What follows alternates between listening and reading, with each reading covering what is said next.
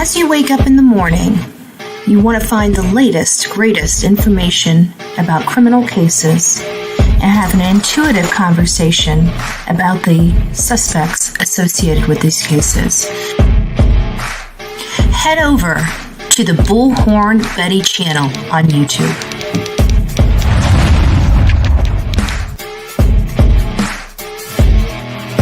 Get breaking news right here on the Bullhorn Betty channel.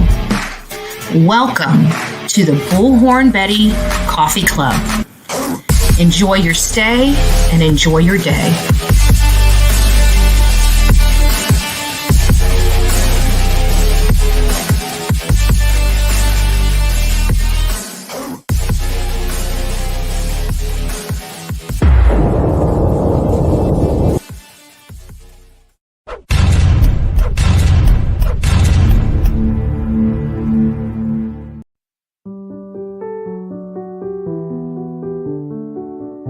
Tom, it's just a tough subject. A recent study by Brown University showed that nearly 450 children are killed each year by their parents. My daughters were picked up on a Friday by their father to spend the weekend, and that night he pumped carbon monoxide into their bedroom and slit their throats. Searches have begun for two children killed by their mother in Hopkins County. 9-year-old Hayden King was laid to rest today. Hayden's 4-year-old sister Harper will have a celebration of life service tomorrow morning. Here's a story that's breaking at 6 o'clock. It's all centered around the three people you see on your screen, the key pieces in a Middletown murder case. On the left is James Hutchinson. Police say the 6-year-old was killed allegedly by his own mother. East Los Angeles mother was charged today with killing her 3 young children. The youngest was less than 2 months old.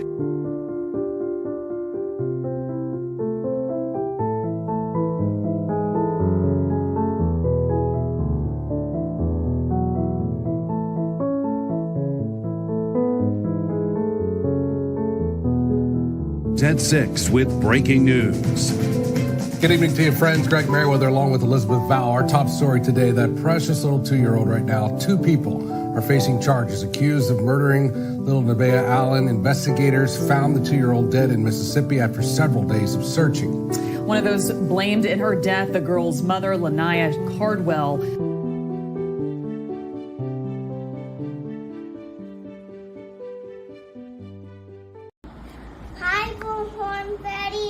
Thank you for my shirt. Welcome to the Bullhorn Betty Kids Club.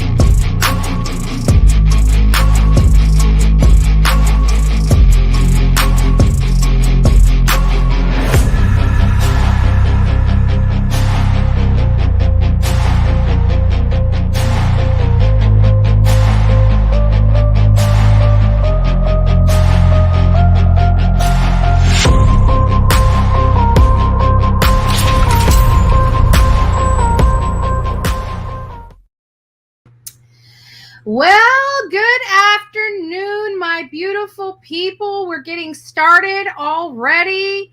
It is exactly 2:30 and it just turned over to 2:31. It's nice to see everybody. If you were here, I was able to say hi to you earlier personally. I just want to give a big shout out to my beautiful mod squad. Thank you so much. We've already had some gifted memberships. If you received a gifted membership, please do not forget to tell Sonia or Michelle, thank you for those gifted memberships. It's nice to see you all here. Most of you I had an opportunity to say hi to. I just want to give a shout out to Shining Star, Big Mac Mike, SRK, Beverly, it's nice to see you. Opal, Brenda, Melly Cat, Sadie, it's nice to have you here. Michael, good afternoon. Holly, it's nice to see you. Regina, it's nice to see you. Texas Life, Julie, It's great to have you here. Lisa B. Always. It's always nice to see you, my love. And there was somebody else we haven't seen in here in a while, and I know she was not doing too well, and it's Merle's mom. And I don't know if anybody knows Merle's mom, if somebody can give me an update on Merle's mom. I know she was kind of falling ill there for a while, and we haven't seen her in chat in a while, so I just wanted to check on her, our beautiful Emma, Mod Squad Emma. Hopefully she's doing better. She's been doing a little bit of posting on our Facebook group. So it's nice to have you guys all. You guys are always in my mind. Sometimes I just have so much stuff going on that I forget to talk to you guys about it. So it's nice to have you, Carol, Treese. It's nice to have you. Good afternoon, Kendra, me and you. Hindsight, it's nice to have you here, my love. Alley Cat, Deanna, it's nice to have you as well. Cindy, Zan. Who else do we have? Nani, it's nice to see you. Natalie, Crazy Times, Pink Butterfly.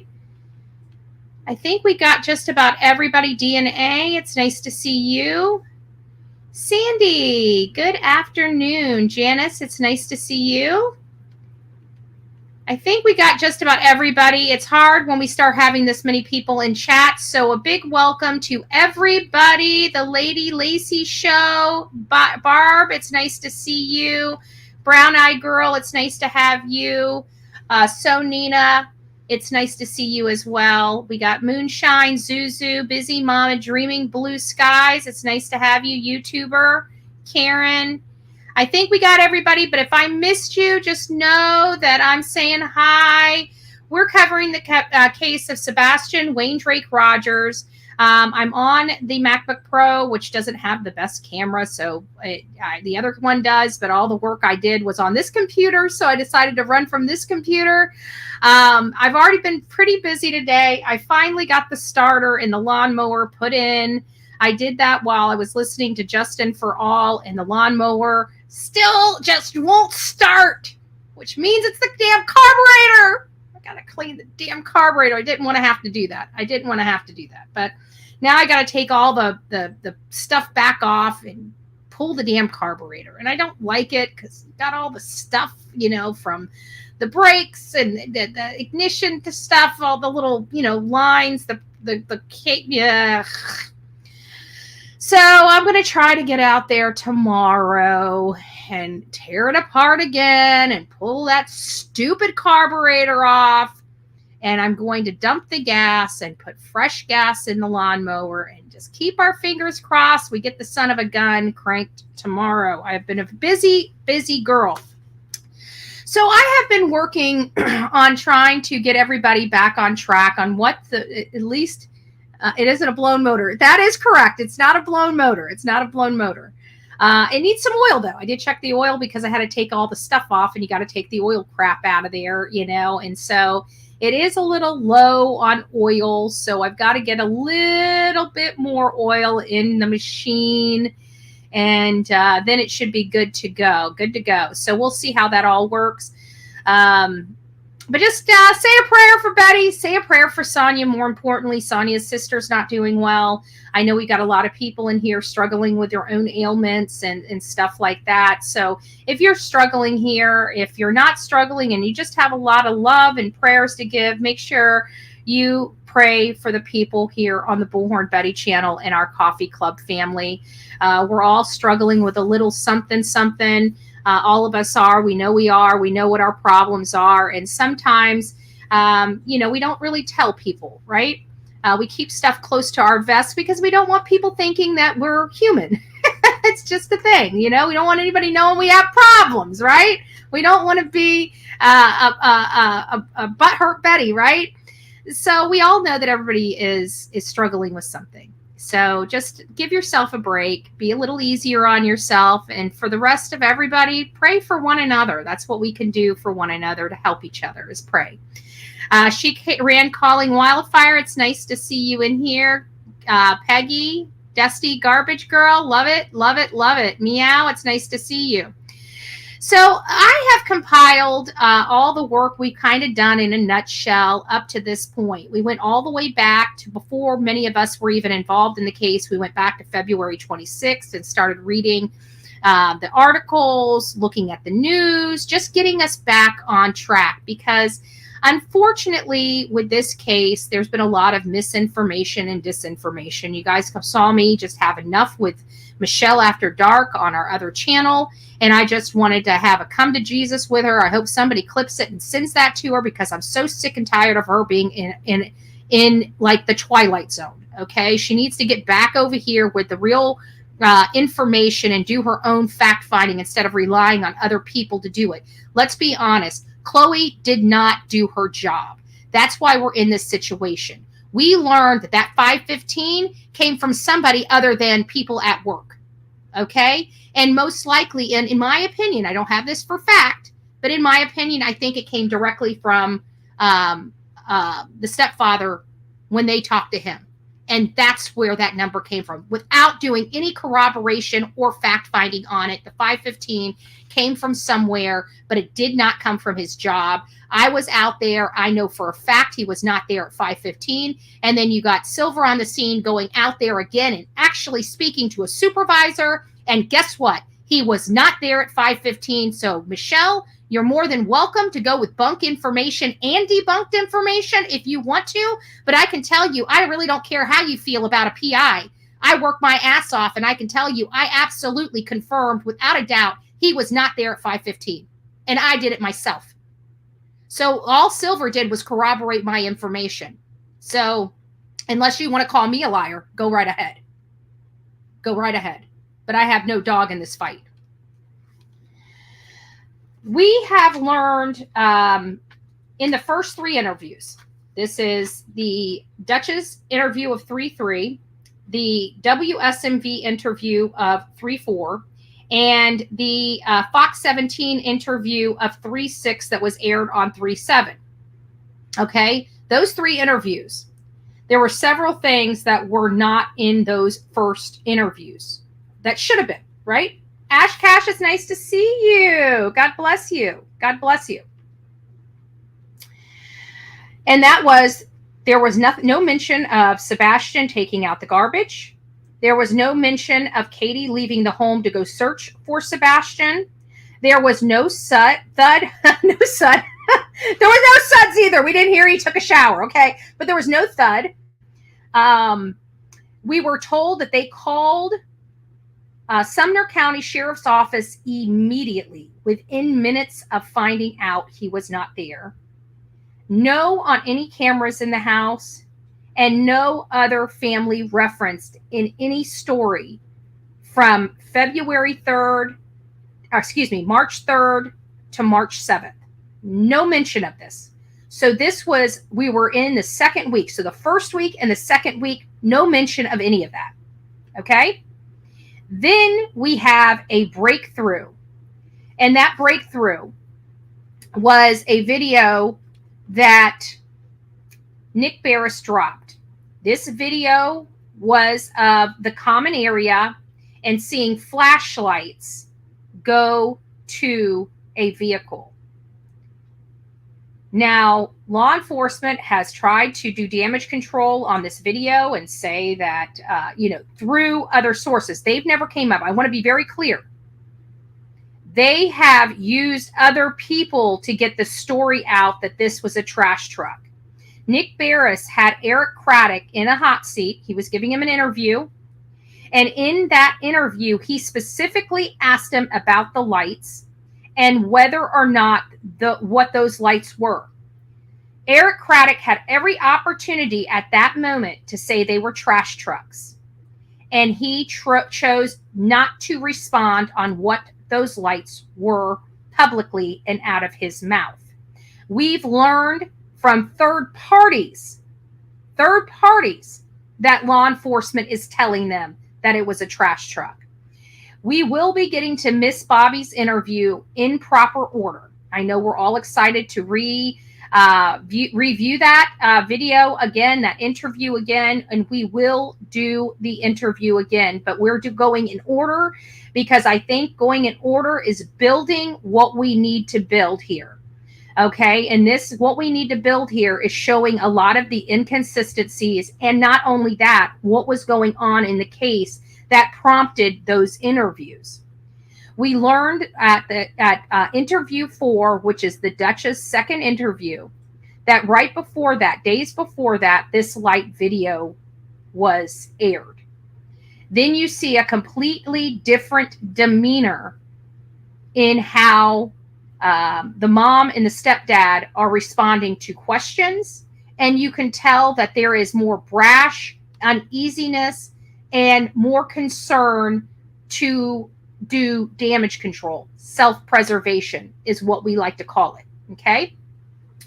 So I went back, and we're going to get into the 4th and 5th interview and talk about that. So I went back to my notes. These are notes that I've had from literally the beginning of time through the cases. It even has breakdowns of different interviews. I don't know if you guys can see that. Different interviews, markers, dates, and timestamps on where information is in those interviews. Yes, I did it by hand. I do that. Yes, I could go in here and pull the transcripts of these interviews and stuff like that. I choose to write it down. This is my method that helps me remember these things. Okay. You know how when I'm here and I'm talking about this case and I'm like, oh, but this reminds me of this case. And I start, throwing out all these details that many people forgot. And they're like, oh yeah, you're so smart. Thank you, Betty, for remembering this and stuff like that. It's the way I do my work. By writing it down, it does something in my brain where it almost, tattoos it there because I wrote it down. When I cut and paste, I don't get that. Okay. I forget things. So I do like this. These are some of the first statements that I made at the beginning when all of this stuff was starting to break apart and we started really noticing that the statements and inconsistencies were really, really starting to be noticeable. And these were some of the things that I wrote down. DA got involved after 72 hours. That is almost next to unheard of in a missing boy case, predominantly a missing teenager. Missing teenagers are a dime a dozen, getting into fights with their parents, walking out the door, packing a bag, running away with friends, to get away from either abuse or controlling hover type of parents. It's a dime a dozen. Let's be honest. We have teenagers that run away all the time. Nothing to see over here. Of course, we know different, but in the grand scheme of things, that's basically how it's treated. Just another runaway. And I truly believe this is exactly what the mom and stepdad wanted us to believe happened to this child. All doors locks, and garage is other door. Okay, so all doors were locked. And in the garage is the other door that was on a combination. So we have a front door and a garage door on combination. Caught on the door cam. I don't remember what I meant by that. I'll have to go back and review that. The anxiety and concern. There was no anxiety or concern. These are notes that I'm just randomly making when I'm reviewing something. And then I questioned, did SR walk out of his house? And I have a star next to the 3-hour phone call. These were telling me that I really needed to dive into those aspects of this case. So before we get started, oops, wrong one. I want to read what I've compiled so far up to the 5th interview, which we kind of stopped prematurely yesterday. We are going to go, for those that are here, we're going to be here for a while. We're going over the Chronicles of Olivia interview, and then we're going to be diving in to, yes, there are commercials. Leslie, if it's something that you just can't stand, then you may want to watch me on a hate channel when they put it up. I don't know what to tell you, but that's how we pay for the work here. If you can't stand watching the commercials, you can always be on YouTube Premiere and not have to deal with the commercials at all on anybody's channel. So before we get started, I wanted to break this down. Don't answer these questions. So the questions I'm going to ask is, am I missing anything when I read this? I don't want you guys writing now because I am on a different screen. I'm not watching chat even right now when I'm talking to you. I am looking at my Word document, so I cannot see chat at all. So this is the breakdown that I've gotten so far, and I want you guys to pay close attention. And if there's a detail that I have missed, and I think I've already missed one and I just caught it. If there's a detail that I have missed, please let me know. So Saturday was February 24th. We don't know a whole lot about that day, but we do know one key aspect of that day. We know that Sebastian and his mother went to Costco's. Sebastian's mother took a picture of him while he was eating pizza and drinking a soft drink.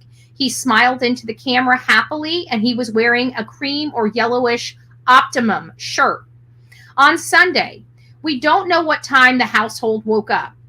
What Katie's story is that morning is as follows. We've got Katie apparently made a fun breakfast.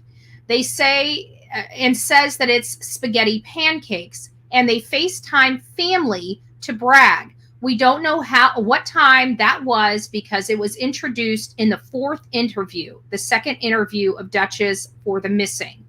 Also, in the second interview, we learned Sebastian's chore was to take the garbage out. This was only added around the 17th of March. We learned about the cousin on the second interview of Duchess, but didn't have a time frame, which was explained in another interview. Early on in the investigation, Aunt Melissa stated that she was the one that picked up her sister Cathy and her daughter for BJ's. I've learned that Cathy lives in Portland, Tennessee, which is about 15 minutes closer to Aunt Melissa than Sebastian's home. During the Chronicles of Olivia interview, Katie states that she received a call to pick up her niece around 11 a.m. However, Katie is conferring with Chris to the time. How would he know if he wasn't there? That's a lot of the questions that many of us have. After picking up the niece, Sebastian and her went to BJ's where they met the aunt and what may have been other family members. Now we definitely know that Aunt Melissa was there, Aunt Cassie was there, and one of the cousins were there. This was also indicated in Dutch's interview. We have no idea when they arrived, who they are with, or what time they left. Katie says her and Sebastian returned home to put snacks away that she purchased. No other information about their stay at home was ever mentioned until they left to go to the bowling alley, but she never said a time. After leaving the bowling alley, they decided to eat dinner at the Texas Roadhouse. The proof of life video was captured around 6:30 p.m. This is a video from the restaurant, Sebastian and his mother leaving and getting into her vehicle. The one thing I missed was we haven't gotten to the thud. We've heard the noise from the room, but not the thud. According to Katie, when they got home, Sebastian went to play in his room. In one variation, Sebastian stayed in his room until she asked him to go to bed. In another, she said that he took out the trash because that was his chore, but when? She never indicated he even brushed his teeth or took medicine before going to bed. She states he went to bed at 9 p.m., but in the Fox 17 interview, she stated she's let him stay up later than usual, but did not indicate a bedtime. According to Katie, she stated Sebastian went to bed at 9 p.m. She fell asleep on the couch at 10 p.m. and woke up before midnight and went to bed and was asleep by midnight. There is a slightly different variation of this event by Chris. He said he received a call from Katie around at 9:43 or 9:46. They were on the phone, had a lengthy call when she slightly started to fall asleep, but woke up and told her to put the dogs away and go to bed around midnight. There is a slightly different version of events on the Nancy Grace interview, which we haven't gotten to yet. Katie said that she was on the phone with Chris while reading a chapter for her class at DeVry and started to fall asleep when Chris woke her up and told her to put the dogs away and to go to bed. On another interview on a hate channel, Chris or Katie, I'm getting conflicting information. I didn't watch it personally. We're going to end up watching it through this rotation, but I heard it was Chris that indicated that the dogs typically sleep with Katie when he is not at home. Chris has maintained he has not been at the house since early February and was not home that weekend, but in Mississippi at his camper where he's been staying while working in Memphis at the St. Jude's Project. Chris never indicated what he did after getting off the phone with Katie. Katie claims she was asleep at midnight. Where was Chris? Several witnesses have claimed to see Cathy at Worsham's General Store around 5:45 to 5:50 in the morning. Katie said she woke up at 6 a.m., went to wake up Sebastian, but Sebastian wasn't there. She looked around the house. Within 3 minutes on one interview, she calls Chris on another interview. It was about a minute that she calls Chris. Chris states that Katie called him and told him, and he told her to look at a few places, then immediately called Sumner County directly with Katie on three-way. We since learned the call was not received until 6:33 a.m. that morning, some 30 minutes after the call with Chris. We are unsure when Seth received the text, but we know that the text came in while Seth was still at work. When Seth got the text, he called, and the first words out of Chris's mouth was, "Don't be mad." Seth leaves straight from work and heads to Katie's house. He arrives by 8:30, 8:45 that morning. When Seth arrives, Katie and Cathy are together. Chris got back before 2 p.m. because Seth left their home about 2 and Chris was already there. So less than 3 hours to get home when being relieved from work at 11 a.m. So that's kind of everything in a nutshell.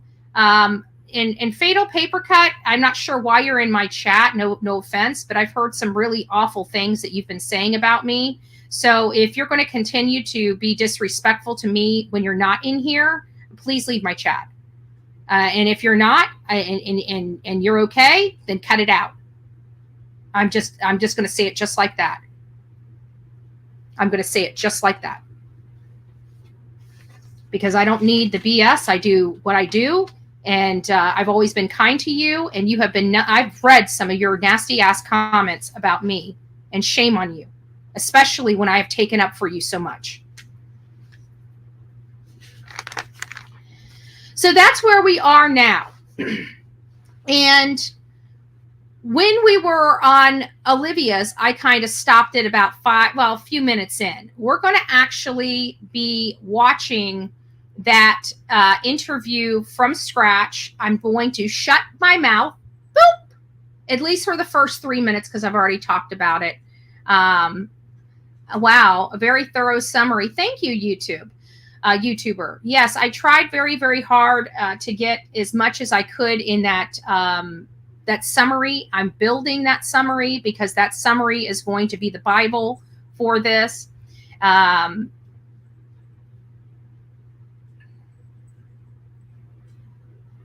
You may have been in my chat. This may be your first time, but I've seen a lot of posts from you being very negative about me.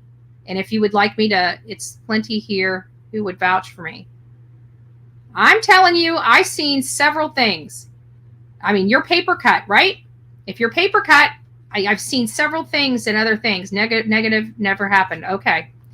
I'll start clipping them, but I could have sworn it was you. And if that's the case, then I'm just going to say, I don't appreciate it. I'll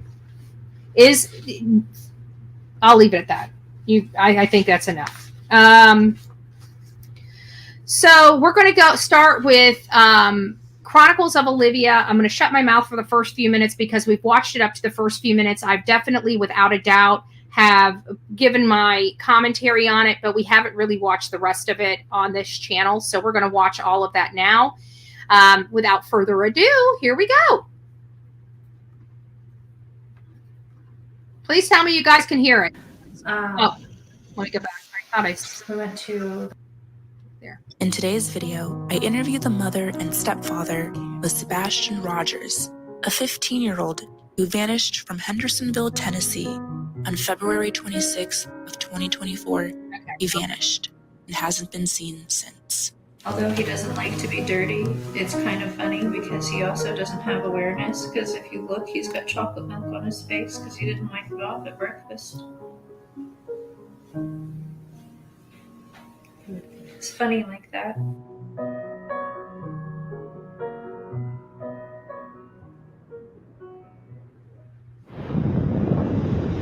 Can you recap the overall story of Sebastian's disappearance? Kind of walk through that day. Sunday, the day before he went missing, we got up. Hey, Arctic Wolf, it's nice to see you. Fun fact, I made breakfast that morning. We had a good time. We were laughing, we were joking. He talked to family on the phone during breakfast to brag.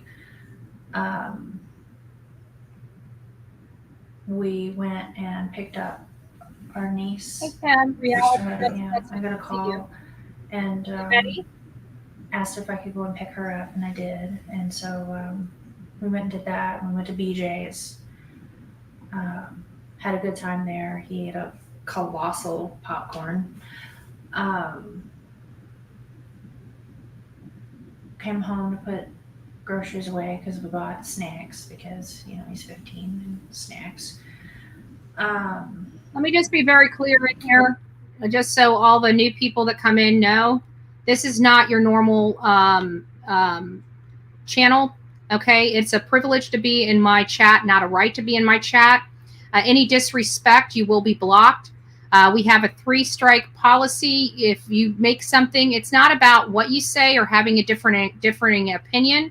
It's about how you say it. Now, I'm pointed, I'm brash. It's my channel. I'll do that.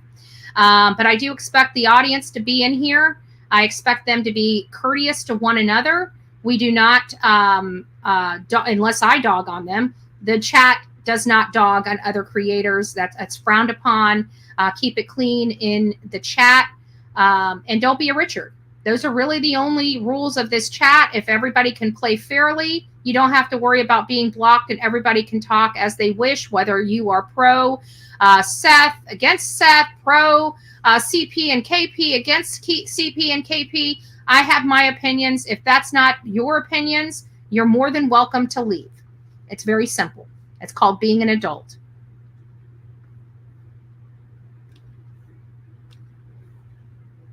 We went to the bowling alley, and then from there we went to dinner, came home. He took out the trash because that's his chore. He takes the can to the end of the driveway. Hey, JH, Brenda, about 9 o'clock. Mama Bear. Told him to go to bed. And he's come out of his room where he was playing, and he said, "All right, good night, Mama. Good night, puppies. Love you." We went to bed. He was doing something in his room because about an hour later I heard some noise, and I was like, "I don't care what you're doing in there, but go to sleep." And about midnight I got up and I went to bed, and 6 o'clock I went to wake him up for school Monday morning, and that's when he wasn't here. What was going through your mind at that point? Like, what were the feelings that you were feeling? To censor myself. Holy freaking crap, this can't be happening. Where is my kid? Choice words were used. Where the F is he, I had looked through the house for him because it was typical for him to get up and come and rummage for snacks and things like that. And he likes to dip behind the, walls and hey, Tony, watch, and then he comes out after I come back and he likes to scare me. But after I looked, and mind you, all of this took place in like 1 minute flat. But I didn't see him in his room. I looked all over. I ran through the whole house. I looked out all the doors and windows, and I was like hollering his name. And I picked up the phone and I called my husband, and I said, "I can't find him." And he said, "What do you mean?" I said, "He's not in this effing house. I can't find our son." And I jumped in my car and I drove around the neighborhood, and I drove over by the school, and he's already at this point I was like hysterical, and I was crying, I was screaming, and he was like three-wayed law enforcement, and was telling them like, our son is missing and we don't know what's going on. And he was like, "Go back to the house, they're on their way." And I drove back to the house, and good perspective, Mike. 20 days later, we found him. Yeah, I can't even imagine how stressful that is. And also, like when we were driving up here, like this neighborhood is so pretty and nice. And do you think, has he ever like walked away before? Or, like, has that ever happened? It's just no, first time. He's not a child that wanders. He's not one that is he doesn't have a history of being an eloper, which is common. And I have friends with children on. I will tell you guys just something. Thank you that you brought that up. Fatal paper cut. This is the signs and stuff, the display.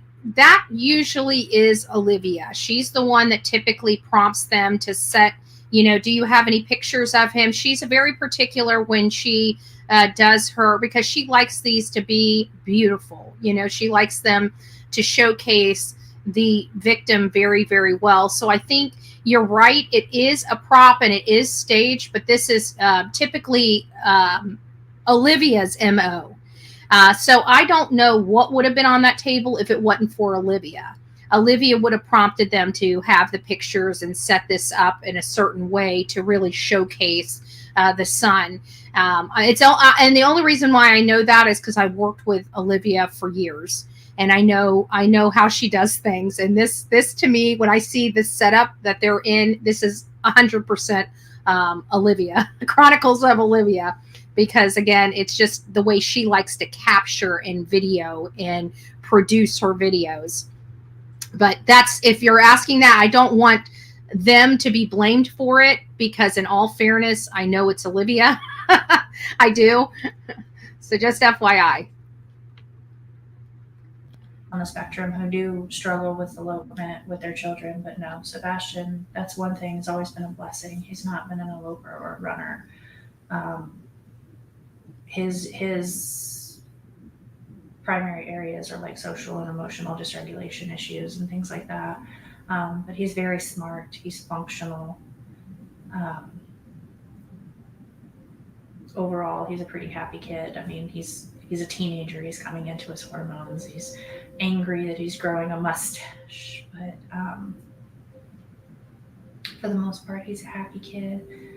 And what are your theories? Like, I'm sure your mind has thought of every possible thing that could have happened, but is there any theory that you can talk about that you think? What I can tell you is, with all law enforcement, with everybody that's involved, there's nothing that's been eliminated. Everything is on the table. Everything is being looked at from every possible aspect. Everything from he got out and walked away and was outside of the search radius before we started searching to the worst. Yeah. And that's currently where we're at. I mean, it's... Yeah. Really trying not to go down that road, because we're going to find him. Speculating causes problems. Assumptions cause issues. And based on facts of what everybody knows, right now, there's nothing, and everything is still on the table to being looked at. We just know he's out there somewhere. One other question I have is, recently, Channel 5 in Nashville, they had security footage that showed 2 flashlights the night he disappeared. I'm going to have to say the fidgeting in the middle of an interview is really in poor taste. She's completely detached. She's completely unaware of what she's doing. She's on a different planet at this moment. I've never seen this in my life, is a mom sitting there talking about their missing child and being able to have that face, calm, no tears. I mean, her eyes aren't even swollen like she's been crying. I don't know how many ladies are in here that have had a major cry fest. You don't look that refreshed when you've been crying for days, weeks, or months. Your eyes are puffy. Even the lids right above the eyelashes are red. You got none of that on her. My eyes, when I cry, they are puffy. The top lids are puffy. The underneath of my eyes are puffy. My eyes are bloodshot red. I look like I've been crying. This lady doesn't look like she's been crying at all. I'm sorry, but there are noticeable problems here. Is there anything? Recently, Channel 5 in Nashville, they had security footage that showed 2 flashlights the night he disappeared. Is there anything that you think about this video? Or Sure. So there's a lot of speculations about that video that are floating on the internet. Okay. And that is exactly what it is. It's speculation. Yeah, exactly. Now, what it can give you an official statement on is TBI Newslink has released a statement from law enforcement, between local law enforcement, state law enforcement, some federal law enforcement, and they have analyzed that video so many times over that everything that everybody is trying to assume is a flashlight, I hate to say this, it's not. As much as we would love it to be one, it's not. I'm not going to go into details as far as where that video is shot from, but I can tell you, as the parents, we have seen the video firsthand from law enforcement. We know exactly where it was taken from, and nothing that is being assumed right now is actually true about that video, unfortunately. Okay. And anything about any other videos or anything like that, please refer to the TBI news link that they have out there, the updated Amber Alert stuff, and it will give you the most up-to-date information that all law enforcement has, and they will give you current as far as what's what and how they're looking at things. And if there's any new video, forward it to them. Please. Yeah. Security footage is really like a game changer. We're working on Riley's strain and trying to find like if someone missed one on a corner or something. That's around this neighborhood, and this whole community. I mean, I can tell you that much here. When it comes to the cameras, there has not been one person that has said no. And trust me, it is greatly felt that everybody has been so open, so helpful in pushing out any which way they can. I mean, there's been some families that have actually been on vacation that weren't home, and they got permission from that family to take a look at their cameras and go in their houses without them even being present, which has been amazing. So, but yeah. That's good. If there was something that you could say to Sebastian if he was listening, what would you say? Oh, God. That if you can see this or hear this, that we just want you home, baby, and we love you. And there ain't nothing gonna stop us from coming and getting you and bringing you home. I can't speak for his father, but I'm pretty sure we all have the same opinion, that we love you, miss you, we want you home. And if you can, call us, get wherever you can, let us know, and we will come get you.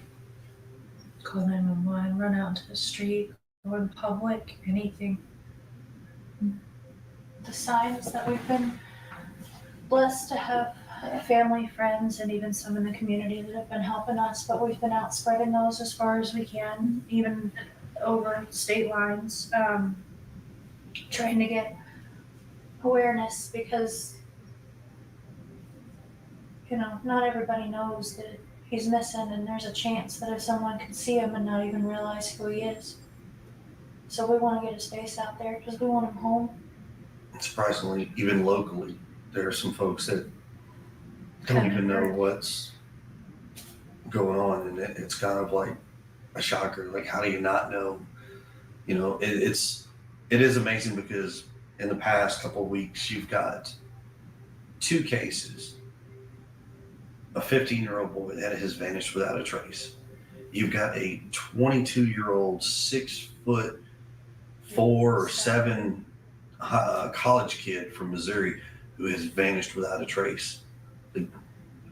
That's a huge significance here. That it's like, wow. And I just want to say, for the record, you're right. He did vanish, but he also surfaced within 14 days. We are 7 months, past 7 months. And most lost people that are truly lost would have been found one way or another within a couple weeks. Why? Because ground's fairly easy. Of course, the terrain sucks. But for the most part, if a person can walk on the ground and they get lost, they can typically be found. If for any reason something happens where, let's say he didn't know how to swim, and let's say, sorry, I didn't mean to catch it. Chris's face is cracking me up. I just looked at it and I started laughing. I'm sorry, it's so unprofessional. But water. Hold on. Okay, sorry. It was a little hard for me. I'm human. What can I say? I couldn't look at it anymore. For a child that, say, he didn't know how to swim and he was attracted to water and was introduced to the water, okay, within 2 weeks, I'm not going to go through the anatomy of the body and gross you guys out, but he would have surfaced within 2 weeks. That has not happened. That has not happened at all. So, we have some issues with his case as opposed to Riley Strain. Riley Strain, they believed, was introduced to the water. During the Riley Strain search, they pulled people out of the water that they didn't even know was missing, which is crazy. That area is very dangerous, especially when you have a little too much to drink. So hey, Justice Jane, it's nice to see you, my love. I hope you're doing well. So yes, he did disappear, but let's face it, he was also found within 2 weeks. We're 7 months in. Much different. Much, much different. How? So It's scary. Yeah. Yeah. And unfortunately, the college kid is from Missouri, I think. Yeah, I Missouri. I can only imagine what his family is going through. It's like your worst nightmare come alive. Do you guys receive hate on the internet? Yes, and it's ongoing. It's every single day. He's so quick to talk about that. People are people, and they have their opinions. Everybody is formulating their idea of what's going on and who's guilty and who's not guilty because they want to know, or they feel they need to know. There's a difference. Unfortunately, Hit that like button, y'all. What I will tell you is that when you're the family in this position and you're working with law enforcement and everything's going the way it goes, people automatically assume this parent or that parent. And in this situation, I can promise you, every single parent has been vetted. I can't go into details, but I can tell you we have been vetted and we have been cleared. Where is my BS button? I think I'm gonna have to leave. You guys are gonna have to give me a few moments. We're gonna have to have it. I can't go through another live without it. Hold on.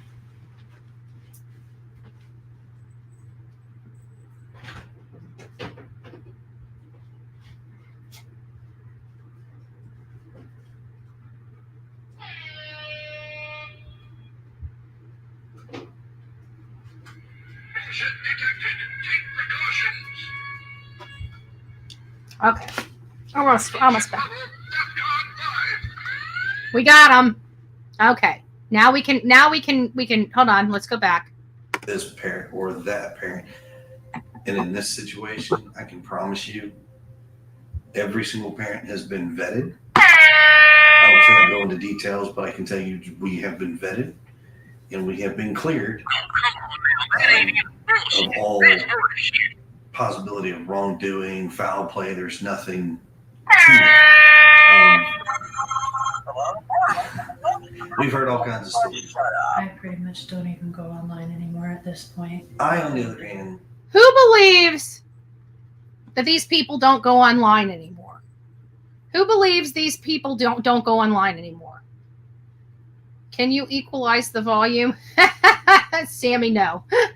You have volume controls on your end. I expect you to use them because Bullhorn Betty has bullhorn in her name because she's what? Loud. Just saying. Ain't playing. No, I would adjust your volume, Sam.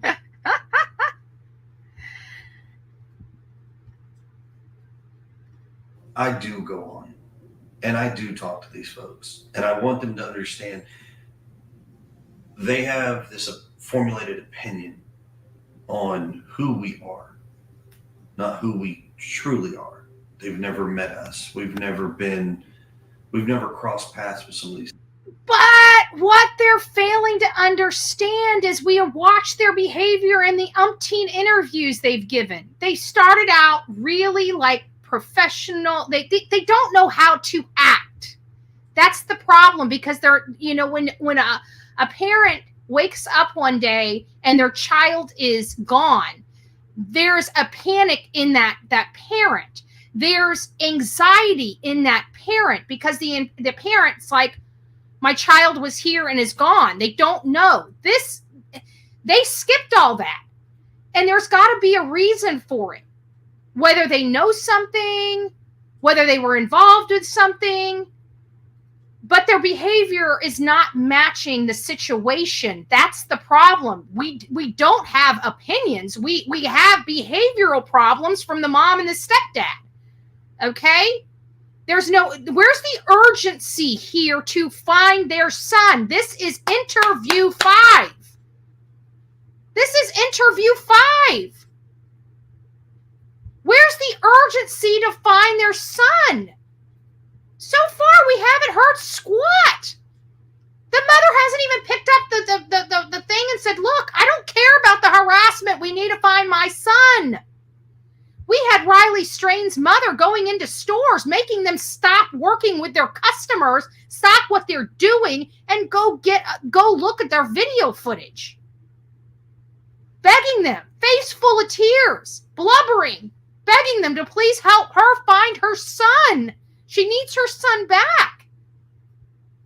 That's what many of my moms and fathers in my chat would be doing. This right here. Oh my, he was quick. Oh, have you gotten, oh yes, we have. We've been harassed so much online.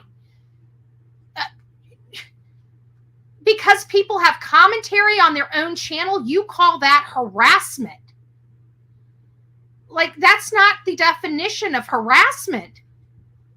People coming to their house, and I'm not talking about people driving by and videotaping a public interest case. I'm talking about people coming by their house, people knocking on their windows, people knocking on their doors without reasons to do so. Them having to tell people to leave and them keep coming back. Their phones ringing off the hooks nonstop. They're welcoming early in the stage. Chris was welcoming messages. He wanted people to reach out to him. He wanted people to ask them questions. So, what a 180.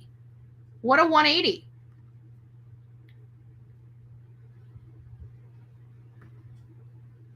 Yeah, searching and begging for help. Absolutely.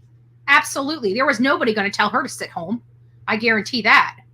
Not one person was going to tell Riley's mom to stay home. And if they did, she wouldn't have listened. Like many of us. We wouldn't listen if it was our offspring. Folks. But I have told them all online, if you want to know, just ask me. I'll answer your questions to the best of what I can. There are some things that I cannot give you because law enforcement has dictated that we are not to provide certain information. But, Seth has provided information, right? He's given details of his whereabouts. Katie, She provided details of her whereabouts. But a man that was 3.5 hours away, the details of his whereabouts are so important and so critical to the case of his son that he was nowhere around since the beginning of February. But all of a sudden, where his whereabouts are so critical to this investigation. Yet he has not been around this boy. He hasn't been at his home. He hasn't done squat in this town. He hasn't been back since the beginning of February. So why is his such this state secret? That's the question I have. The one person that was the furthest away that proclaims had nothing to do and nothing to see over here, why is it such a state secret? I would think that the mom's whereabouts would be the state secret, the one that's the most important, the one that would be able to cause, problems with the case if it came out. Certain details of her story came out.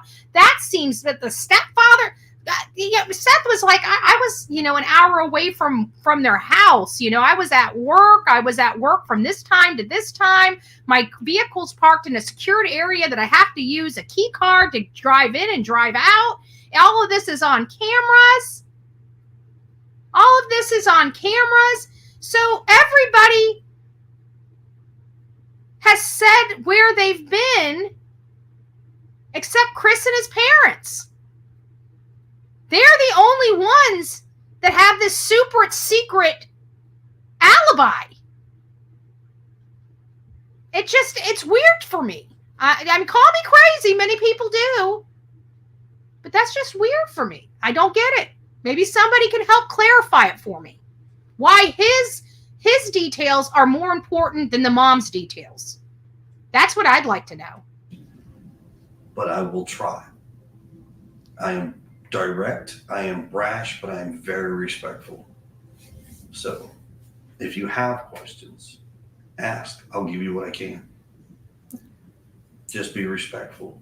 I have questions. I would have been respectful, but I can't ask them because I got protective orders because I sat in Florida and talked the truth and talked my opinion and went to jail for 19 hours because of my First Amendment privileges here in the United States of America.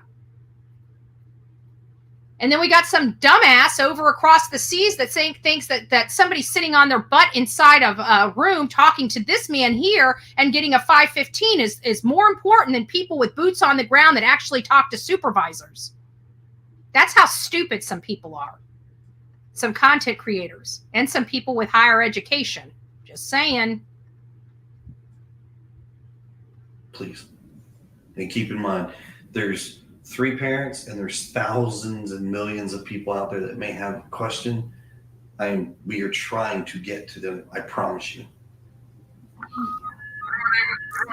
How has your guys' life been affected by that? Like, I know it's a broad question, but what's like when you wake up in the morning, what's it just like? Miserable, to be honest with you. Yeah. Good, lady. Good. Good. I think that in her vision, I think that she envisioned something a lot different than this. Welcome to the true crime genre of social media. Think of it like this. You wake up every morning and your routine is what it is and you know it, right? Now wake up when this happens and you can't figure out what to do. You struggle every single day. I will tell my audience exactly what to do. Tell the truth. If you had nothing to do with the disappearance of your child, if you ever come to a situation where your child is missing, don't lie. If you were getting high, say you were getting high. If you were out partying the night away, tell them you were out partying. Don't lie. That's the worst thing you can do because it will be found out. Like lying to a PI that you arrived at work at 5:15 in the morning when it can be easily disputed that you did not arrive at until 6:30 in the morning. Those are things that you probably would not want to lie to law enforcement about. And you probably wouldn't want to go and do live streams or interviews with that lie, because people like me, people like Silver's on the scene, actually dig in and fact find every major detail of these cases. On trying to get out of the bed to deal and face everybody's negativity, you know, and you try to make it a positive thing.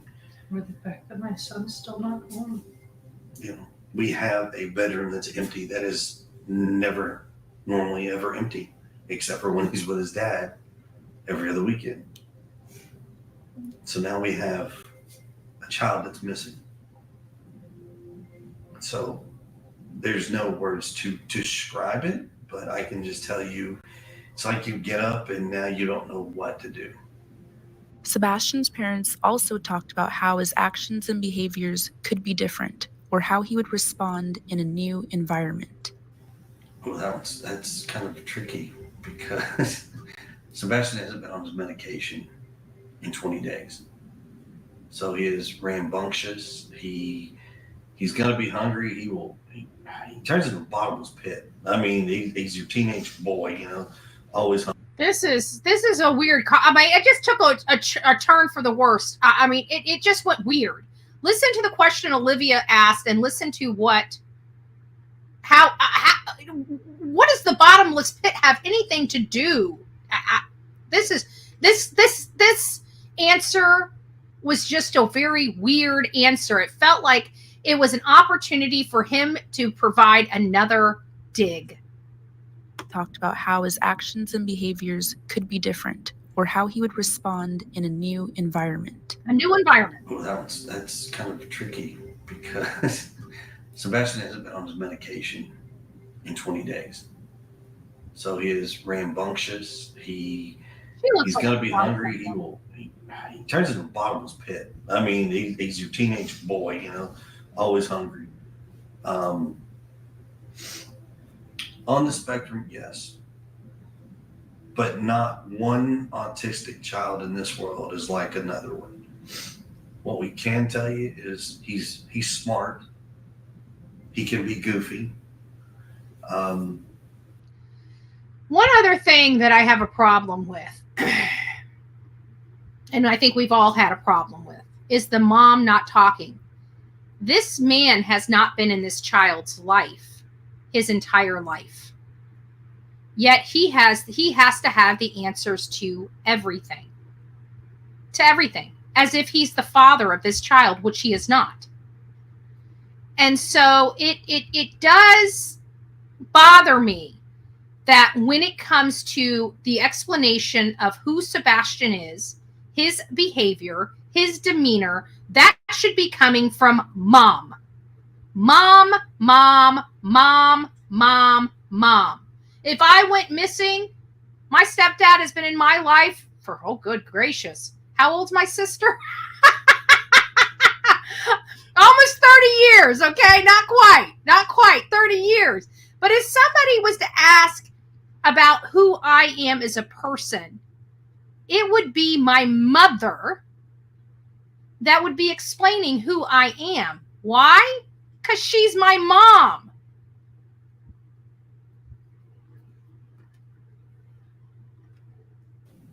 He kind of has issues with personal space. He hasn't mastered. He can be up in your face kind of kid. He can be aggressive if he's upset. Yeah. He can be aggressive if he's upset. He doesn't like punch and hit and throw, but if he can be aggressive, let's listen to what she says, because in another clip they state that this doesn't happen. I think it was in Duchess we just heard when they say what happens when he gets angry or something like that. And they're like, well, he's not violent. He kind of has issues with personal space. He hasn't mastered. He can be up in your face kind of kid. He can be aggressive if he's upset. Yeah. He's emotional. He's a teenager. He's got. He doesn't like punch and hit and throw, but he No. gets really like aggressive stance or like clipped where he just won't talk to you, or you know, if he's really upset, he like growls. Yeah, he. Oh man. Share, look, pay Be attention. vigilant. You know, and we don't expect everybody to stop what they do and spend every waking minute. But you would be surprised on how easily people are complacent and not realize certain things. We're all guilty because we're all human. We all live a daily life. But sometimes just being a little bit extra vigilant. Aware of your surroundings in case there's something suspicious. You never know.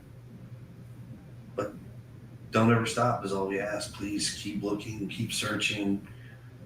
Anything, reach out. I'm sorry. I'm looking at this chick's eyes, and I'm sorry, but I have to think that. Forgive me if I'm wrong, but it looks like the mom is on some type of substance. Because I just blew it up. You guys couldn't see it. I just blew it up on her eyes. And in my opinion, she is on something in this video.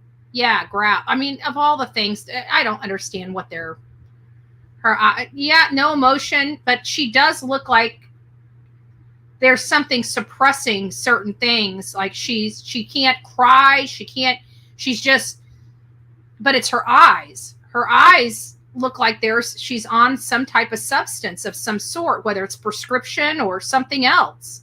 You know, a shot before she, a shot of whiskey before she did I don't know. I'm just saying, her eyes, it appears to me that she's on something.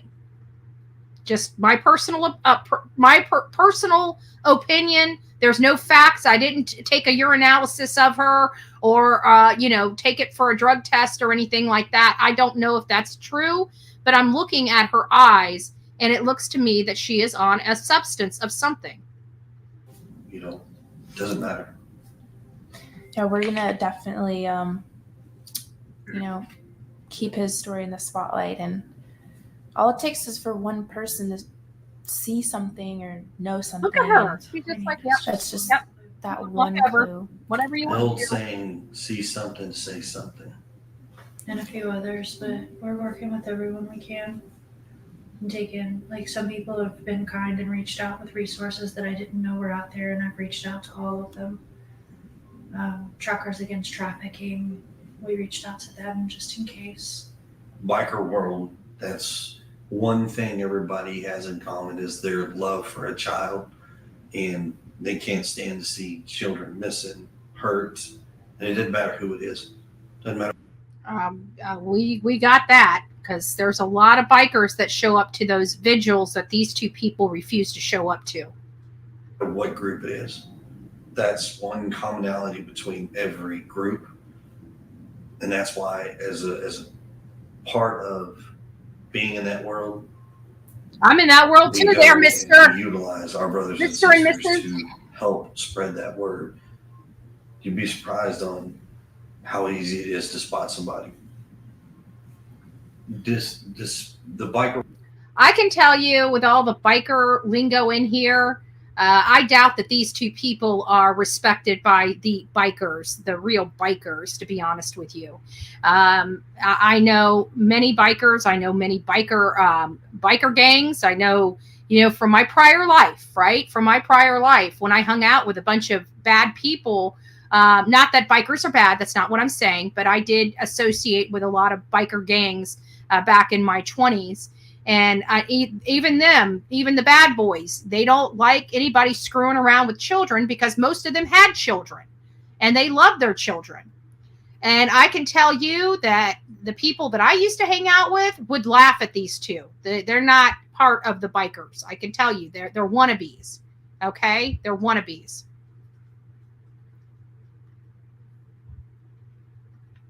So how can people help? This community, I'm going to tell you right now, far and wide, multiple communities, counties, various people, some people in other states, reach out either through social media, in person, but everybody is searching. They've looked, they're constantly looking, they're constantly giving us ideas. Hey, check this. What about this? All of that is great. Report anything that could potentially, even if it's little. Doesn't matter what it is. However, what we can ask is that instead of people assuming and trying to put negative out there, just try to stay with the facts and report all the things that are positive. Any ideas that may help, trust me.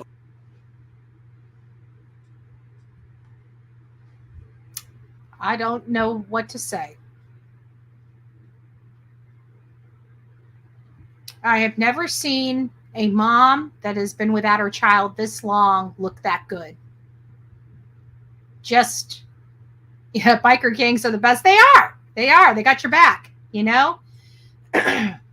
So I'm just in awe. In awe. So this is where we are. That was interview number 5. So what we learned, and actually I think that they interviewed with them the same day they did the Duchess interview, in all fairness, because this was dropped on the 18th. And I know Olivia's work, she either did it on the 16th or the 17th, because it's going to take her a day to produce. That was a 20-minute video. So that probably took her a couple of days to produce that video before it was aired. And it was aired on the 18th, the day after the Duchess, the 4th interview. So I honestly believe that Olivia's interview would have actually been the 4th interview, and Duchess' interview was actually the 5th interview. And I wouldn't be able to tell you that if I hadn't worked with Olivia as long as I have worked with Olivia. So now we know that in the first 3 interviews, there was no mention of critical facts of the case. The Nick Barris flashlight video was introduced to the world. And then, boom, we have the Duchess interview, much more brash, still not focused on Sebastian, focused on them and all their problems. And we've got Olivia, and had Olivia not staged that video the way she staged that video, then I guarantee there would have been no photos of Sebastian anywhere in that video either. That whole thing, them holding the photos, that's the stuff that Olivia recommends, because in all fairness, when Olivia went into this home, a lot of people asked, how did she get this interview? Apparently it was set up by a third party that she's associated with, and she was able to get the interview. At this point, you know, she had no reason to disbelieve or not believe the mom and stepdad's story. If you guys know anything about Olivia, she is a very, very sweet young lady. And she really just wants to help families. Okay. She didn't have an opinion of the mom and the stepfather. She was actually out there at Riley Strains, and a friend said, you know what, just 45 minutes away, there's another family that needs your help. And of course, the wonderful person that Olivia is, she jumped into action, and she went there to meet them to do a story on their son. And she had, again, no reason to disbelieve the mom or the stepdad. She went in there with, an open mind and just wanted to help advocate for Sebastian Wayne Drake Rogers. If you know anything about Chronicles of Olivia, she doesn't really get into, she digs deep and she states what she's found, but she doesn't really give a whole lot of her opinion, her commentary, how she's feeling in there. That's just how she does her work. She tries to keep it as very unbiased, without any interjection of her own personal opinions in her work. It's just how she works. I'm much different than that. I don't mind taking bold stances. I don't mind stating how I feel and why I feel that. But she's very sweet. She never wants to hurt anybody's feelings. She never wants to upset anybody. And all she ever wants to do is help. It's just her personality and who she is as a person. She's just a sweet person. So if for those that were wondering about that, that's why and the reason why she did such an amazing job is because she didn't have an opinion going into this. And I think that that's beneficial for her and the way she does her work. And she's able to really shine a light on these victims in the way she does her processes. So that's why, real bikers are voice. Yeah, they are. And the real bikers, they don't mind getting down and dirty either. If they knew that these parents did something to their child and knew it, Oh, yes, and don't forget, go over and sub Chronicles of Olivia up. She seems like she's getting a little more active on her YouTube channel. Very good channel, very sweet girl. She's just a loving person that just wants to help. And if you guys know anything about me, I surround myself around people that just want to help. I help in different ways, I'm a little more pressure oriented. I feel, hey, Cheeky Chops, it's nice to see you. I feel that stripping away the illusion that some of these predators and persons of interest provide, I like them knowing that we don't believe they're nonsense. I like them feeling the pressure of their ridiculous stories. I'm a little different in the way I manage and maintain my channel and my commentary, much different than Olivia. Olivia just wants to help. I want to find information. I want to send information over to law enforcement that's going to lead to the whereabouts of a victim. And when I do the work that I do, it does draw people out. It does bring perspectives in. It even has them sending me stuff that can be now forwarded over to other people to get action behind it, either, confirm the information or debunk the information and then move it on. We do have I guess it would be a chain of command, if you will, right? So when I'm here and you guys send me something that's interesting, it goes over to another person. That person decides where it needs to go. Does it need to go directly to law enforcement? Does it need to be vetted by the PI? Does it need to go to another team member for checking out or something like that? And then it moves from there. So there is a system behind the scenes that a lot of people don't realize does exist. And your information does help. I know a lot of people want me to call them or do this. I don't have time when I'm here behind the scenes working because I get hundreds of emails a day that I have to go through. I have lives that need to be produced. I have videos that need to be produced. I know you guys think it's really easy to come up here and just talk about all this stuff and it just rolls off the tongue, okay? I can promise you nothing just rolls off the tongue on a live broadcast. It's a lot of research. It's a lot of information. Most of the times, my biggest problem is trying to find a topic of conversation. There's so much going on in this case to hone in on a specific topic. That's what I typically have a problem with, preparing the show and getting my commentary this late in the game.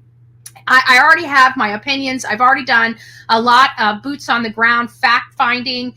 I have an idea of where this case is leading at this point in this juncture. For, say, Summer Wells, we got that within the first 2 months of us going into the case. We came into Summer Wells' case 6 months after that case had already started. And so we had to play catch up on that case to get where we were and to get the information that we had that led us to our conclusions in that case as well. This is much of the same. We have about as much information as we're going to get. Now it's time to fact find and search. That's what we're doing. We're advocating here. It's getting more people out there in the field that are more local, in the waters, as well as ground searches. And I really think it is a benefit, But one of the things I want to make sure that my audience knows, as well as the people abroad, is that we know that a child just doesn't evaporate. We know that a child just doesn't disappear from a locked home. We know that there are a lot of red flags that were existing literally from day one from the mom and stepfather. We know that their story is horse manure. We know that they have inconsistencies and have changed their stories multiple times. And so what I like to do is to make sure that everybody in the world knows we know. We know. You're not pulling the wool over the eyes of the true crime genre on these social media platforms. Maybe some people are stupid and drink the Kool-Aid. But we analyze things, and when we get caught where we don't know what is going on, we take a car, a plane, or a train and get where we need to go to find out those answers. And that's exactly what we did in this case. And while Michelle After Dark can be a dum-dum and act like somebody that sits in a house on a phone can know more than me, boots on the ground, or Silvers on the scene, boots on the ground, she is what I refer to as a buffoon. Okay? She has crossed over professional to buffoon. And I hope, because I know that there's a good person in there somewhere, I can't wait until her head pops out of her butt. That's what I'm waiting for. So, Michelle, when you pop your head out of your butt, I'm happy to listen to your crap. But I am not listening to that horse manure anymore. That was bullshit. That's what I'm saying. That's what I'm saying.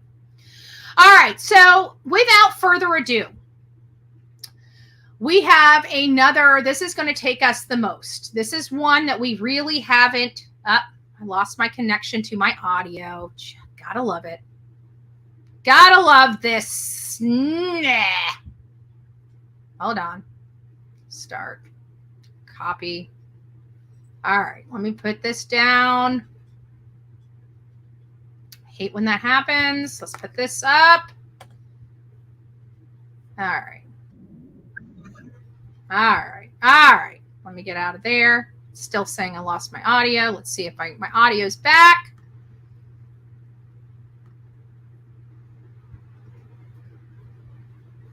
Let's see if it says it lost my audio again. Okay, we're doing good. We're doing good. Didn't say it lost my audio. All right, so this is one of the interviews we really didn't go over in depth. We did do a live after this one because there was so much bombshell information. What I want my audience to understand when it comes to this particular, it's the audio of the video that I'm about to show. It's now telling me when it's not connected exactly right, or it's lost audio. With StreamYard, I noticed when I move from tab to tab, it has a tendency of losing the audio. I don't know why. It's something that just started happening about, 6-9 months ago, and it's been driving me crazy. I actually really want to go to Restream, but the problem is I've been on this platform on StreamYard for literally ever, and the whole entire show is set up on this one, and trying to set up 4 years of the show to get it to function right on Restream. Restream. It's a very difficult process, to say the least. Okay. I have to download all the videos. I have to upload them in there. And you guys know I don't have that much time. So, hey, Sluslation, it's nice to see you. It's nice to see you. So in this interview, this again is a rapid fire from the mom and the stepfather after that flashlight video came out. We did not learn about a flashlight, about the garbage, or anything until after the flashlight video was released from News 5. That's when all of this started heating up. That's when the mom and stepdad didn't even talk, didn't want anything to do with social media, and had been off the air for 10 solid days. 10 days before the Dutch's second interview. What prompted the Dutch's second interview? I truly believe it was the flashlight video. because it was days after that went. We heard him yesterday, very disgruntled, very, very much more abrasive, very much more pointed, not the demeanor that we had seen in the first 3 interviews, not the demeanor at all. It's like the sheep's clothing was pulled off, and now this person emerged, or these people emerged. And now we get a real insight. By the way, Chronicles of Olivia's interview was the last public interview. And what do I mean by that? It's the last one that you ever see their face or any body part again. Okay? If you noticed, they will no longer show their face. They will no longer show their hands. They will no longer be on anything. And actually, to be honest, that's not right. That's not right. Reels had Katie on it. Reels did the Katie one last interview where Katie shows her face. She chose not to wear makeup on this to try to, make her look like she, is upset or whatever, but still no puffy eyes. No puffy eyes. That is a telltale sign for me, because I know women. I know a lot of women. I've seen a lot of women cry. I've seen a lot of mothers missing their child or finding out their child is deceased. I've seen their faces. And you know what? Not all of their faces are the same, but they are. They're very noticeable. Very noticeable. Everybody has had a loss in their family, right? You've lost grandparents, maybe a significant other unexpectedly. I have watched people at their very, very worst break down uncontrollably. Just be walking and having a normal day and it hit them. Boom. And they are just a mess. I've seen it. It's not something that can be centered. It's not something that can be controlled. It is uncontrollable and inconsolable. And there's nothing you can do for that person but hold them and let them get it out. That's all you can do. We're 7 months in. We don't have that. We don't have that at all. Now we're getting hit with no comment. Mother, MIA. No avocation. We get one little photo of them standing around a car with a drone. That's not searching. And why 7 months late? So we're going to go and embark in on the Smiley World commentary. I know we're an hour and a half in. Like I said, be prepared for a very long live. I don't do long lives like this, but it is of utmost importance because we need people back on track.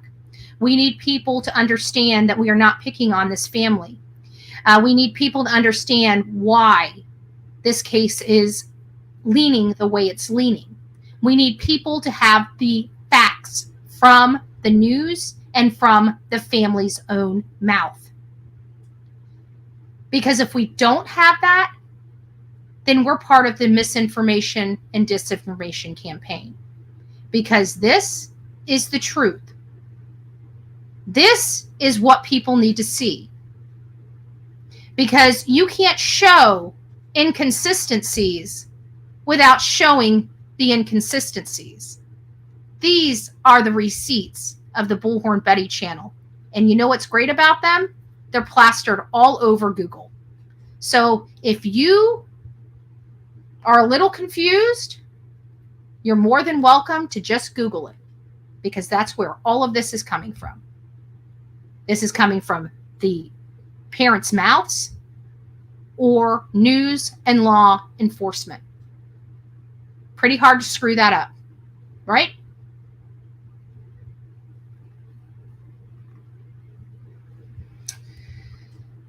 Okay, guys, we're going in. If you guys need to use the restroom, now would be a great breaking time to use the restroom and get your coffee. How you doing, Delilah? Okay, you're sleeping. Perfect. Where do you want to start at this? I was like just asking little simple questions, or whatever about your work and stuff. Like, did you talk to Sebastian? Stuff like that. But oh, you know what? Before we basically, I know it's a 3.5 hour drive.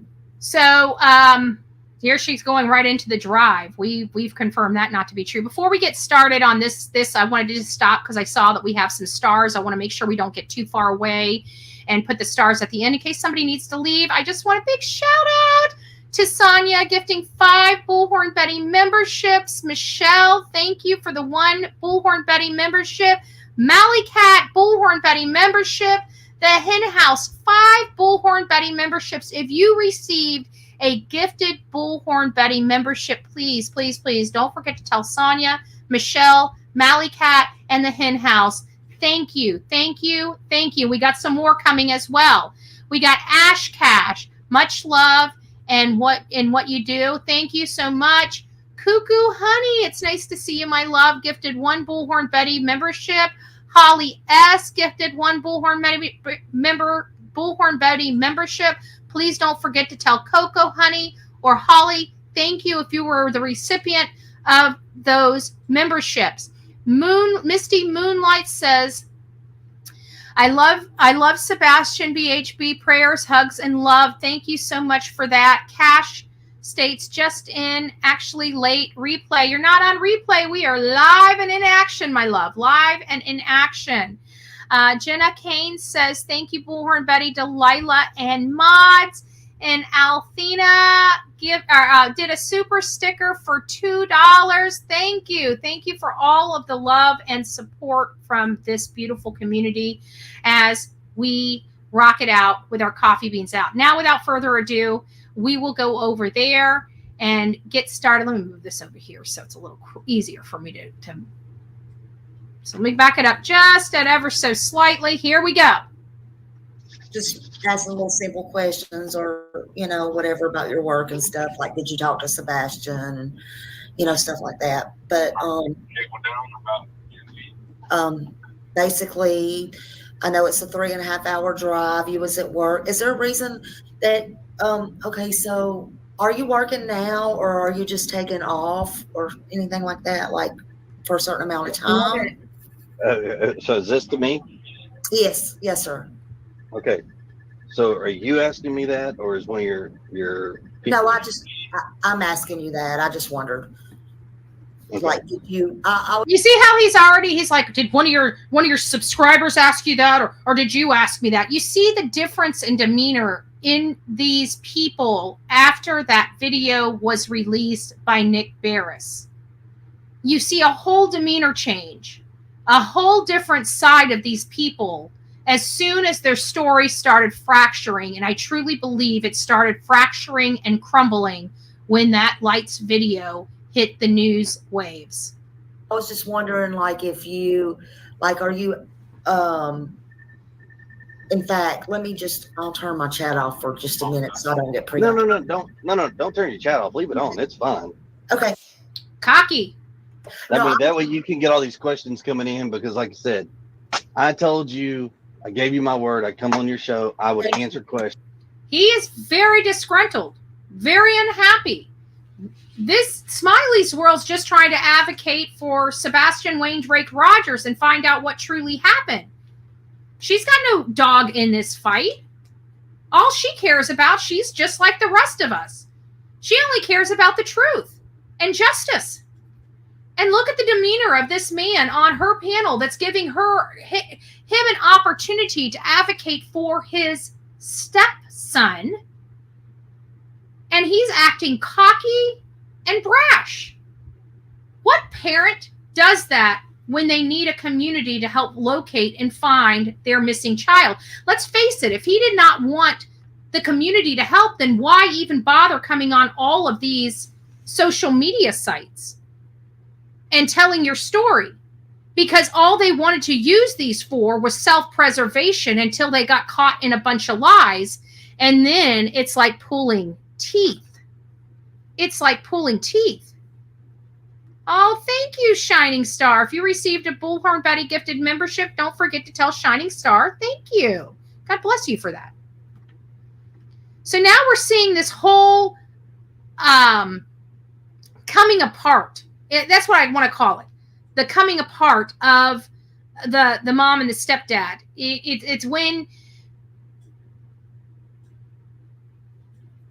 It's basically when their story is falling on deaf ears and nobody believes it. They start trying to grasp at any straws. They try to do damage control. They try to justify. They try to come out and plead their case to the world, trying to get the stink off of them.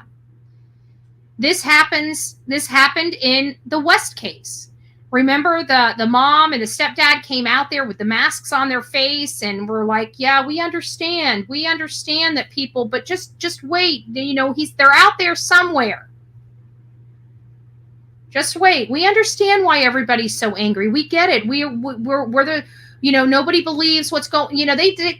We'll have to go back to that West interview because I don't remember what they said verbatim, but they acted similar, but they still kept a cool demeanor about them during the pressure, but just stopped doing interviews in front of the camera altogether. They weren't that smart. People ask the questions, but keep in mind, he's clapping his hands too. I'm sorry. I'm not sorry. I'm not trying to make light of this. I know this is a serious matter. I understand that this is a serious matter, but listen to how hostile he is.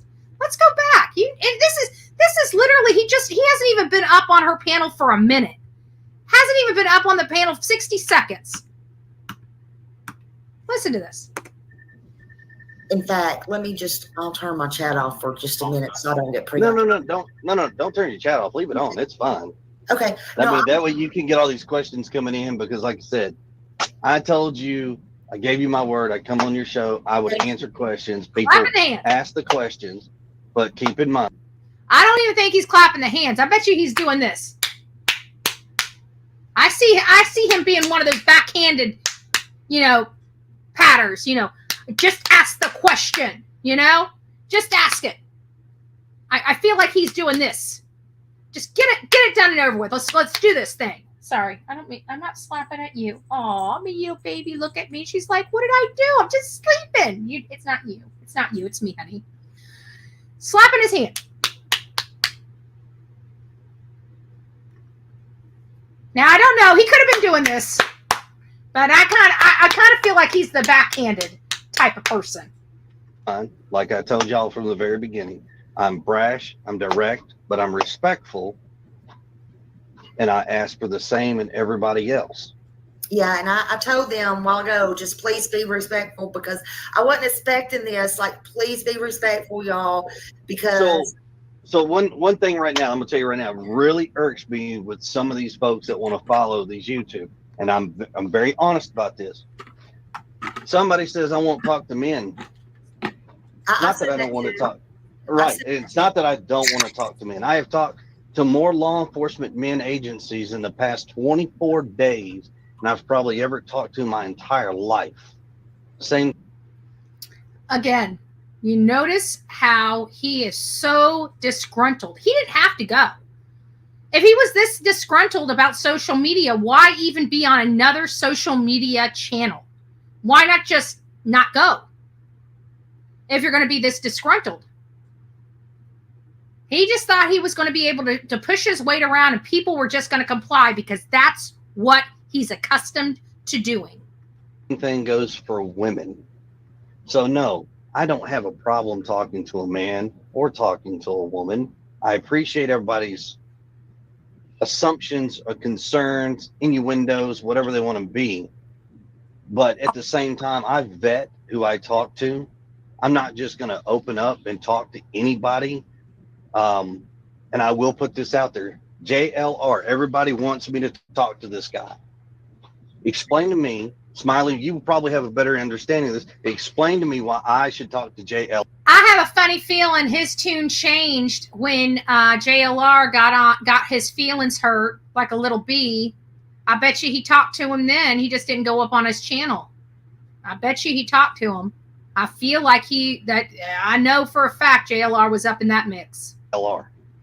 I just really wish you would, because he does go out everywhere, and he wants the truth. I mean, and he may not get the truth out of you, but I have seen him literally go in places deep, like scary places. That man and like slap lied really about this whole just case. try to get the truth. That man has slap lied about this whole case. I hope Smiley takes note of it.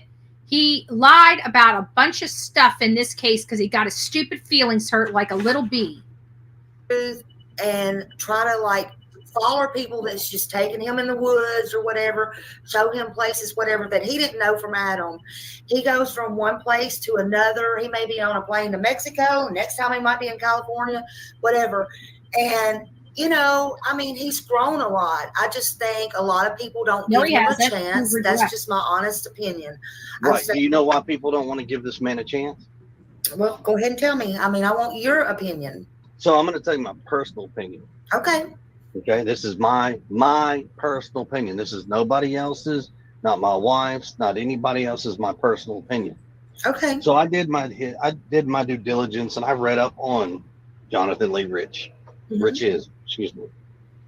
I read up on him. Not necessarily the best character in the world. When you start reading and the first thing comes up, everything that you can find on this individual. Now, I don't know him, Adam from Eve. I really don't. I don't believe he did his research. I believed he had a whole bunch of cockroaches sending him information on him, telling him their rendition. But hey, you know what? He decided to go into that cockroach nest and start laying eggs himself. So, you know what? As far as I'm concerned, he's just a cockroach with 200,000 plus subscribers. And you know what? He lied about this case, and God knows what other cases he's going to lie about in the future. Don't know me, Adam from Eve. But when he opens his mouth and goes out there and starts spreading lies, and yes, lies, because unless you got hardcore evidence that I'm an abusive husband. We have that. Don't forget Rachel. Don't forget Nina. We have, I mean, it's been corroborated by enough ex-wives at this point that we can absolutely attest that he is most likely abusive. Hard, cold evidence. Hard, cold evidence. Because unless you got hardcore evidence that I'm an abusive husband, abusive father, I've got a... Not that he just didn't do it. He's just not going to state it unless you come with receipts. Well, we got receipts. Restraining order against me, unless you got proof. You only do the restraining order there, dear. Just saying, not playing. Don't open your mouth. Because it's...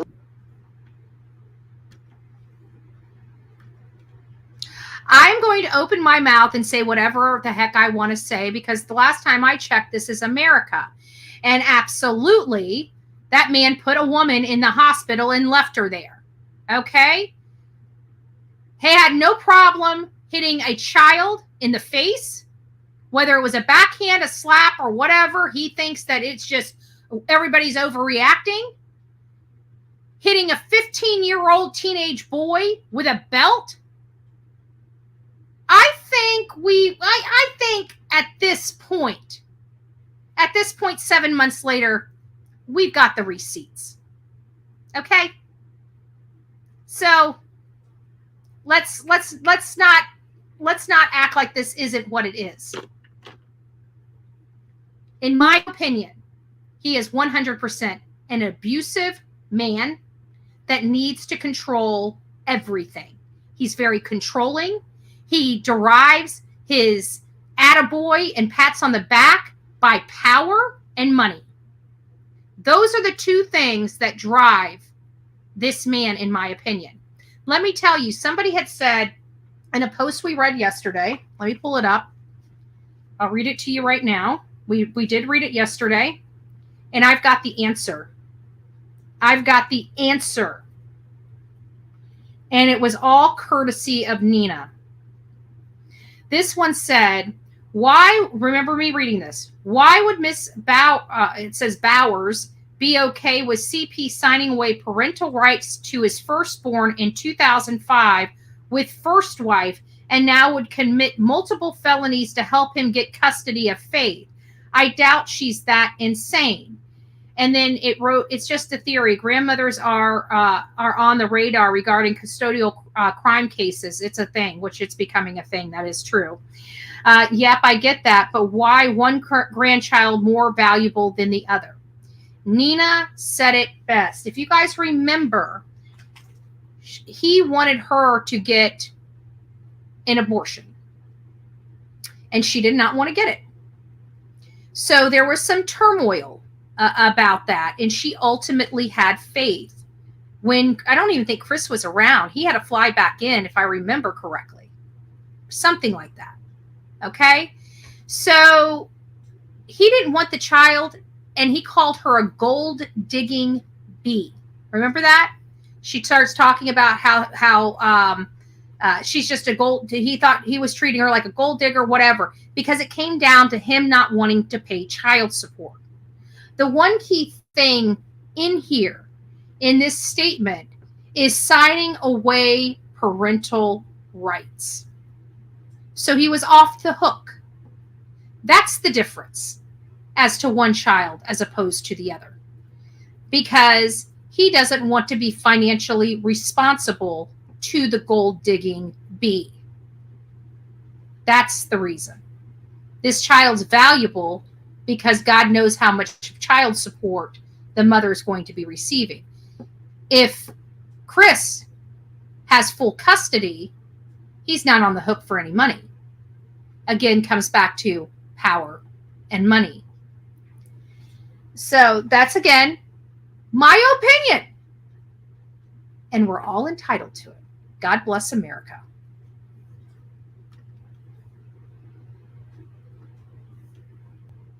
It's real simple. I don't have any of that. Good luck finding it. I've never lied to y'all. I've been open and honest.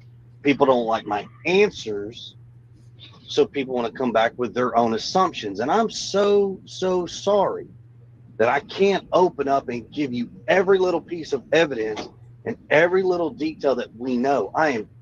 See how like he's just aggressive. Just totally aggressive. And we know half the crap coming out of his mouth is not true. He keeps trying to say everybody go to law enforcement, thinking that nobody will go to law enforcement. Law enforcement told me not to say this. Law enforcement told me not to say that.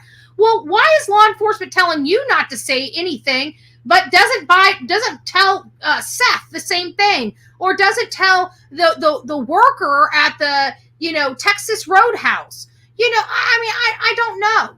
Why is this man's alibi or his whereabouts from the 25th into the 26th such a state secret? Terribly sorry. It sucks because when it does and it can come out, my only question to everybody else is, when are you going to start issuing public apologies? That's not to you. That is to everybody that wants to come out and badmouth people. He literally wants a public apology. A public apology. A public apology. This man, we have caught in, you know what? I don't want to go back through all of this from the very beginning again. But we need, the next time we do this, our next time that we have to go back to the beginning and do this, somebody needs to be calculating how many times we caught this man lying. Lying. We definitely know because all of the POs are out there on the web now. So we absolutely know what was said in those affidavits, which were lies. You know darn well none of them have a problem lying under oath. 3 of them went before a judge and spoke, lying to a judge. So we know they don't have a problem lying to a judge. And now he wants an apology. when he clearly has no problem lying about a lot of very important information? An apology. That is some pretty twisted stuff. An apology. That don't understand and don't have a clue what's going on.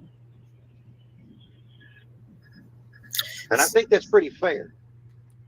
Let's do a poll. Let's do a poll. How many people are clueless about this case? 1 for clueless? No, let's do, 1 for clueless and 1 you got a clue. Or 2 you got a clue. 1 for clueless. You're clueless about this case. And 2, you got a clue.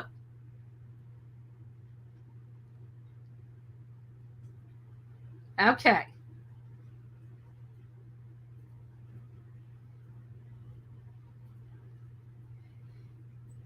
How many people? Okay, so hold on. Did we have one person? I thought I saw 1. I see a 1. I did see a 1. Tap dancer Lizzie, you are a 1. You don't have a clue. You don't have a clue about the case. Are you new here? Have you heard about the case of Sebastian Rogers? Everybody's got to have a clue about what's going on.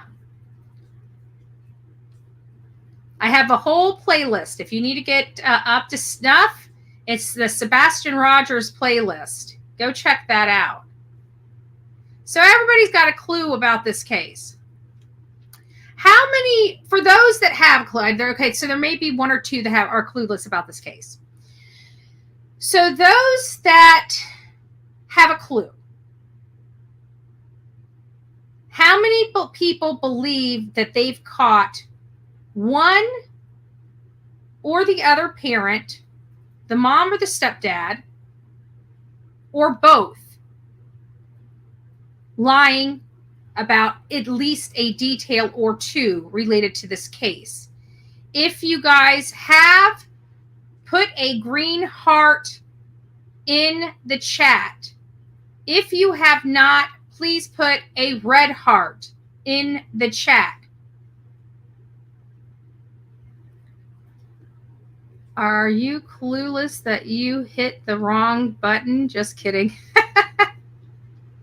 Okay, so a lot of people, and I did say that means that that you feel one way or another, just whether you believe that they've lied.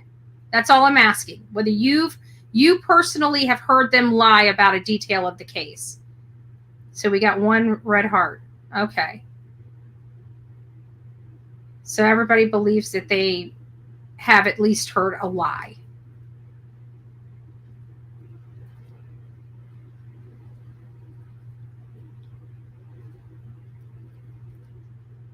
Okay, so of those lies, we'll leave it at that for now. We'll leave it at that for now. Thank you for all that participated. Yeah, I can understand that. But let me ask you this. If somebody has over 100,000 people, why do you care what their past is or what they say if they can help you get Sebastian's name out?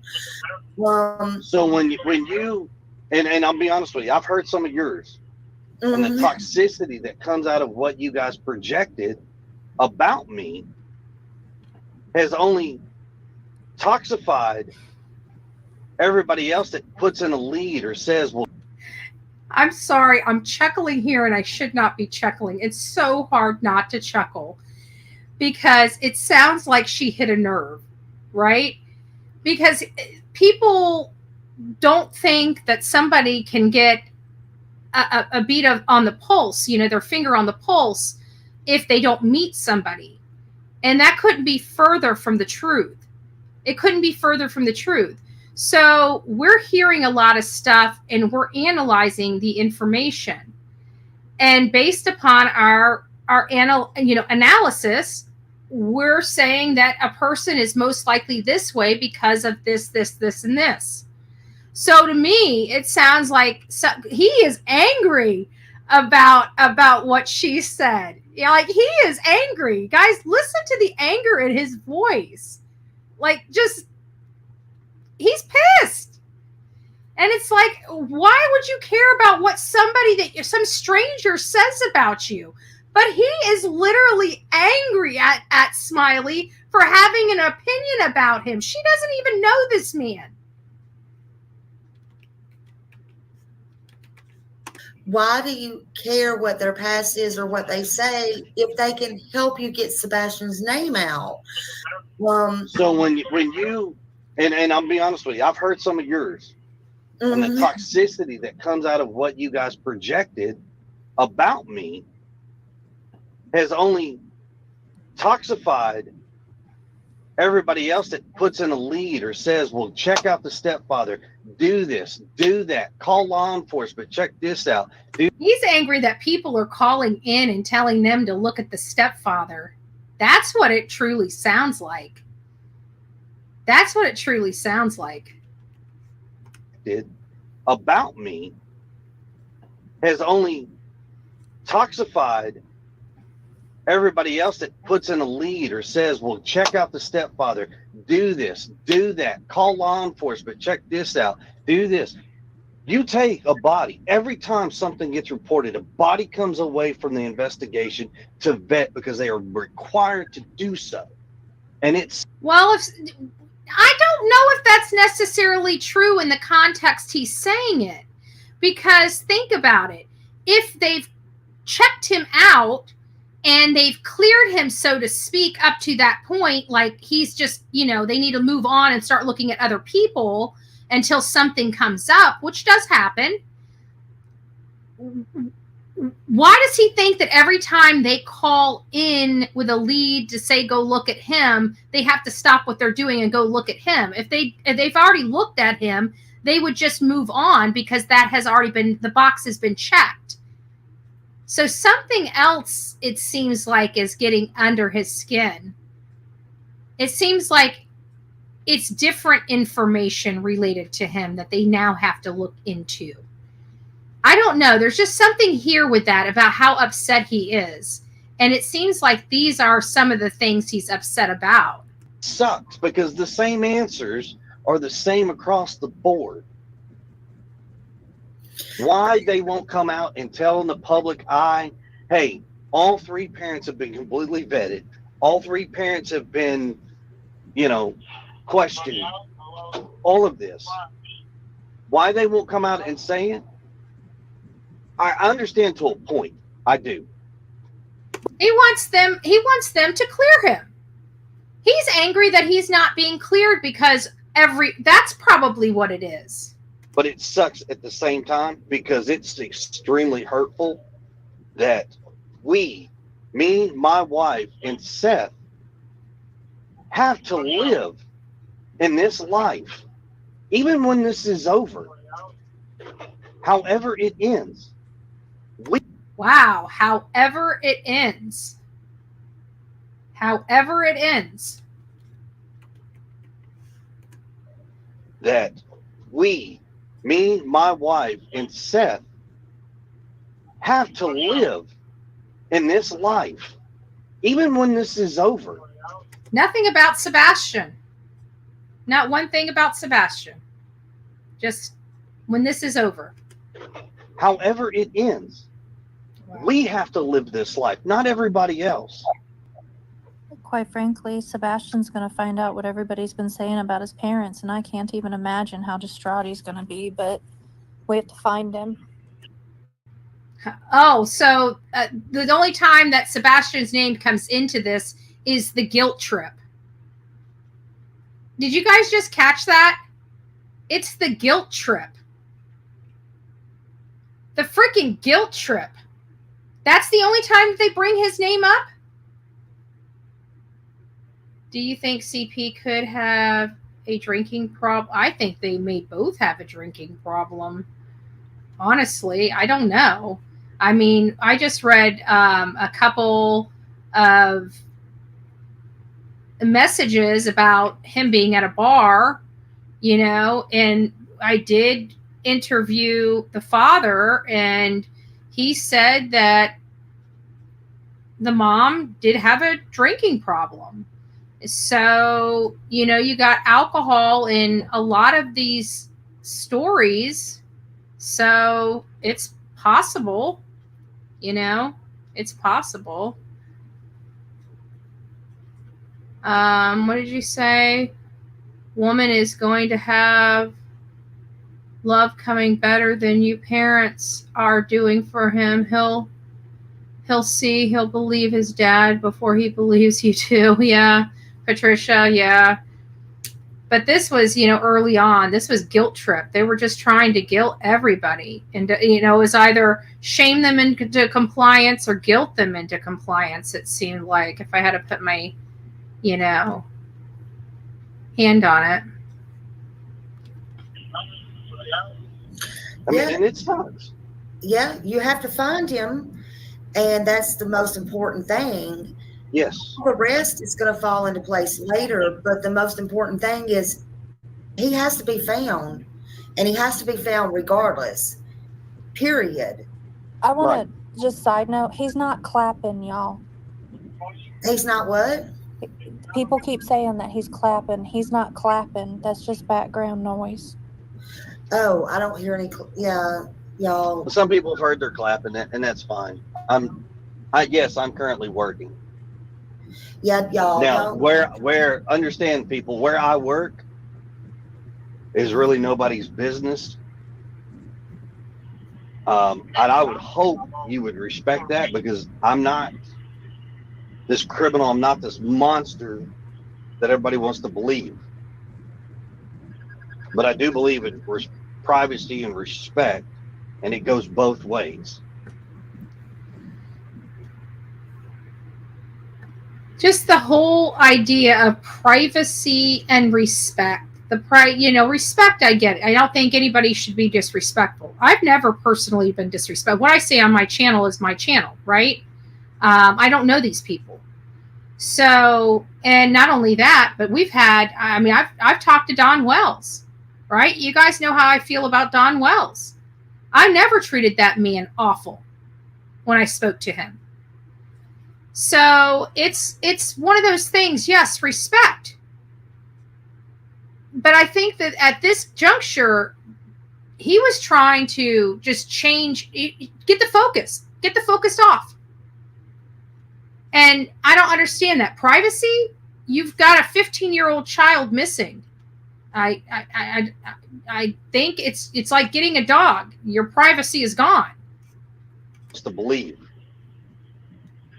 But I do believe in privacy and respect, and it goes both ways. Yeah, I don't feel anybody should be going to anybody's job or anything like that. No, I don't feel anything like that. But as far as JLR, I mean, you know, that's up to you who you speak with or anything like that. I do appreciate you holding up to your bargain, speaking to me. Some of the harder questions, you know, it has nothing to do with you, but I'm just saying, you know, as far as all that has nothing to do with you. It's just a matter of how I put it to every case that I care about, you know, and there's no reason to be angry about it. It's just something, whether it's me, you, or whoever, and that happens. Look, I had a grandson that went missing for a couple of hours here not very long ago, back last year, and I know how that feels. And, you know, we can sit and say, this happened, this happened, and this one don't know, and whatever. But, you know, I'm very passionate about these. I've been through a lot of tragedies that a lot of these people that are my subs don't know that I've been through, and a lot I have told them.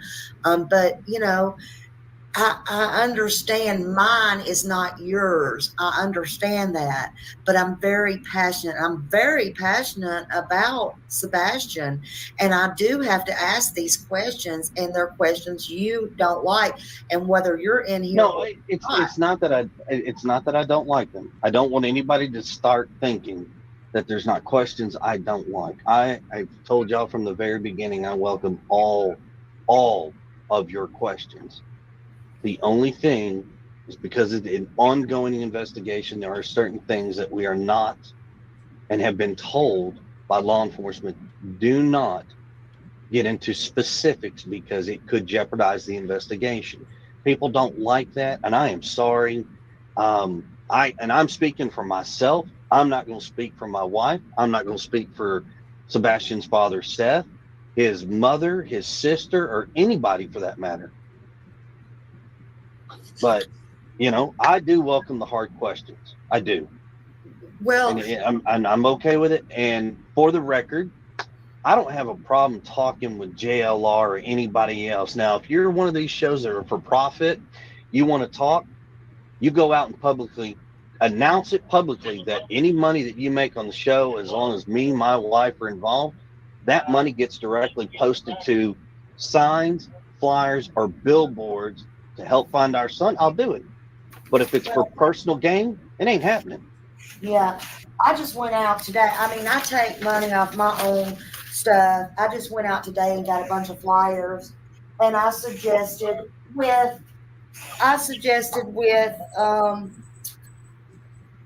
because Seth wanted, I heard him on another show. But anyway, I suggested, same thing I did with Summer Wells. Every time you mail something out, get it in the mail, send it out with bills, send it to whoever you write to, do whatever. I'm very passionate about that. I'm very passionate about boots on the ground, going out, handing out the flyers. I don't care if they get thrown in the trash, whatever, 5 minutes later. They see the picture, they see the photo. As long as they see and say, and take a glance at it, there is a chance for me. They to remember something, say something, whatever. And, you know, but nobody is going to dictate my money, because let me tell you something. I've been in this for, 3 years now, banging my head against the wall, being called everything, drug here, drug there, with this stupidity stuff, doing Summer Wells, and not ask for a penny. And I figured, well, if you can't beat them, join them. Meaning, first I did it to put my Cash App up for a point one day, and then I took it back down. And the next thing, I'm just like, no. They're like, you need to monetize. I'm like, you're right, I'm going broke.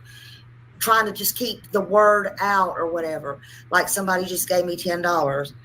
I spent that today in gas and going and getting flyers and doing whatever just on Sebastian. That's where I know you just said that. So right, but that you're not monetizing on. You're utilizing it to do something to put it forward. Right. If those people who want to pocket money, on the other hand, I'm not about pocket. I'm not lining your pockets. Well, I hate to break your bubble, but to my audience, every person he has hung around, every content creator that he associates with, makes profit and doesn't spend it. Just saying. Right. No, and I get that. I'm going to be very respectful, because I don't want to say it like I would normally say it, but I tell everybody. Feel free. Well, no, because if there are some folks that don't like cussing. Well, but understand something. I'm I cuss a little. Respectful about it, because I'm being positive here. But if you don't feed me, finance me, or sleep with me, I don't owe anything to anybody at that point. Well, I'm wondering about that lady in Alabama, and I also heard. Now, this is just rumor. I haven't confirmed it. But I heard that somebody asked me about it in my email, that on, Dillhole's channel, he was at the Texas Roadhouse in Mississippi or Memphis or something like that. And the waitress knew about Sebastian from the stepfather. Apparently he called her or something like that. Now, because it's the Dillwad, I don't trust him because he manufactures news. So it makes me question the authenticity of that statement. I think we kind of think a lot there, you know, and I don't, yeah, I agree there, you know, and that brings me to say, hey, you should not care what people think. But JLR, back to him again. And I hate to keep bringing him up because you're on here and I want to talk to you. I want to talk to you. And I want to. That's fun, isn't it? Not JLR, but what I want to say is one other thing you have to take in consideration, him going to all these places, not just to help Sebastian, but all these other people. That's not free. You've got to remember that that's not free. So I'm just saying. Right, but if I'm on his show, we're talking about my son's case. Mm-hmm. I understand. Woo-hoo!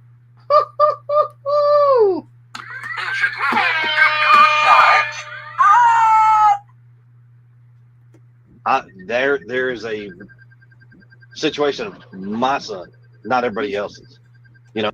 And does it again. And does it again. What in the AF? What in the AF? Oh, come on now. That ain't even bullshit. That's horse shit. And I know he's doing his thing, and I appreciate it. What I don't appreciate is some of the stuff he does put out there that he abs. When I've asked the guy, I said, "Do you have proof? What is that noise? I guess that's on this video. You have physical evidence that I am anything what you say." Right. And he doesn't. So then keep my name out of your mouth. Right. It's real simple.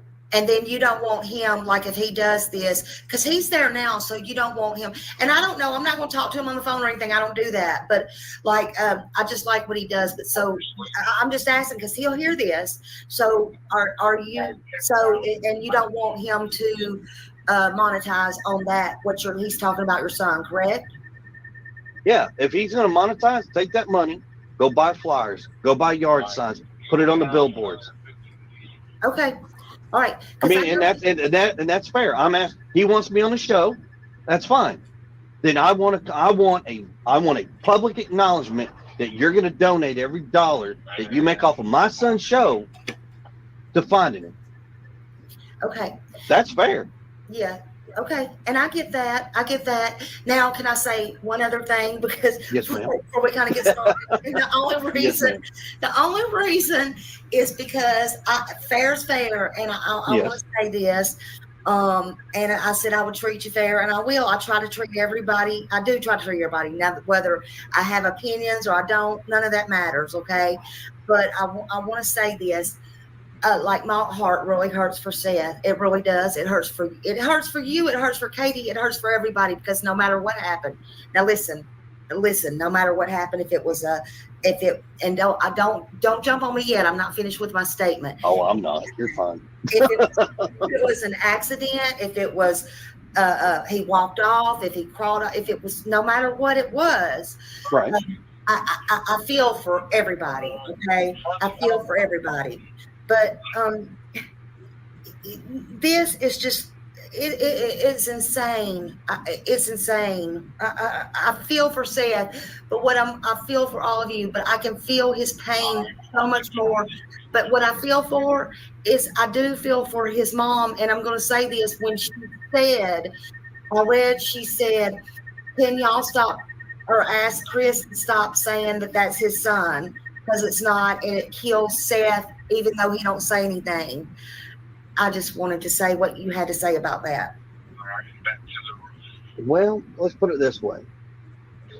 I'm a stepdad to a 15-year-old young man. Young men don't get whipped with belts. Young men don't get whipped with belts. It's easy. Okay. I came in Sebastian's life. Roughly, he was like 7, 8-ish. And I helped raise him. And I still help raise him. And I have a daughter. Oh. You gotta correct that. I came in Sebastian's life. Roughly, he was like 7, 8-ish. And I helped raise him, and I still help raise him. It was past tense. And I have a daughter, since everybody wants to know, who lives with my ex-wife out in New Mexico. Her mother has another man that lives with her. Now, whether or not they're married, I don't know. That's not my business personally. Okay? Yeah. Last time I checked, they were not married. But my daughter refers to him as daddy. Now, what does a child calling a person got to do with anything? Because as long as a child is being correctly raised and not hurt and loved, I don't believe any of that. then what does it matter? He's my stepson. He does not call me dad. He does not call me father. He doesn't say it. He calls me Mr. Chris. So if he calls him Mr. Chris, what would make or inspire Mr. Chris to call him son in front of the public when he's missing in front of his biological father, which calls him son? Yes. All this time, Mr. Chris, Mr. Chris. Oops, wrong. I'm on the wrong right screen. Always left that open for him. He does not have to call me anything he does not want to. And you can hear the mom trying to pipe in, but he wouldn't. He just kept talking. Call me father. He doesn't say it. He calls me Mr. Chris. I have always left that open for him. He does not have to call me anything he does not want to, except for late for dinner, because that ain't happening. Right. Right. Okay. Even Seth calls Chris his dad, his stepdad. Right. So his mother has her opinions, and that's that. You know, and unfortunately, I hate that family disputes. And I don't care if what it is. When something in your life, this was not even asked, becomes so publicized and it's so dramatic, people find a way to turn and find ways to just make it the worst thing even worse. Just all about him. No worry in his world about what Sebastian could be going through, where Sebastian might be. Not 1 ounce of concern. I want you guys to understand this. Not 1 ounce of concern for Sebastian. Sebastian's state of being, state of mind.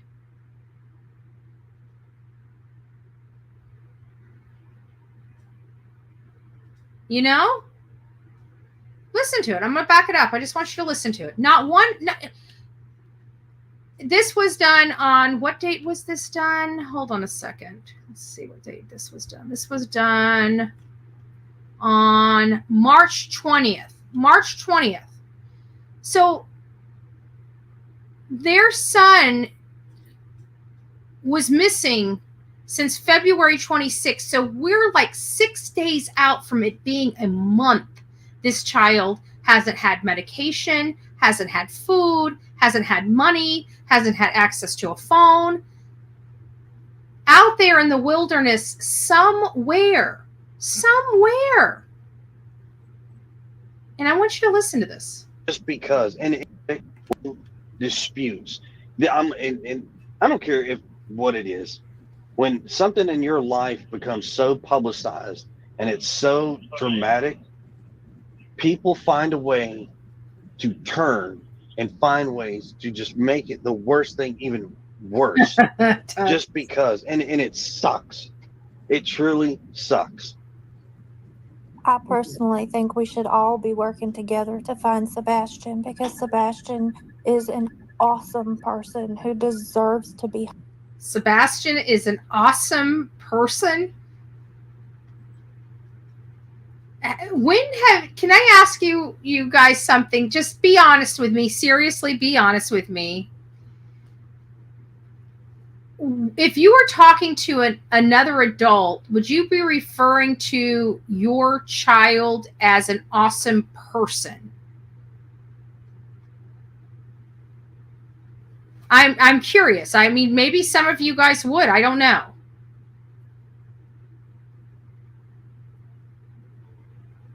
It just seemed really weird.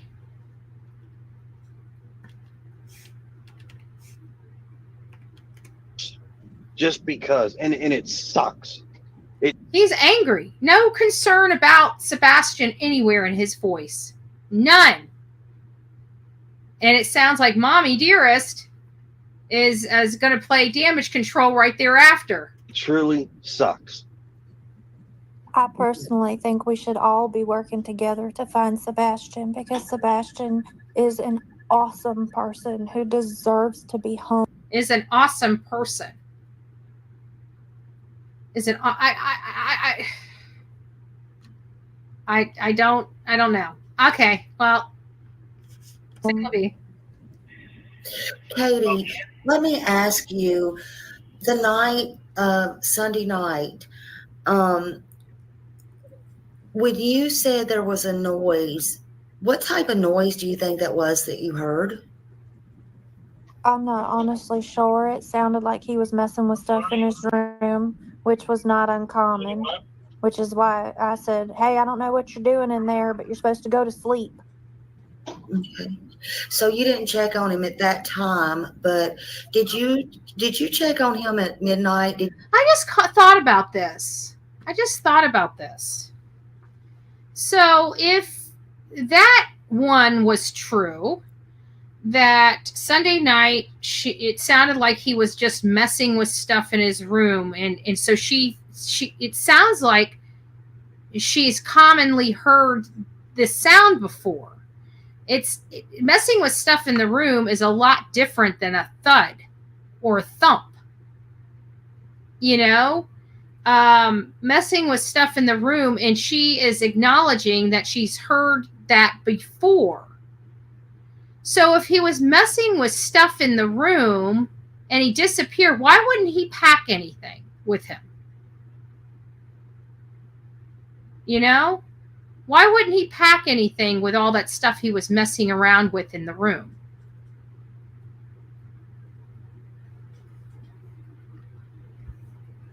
Oops, let me get my big old face off here. Did you flip the light on and look to see if he was in the bed at midnight when you got up to go to bed? No, and because I didn't have any reason to.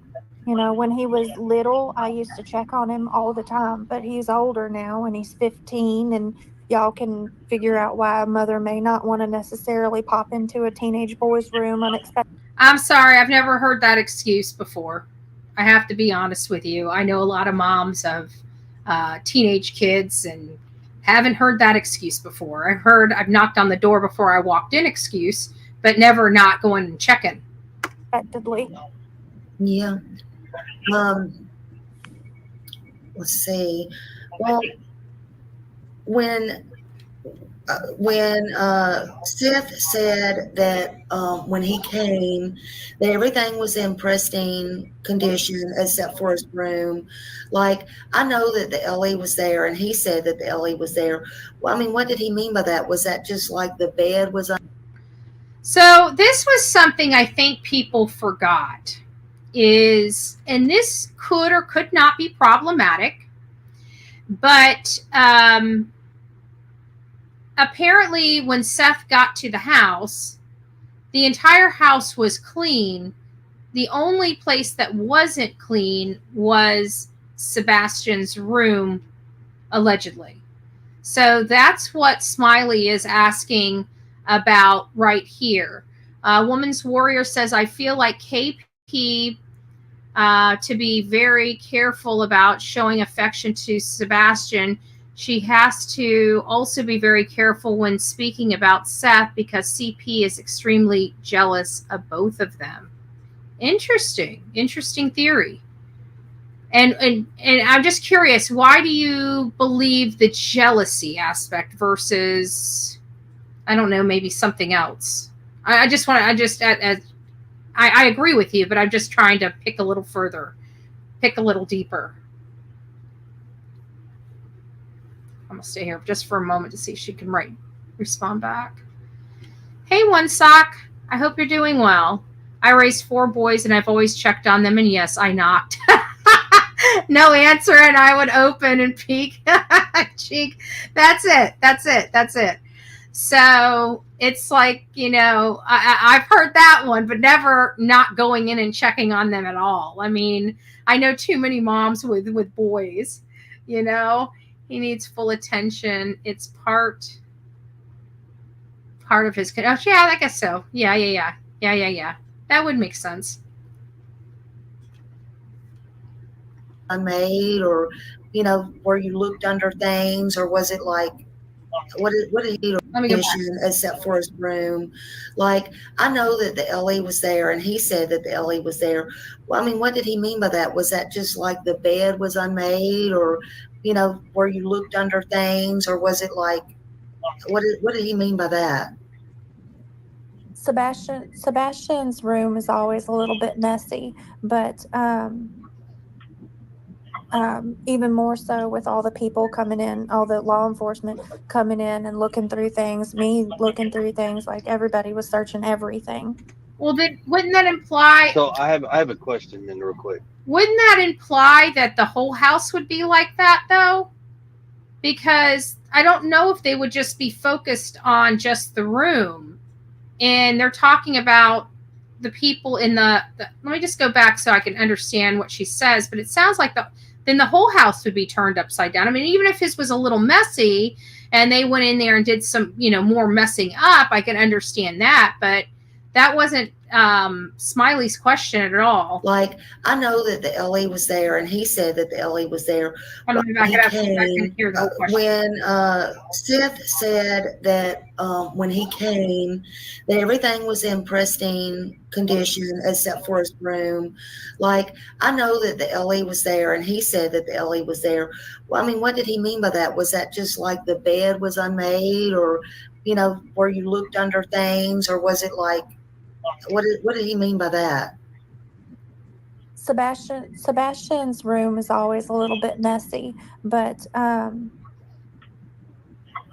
even more so with all the people coming in, all the law enforcement coming in and looking through things, me looking through things, like everybody's looking through things. So they wouldn't have had all law enforcement and her looking through things in just their room. I'd have to think that the whole house would be like that, and that's not. Okay, well, I might be just picking at hairs here, but everybody was searching everything. So I have everything. So yeah, then that statement really doesn't make sense, because then you would expect the whole house to kind of be turned upside down, not just one concentrated area. I have a question then, real quick.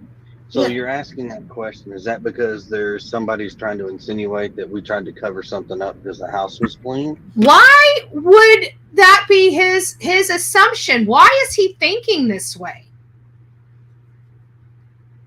Why is he thinking this way?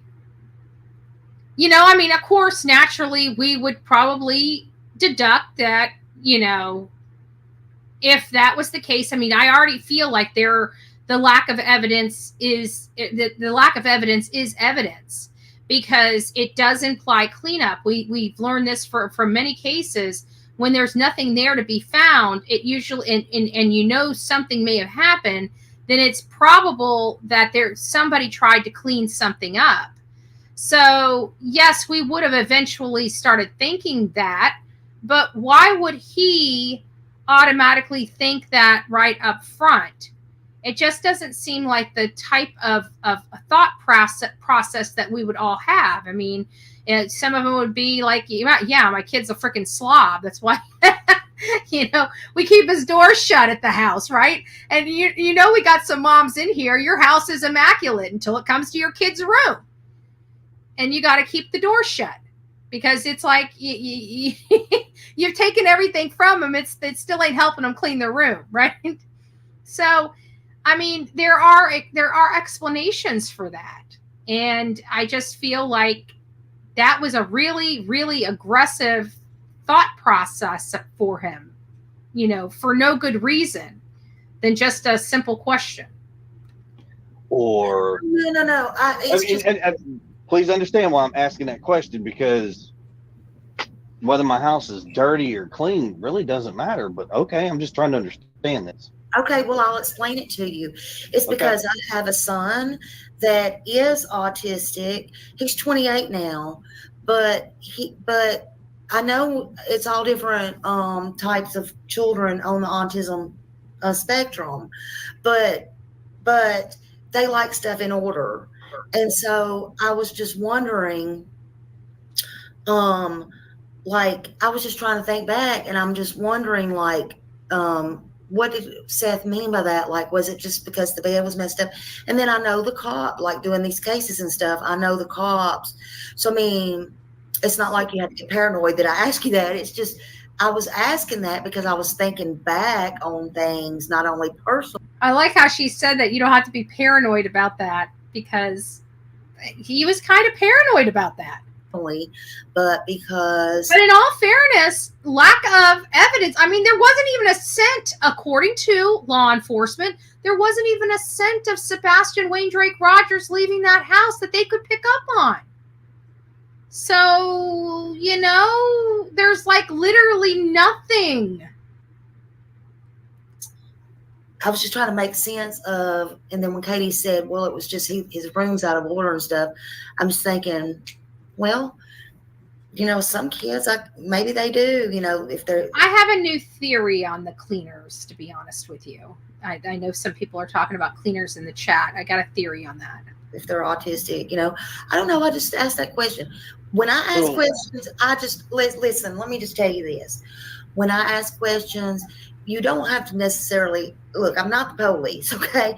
And you don't have to worry about how I ask questions. It's just, I also worked for a retention center for 11 years, and it was my job to retain people and think outside the box. And that's what I do. It's a habit. So there's right. that. So me asking that question back is because you've got a lot of viewers. I'm not saying your viewers. So let's make that super clear so that viewers don't get that. At least you used super this time.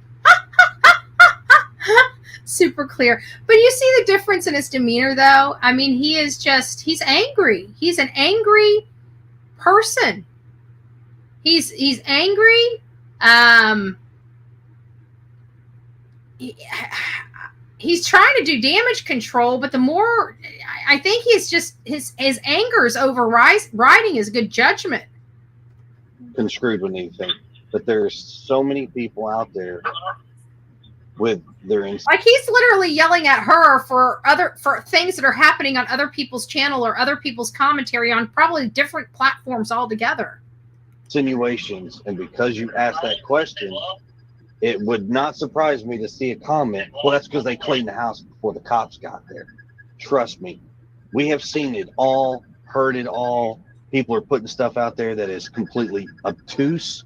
I just want to say that this man is actually going to find these things. He could just shut social media off, and he's angry at what people are saying, yet it sounds like he continues to watch and read the stuff that's upsetting him so bad. I would think that would probably be wise at this juncture. Maybe it is at this juncture. Maybe it's back when she did this interview that was cut off, because if you can't handle the heat, stay out of the kitchen. Is what my mom always taught me. From the truth, and it is ridiculous. Yeah. That's why I asked that question. Yeah. Well, you can ask me anything you want. I mean, I don't mind explaining why I asked. I just don't want you to think I'm asking things in nefarious ways. I'm just simply asking. I'm trying to think, because I have been sitting here thinking for days, and I have my own things, and sometimes they have not been good. I'll just be straight up honest with you, because I'm not going to be fake and try to hide anything or whatever. You said yourself you've seen things that I said. I was not too happy the other night when somebody took my question and asked you, and that was a personal question when you said and I didn't like how you answered it, to be frank with you. What did I say? Do you remember what it was, please? It was something about, I was pretty hurt about that myself. And I didn't like that because you knew it was coming, but I didn't ever expect it was coming from somebody else, but they did that because they was butthurt at me anyway. But that's okay. It's okay. It's not about me fighting with anybody else. It's about Sebastian here. And, I just felt some kind of type of way because it's the way you answered it and you already had it in your private messages. But none of that matters. What matters is Sebastian, and I want to know, tell me, Chris, can you tell me about the snake? Tell me about the snake. Why did you get rid of the snake? Or y'all got rid, or decided together, or tell me about the snake. Okay, so, right. So to answer your question about the snakes, I'll start at the beginning of the snakes. So if you guys remember, there was a photo of Sebastian holding a snake. I don't know if he's in one of the pictures. Yes, he is. He's actually, let me see if I can pull this up. Let me get out of the way. I don't know if I can get out of the way and put this up on the big screen. It's this one literally right behind me. The one with the spider. Oh, let me move my hand. I'm trying to find, there it is. That snake. Okay, you guys see it. Okay. That's the snake they're talking about. And look at his face. Oh, sorry, right here. Look at his face. He's so happy. Which way do I need to go? That way. He's so happy with the snake. I'm not used to this. Right there. And he loved the snake. In my opinion, any child that's autistic and has an animal, yes, they are, they take on responsibility of caring for that animal. And of course, you want them to take care of that animal to the best of their ability. But you as parents know that when you get an animal, the responsibility really, making sure that they're doing what they're supposed to do until you know that they're doing what they're supposed to do. You're kind of responsible too, right? I don't know any parent that gets a animal, a pet of any kind for their child without ultimately understanding that if things don't work out, it's going to be their responsibility. So this one I felt was it was a little cruel, in my opinion, about how this whole situation happened. Oh, Sam's pretty paranormal. I want to say that I thought those songs were awesome. I wanted to give you clap for you. Thank you so much. Those were beautiful, by the way.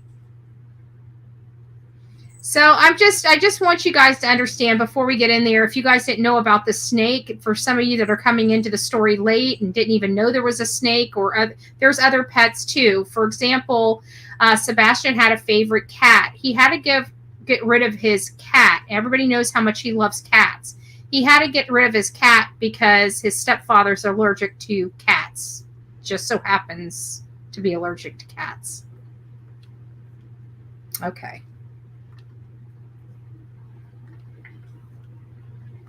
So, long time ago, I actually used to breed reptiles, snakes, gargoyle, reptile, all kinds of stuff. You name it, just about reptiles. I used to breed it. Love reptiles. One of my favorite things. Mm-hmm. In California, we actually had a snake. They had a bearded dragon. It died. Mm-hmm. But we wound up getting a snake. Well, Sebastian liked it. They is me and Bubba. We had a beardy. Yeah, I'm sorry. Right. Oh, that's right. But we had Bubba started coming in after the 4th interview as well. We never heard Bubba until the 4th interview. Now, it could be nothing. But you would think that she would be using his name because she's trying to get his name out there. Sam and Bubba. Sebastian liked the idea of having a snake. Well, he loved that thing. He's never had one that was his snake, his own snake. Mm-hmm. Now, mind you, when I do something, I go all in. I don't half-ass do it. So, I purchased. However, I've got friends that are in the world still that are in that business, and we all chit chat. And And I wind up coming across, basically I had like about 30 snakes at one given time. All of them were ball pythons. I didn't have anything retic. I didn't have anything massive, poisonous, or anything like that. Well, Sebastian was infatuated with one of the snakes that one of the breeders I deal with had. And it's the picture that the snake that you see in the picture that's wrapped around his arm. That is his personal pastel ball python named Brownie. That is his personal snake. He loved them. The downside, like it got to a point with work, with mom's work, my work, and I told Sebastian, I said, you know, having a snake means responsibilities. You're going to clean it. You're going to have to feed it. You're going to water it. You're going to do all that stuff. And he If you actually don't, did. He what, Katie? I said, and he did for a little while. And then he stopped? Yeah. And parenting is, and I think everybody understands this. When you're a parent, you're not your kid's best friends. You're not. That's not what your job is. Your job is to be a parent. It's also to be nurturing and understanding. I mean, yes, authority's there, but you have to be nurturing and understanding as well. And understand that they're going through emotional stuff as they're, learning life.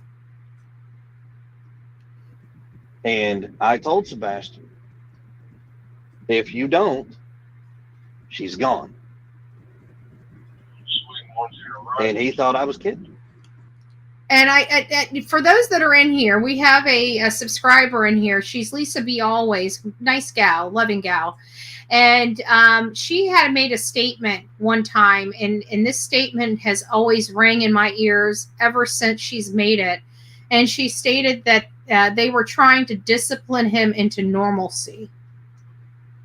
And I truly, it rang true then. But every time I bring this case back to the beginning and start working through all of this stuff again, it just keeps getting louder and louder and louder in my head. Nope. So when I got rid of one, I got rid of them all. Now, when I say got rid of them, so there was more than one, and so they were intentionally cleaning all the other cages, but would not, help him or assist him on his down days. It just seems cruel.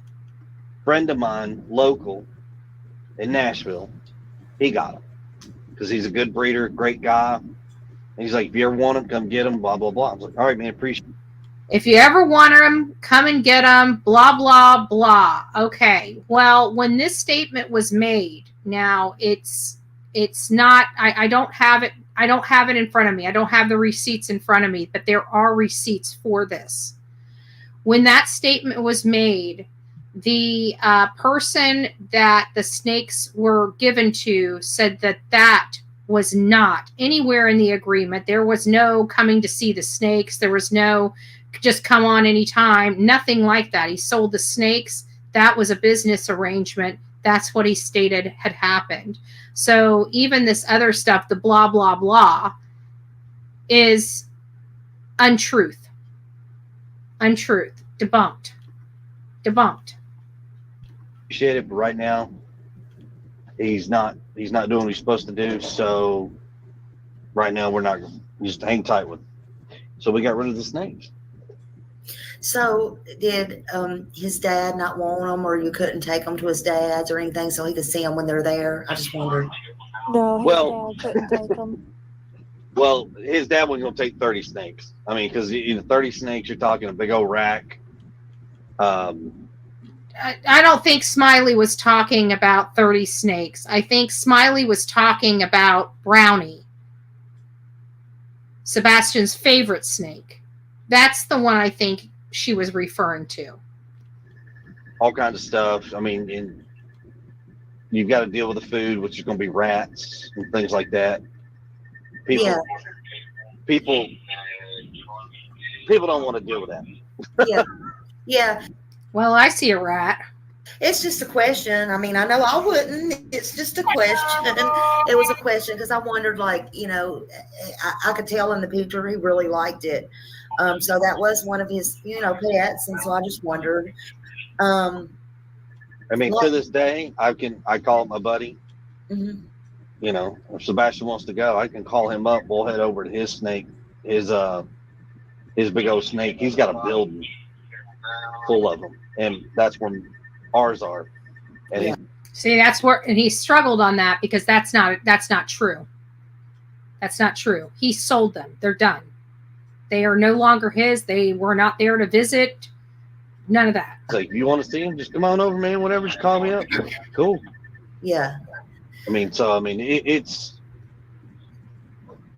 It wasn't like he would never get to see it again. It was just right. Lessons have to be taught. I'm a very firm believer. It is what it is.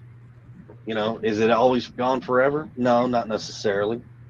But you're going to earn it back. It's not just going to be handed to you. It was never to be earned back. How did you discipline him since he, how did you discipline Sebastian in general? Yeah. Well, that depends. The punishment has to fit the crime, so to speak. I'll give you an example. Cleaning his room. Mm-hmm.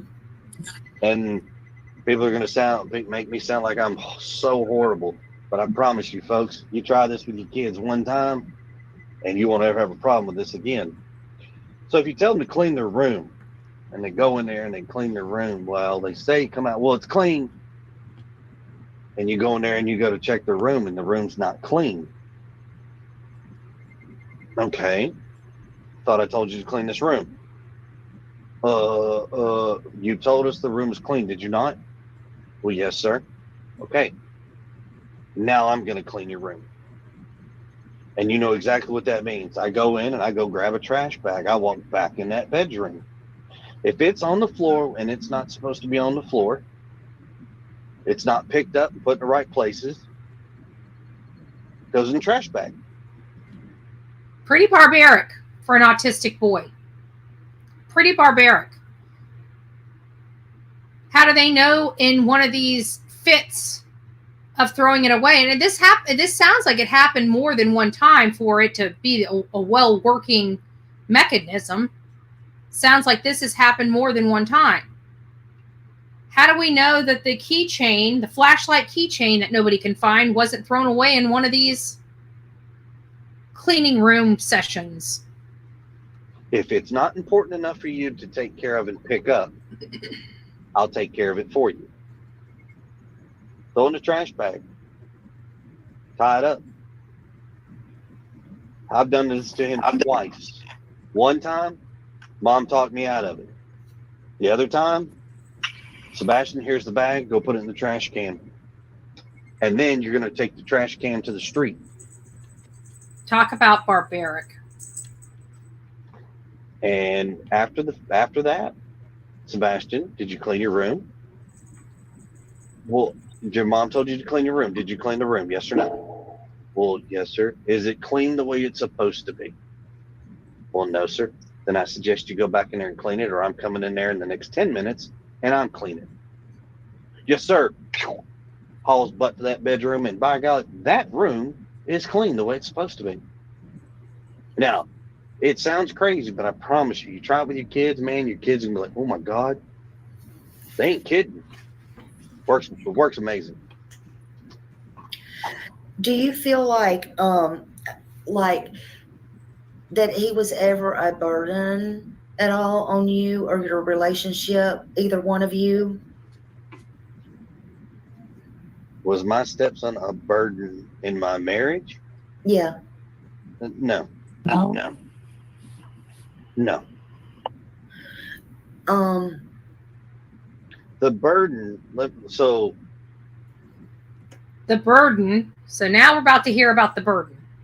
What has always been a struggle, and anybody who's married and has, you're a step parent, okay, that struggle of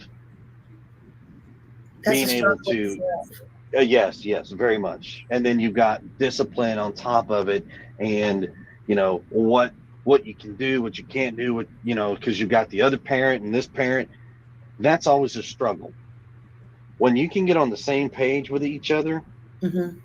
and finally everybody understands it, Right. man, it is a beautiful picture. Beautiful. Now, am I saying everything's sunshine and rainbows? No, it's not. Right. But it ain't high tides and tsunamis either. So if you and his mom ever argued, and that's in every marriage, like, would Sebastian ever jump between y'all? Like physically? Yeah. No. We don't fight and yell and scream or any of that like violent type stuff. We tend to take it behind closed door in our bedroom and have a conversation because the children should never be exposed to that. That's between us, not them. And first off, like this, I'm going to make this real clear, crystal clear. I was always raised, you never strike a woman. But kids are okay when they're not yours? And I have taught that to Sebastian. You will never strike a woman. Mm-hmm. Period. And I'm not accusing you of so, but again, Seth has said that Katie, and again, I'm sorry, Katie, that again, there was a time, and this is a long, people can change, but again, it's been said that Katie has struck Seth, and that, again, that's a long time. I wasn't there. So no. And I wasn't there either, for the record. So maybe Katie should answer this. I don't know. Yeah, no. That, oh Lord, no. That so inappropriate. Their behavior. Not Smiley's, she's just going with it, but their behavior. That is a whole nother thing that happened back then. Yeah. Well, that's what brought me to my question. So I was just wondering if, Sebastian stepped in. And then I had heard at another place where Seth had said Sebastian would step in. And I didn't even know if he was talking about that or not, because I heard about that separate, that Sebastian would step in and say, don't do this to my dad or whatever. And he could be talking about something totally different. But, again, I have to think all kinds of things in my head. So did Sebastian have tantrums at all? And yeah. He's a kid. I mean, it's even when I came in the picture, I mean, his tantrums were pretty bad. I mean, to the point, I mean, I'm not dragging Seth, his mom, his sister, my wife. I'm not dragging people through the mud. So what is in the past is the past, and that really needs to die. And I'm saying that for everybody to hear, to include all parties involved with this situation. That doesn't even make sense. I don't even he lost me. He absolutely lost me. Picture. I mean, so did Sebastian have tantrums at all? So he's talking about tantrums. I'm not dragging Seth, his mom, his sister, my wife. I'm not dragging people through the mud. I don't know how tantrums have anything to do with dragging people through the mud. So what is in the past is the past, and that really needs to die. How does that have anything to do with tantrums? Like I said, he confused me. I just wanted to make sure I wasn't sitting over here because Delilah just got into my lap, so I didn't know if I was distracted, but it doesn't make any sense. She was asking about tantrums. He's talking about dragging people through the mud. His mom, his sister, my wife. I'm not dragging people through the mud. So what is in the past is the past, and that really needs to die. And I'm saying that for everybody to hear, to include all parties involved with this situation. The past is the past. It needs to die. Let it be. What does it have to do with tantrums? But They at keep the saying same who's time, Rachel. They keep saying who's Rachel. So you want to answer that before you tell them to wait past yes. by? Okay, so I got no problem. Rachel is my third. Yeah, I didn't know about Rachel. So No. So here, I'll make this easy for you. He's getting saucy. He is hot. He is fit to be tied. So I've been married 5 times. I'm on my 5th wife, and she's going to say you're final. So let me make that clear. She's probably going to yell at me later that I didn't say final. But I've been married. Well, that's because we have Alabama. 5 times. Okay. First time, her name was Vanessa. Second time, her name was Stephanie. Third time, her name is Rachel. Fourth time, her name is Nina. And I'll gladly answer any questions in any of my marriage. Out of the 4 ex-wives, 3 of them to this I just want to remind everybody he's only 40 years old. day, I can actually pick up the phone, call, and we can have conversations. That's how good it is. Okay. The 4 ex-wives, 3 of them to this day, I can actually pick up the phone, call, and we can have conversations. I wonder which those 3 are. I hardly doubt it. That's how good it is. Okay. My 4th ex-wife, which is the one I have with my daughter, sometimes we can have cordial conversations, sometimes we cannot. I will make that positive. And leave that there. That's why we go to court. They keep saying something about the story of Rachel. What is the story of Rachel? The story of Rachel. Maybe how y'all met and how long did y'all? I don't know. Maybe I don't know. This is first. What they're trying to get at is what we've talked about. Is apparently the story has it that he beat her unconscious and left her at a VA hospital and never saw her again. That's the story, or some variation of that story. First time I'm hearing about Rachel because I haven't dug in that deep into anything. I don't know. Like, how long was y'all married, maybe, and how was your relationship? Do y'all have any kids? I don't know. No. I have one biological child in this world. One. That was my 4th wife. Okay. The story with Rachel is real simple. We met. We were all friends. We moved we shared an apartment together. It was a 2-bedroom, 2-bath. And somehow or another, we wound up starting a relationship. Like, things just happened. I mean, whatever. So we got married. And Rachel took a job where she was working down in Guantanamo Bay, Cuba, as a civilian. And while she was down in Guantanamo Bay, I guess promiscuity got the best of her, and she decided to be unfaithful.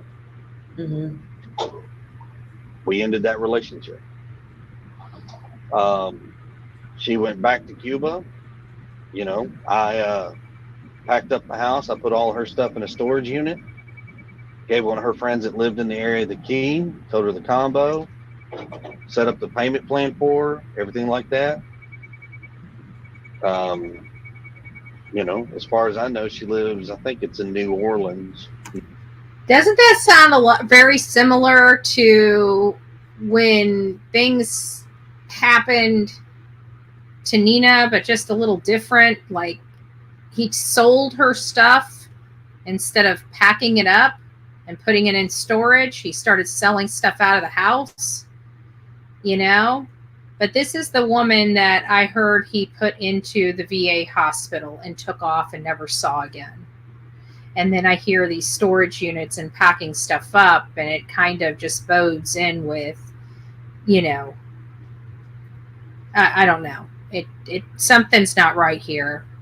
I don't think she just went right back to Guantanamo Bay, Cuba.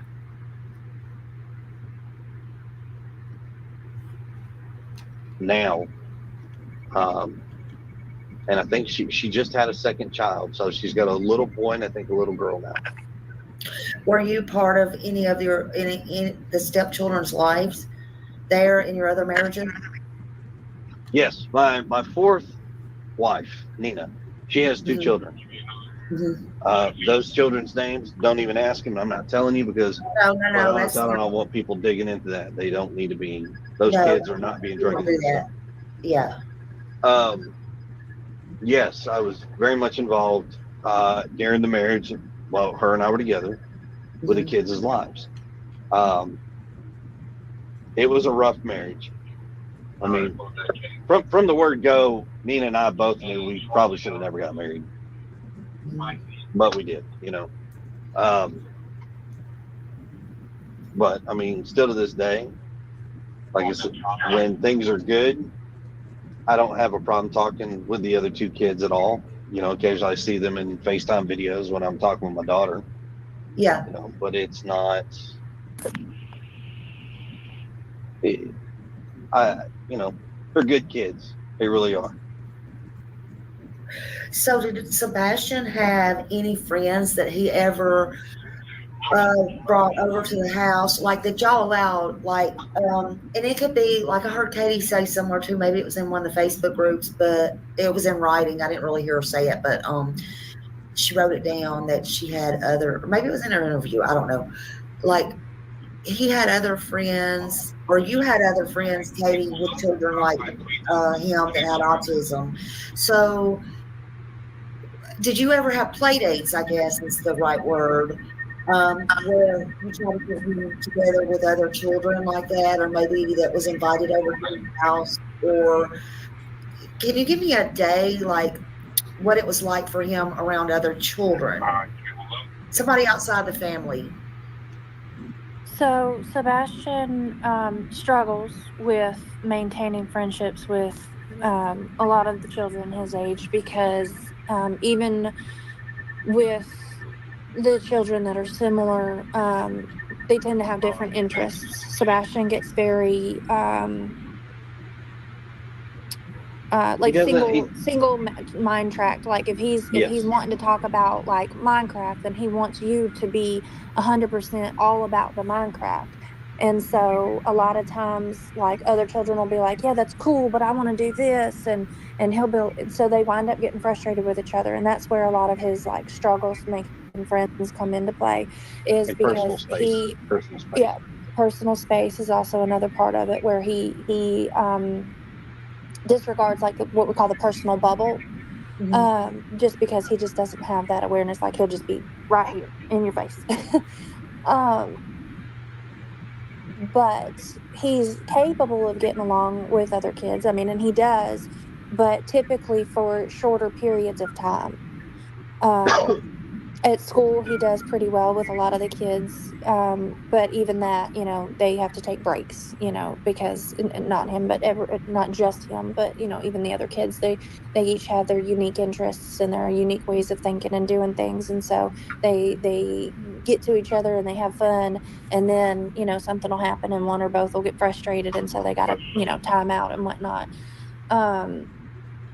You know, we have met some kids, especially like because I like to take them out and go do things, especially in like public settings like the festivals and bowling and stuff like that, to get them out and get them, you know, it gives an opportunity to interact and work on those like kind of social skills and meeting people and being appropriate when meeting people, responding, you know, with appropriate emotions and stances. You know, like if someone's being polite and says hello to you, to match that energy and not come at a different energy, you know. And we have like a scale that we work on, you know. Like I think the reason why they speak the way they want is they want you to know how difficult things are. You know, people ask, and I've been racking my brain about, you know, why always the negative. And I think it's two-part. I just think it's the disdain that they have, because I know I've learned a lot of my audience have autistic children or people that they know are autistic. And so there was a part of me that thought they just had the disdain, but all these people seem to not have that same disdain for their children or loved one. And the other part is just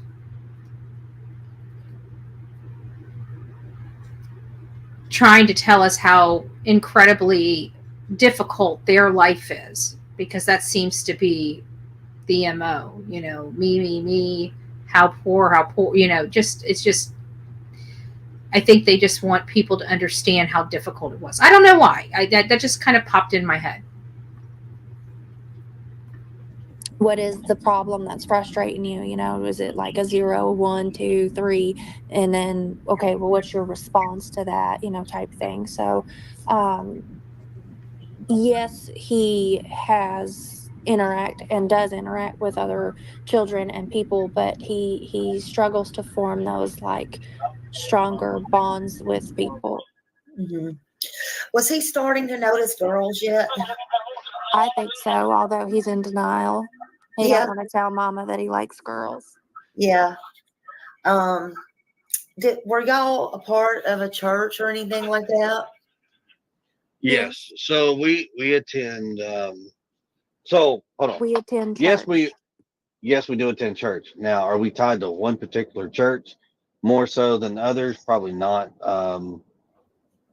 But if we go, we tend to frequent the one called Freedom Church. It's up in Gallatin, Tennessee. Mm-hmm. Did Sebastian like that? Did he like to go and? Yeah, when he was in church, so the kids area. Oh my God. They've got a phenomenal youth program. Yeah, I bet he liked to sing and stuff like that, right? He likes to dance. Yeah, dance. I mean, now, granted, what you call dancing, what I call dancing, and what he calls dancing, totally different. He's definitely got a unique rhythm. Yeah. Oh. But he loves to dance. Yeah. And that makes me think, I mean, just the music he said he liked, Eye of the Tiger and different things. I mean, it just makes me, it just makes me smile. I just want I want them to find him. I mean, and I know you do too. It's just, we got to ask these questions and we got to look and search. Somebody was saying on the Nancy Grace today, and then, by the way, is there any reason why y'all didn't go on that show today too? We were not invited. We didn't know about it until after. Okay, because that's what I heard. Yes, they said that he did throw tantrums. They did say that. Okay, so there was a guy on there that said, and I'm sure y'all watched it, that said everything needs to be re-looked at, researched, but everything needs to be spread out more areas, We've been pushing to spread the search because with the amount of people that we've searched with and had search, and all the volunteers and all the law enforcement with the area that they searched for so long, we feel like if he was that close to home, we should have been able to find him. And so we've been searching out farther than just like within the 5-mile radius, but we've been pushing out and we've been searching farther away from the house, looking for any signs and posting those signs all the way to the state line and then some, in all directions. Now, did you like somebody thinks that well, not somebody, people think that y'all have not been doing the flyers. I mean, but y'all have been doing the flyers. Is that correct? Absolutely, we have. You absolutely have. Okay. So let me help some people with some information. Oh, good gracious. I don't even know what to say anymore. Just good gracious, good gracious, good gracious. The flyers. I'm curious as to where they put them. About things. When it comes to searching,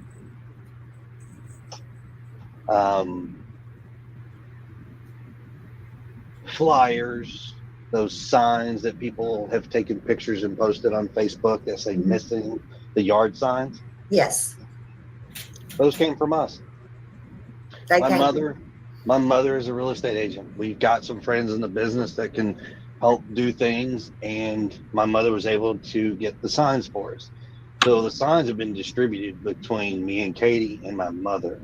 We've got some really great friends in the family. We got a great community who we have handed. So basically, they're saying that they could get out and hand out a few signs, but can't go searching for Sebastian. That's what I'm hearing. I'm not sure. Signs out too, and they have gone out and placed them.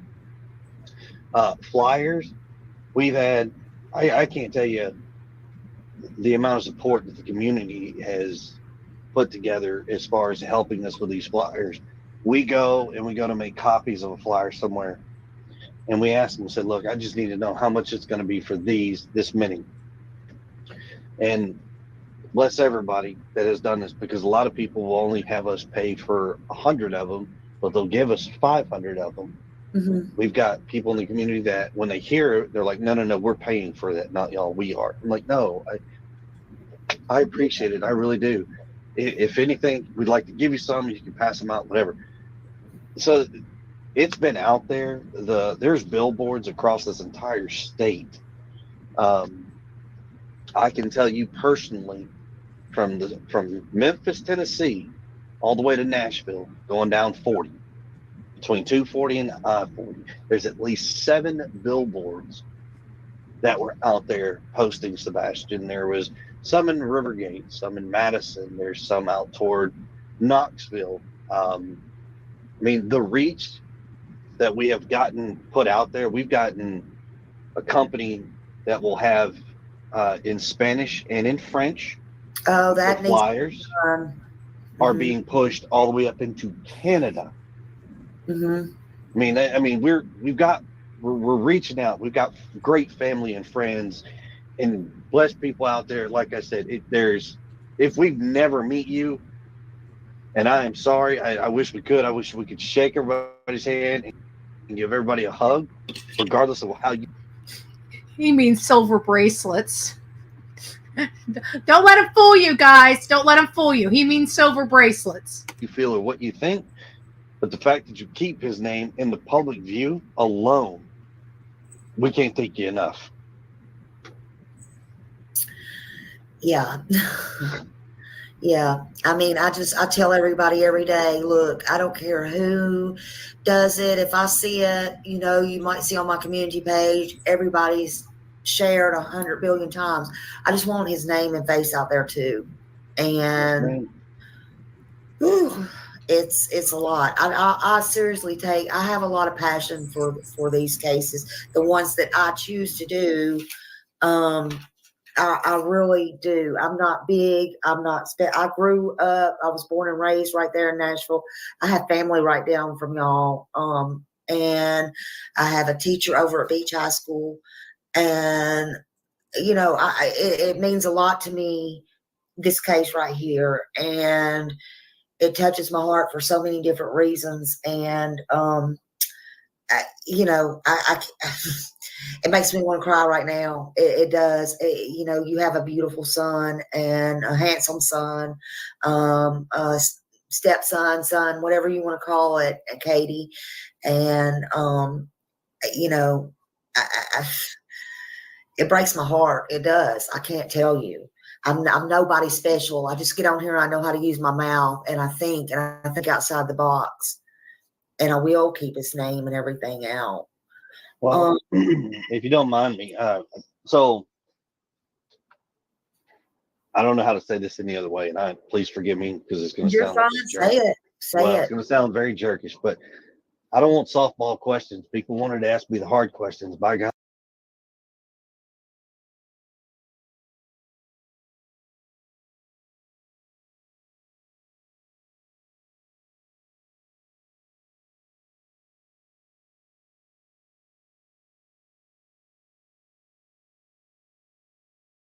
Sorry about that. Sorry. So now that we're here, sorry, she was moving around. I didn't want you guys being annoyed by her bell. I had to put a bell on her because I was working outside today. I needed to make sure she was around me. Where am I getting at here? So now we're here. We're on, what did I say it was? This is a March 20th. Is this March 20th, I think? Let's just make sure. Let me not speak out of turn here. It is March 20th. So March 20th interview. Now he's ready for the tough questions. No softball questions. This is on the heel of the flashlight video being on nightly news. Like it was breaking news on Channel 5. This flashlight video. So now they're ready for the questions. Now they're ready. Give them the tough questions. Give them the tough questions. I don't know if he's really ready for the tough questions, though, because it seems like he starts getting very irritated. We're going to listen. I've been trying to keep my commentary because it's such a long interview. I know there's a lot more stuff I'd like to cover, but we'll have to make it into smaller bites another time. But for the purposes of this, I'm just trying to make sure everybody hears all of the information as much as possible. So just give it some time. But now he's ready. He wasn't ready February 26th. He wasn't ready out there when he was telling the camera crews not to film his house. He wasn't ready when he did not tell his employer that his stepson was missing. But now, March 20th, he's ready for the tough questions. Let's see if he's up for the challenge. Let's get these hard questions out. Sorry, but I just... And laughing. Well, let me start. Okay, have you ever had CPS called on you before? Yes. Okay, and you don't have to go into it elaborate or anything like that. I just, that was the question that I had, and that happens, sometimes, especially when you have a child who is, has special needs. And I just want to tell you, this is what they've said. A lot of the problems we have are all of these interviews where they answer questions like this and then try to explain it away with BS. Let's listen. Stuff that's hard. I'll be honest with you. I've had CPS called on me in 2 states, New Mexico and Tennessee. And did that include with Sebastian? Tennessee was Sebastian, yes, ma'am. Okay. And in fact, Sebastian here, like I said, I got nothing to hide. So Sebastian went to school one day because we were at. Listen to what is being said. Tennessee was Sebastian, yes, ma'am. Okay. And in fact, Sebastian here, like I said, I got nothing to hide. So Sebastian went to school one day because we were at the house. He got in trouble. He didn't have a belt on. I was like, "Where's your belt?" And got it. Whack. Kind of got him. So he goes to school and he tells the teacher. They're mandatory reporters. So the teacher. I want you to hear that again. So Sebastian went to school one day because we were at the house. He got in trouble. He didn't have a belt on. I was like, "Where's your belt?" And got it. Whack. Kind of got him. So because he didn't wear a belt, because he didn't have a belt on, I want you to think about this. Because he did not have a belt on, he whacked him with a belt. An autistic child that could have now an issue wearing a belt because of the traumatic event that happened from not wearing a belt. So I just want you guys to hear that. You have to understand, we now have the snake being taken away from him. His room, if it's not clean, everything going into the garbage. And now him getting whacked with a belt for not wearing a belt. Are you guys seeing and understanding that these are the things they're telling us? These are the things that they are telling us. What are they not?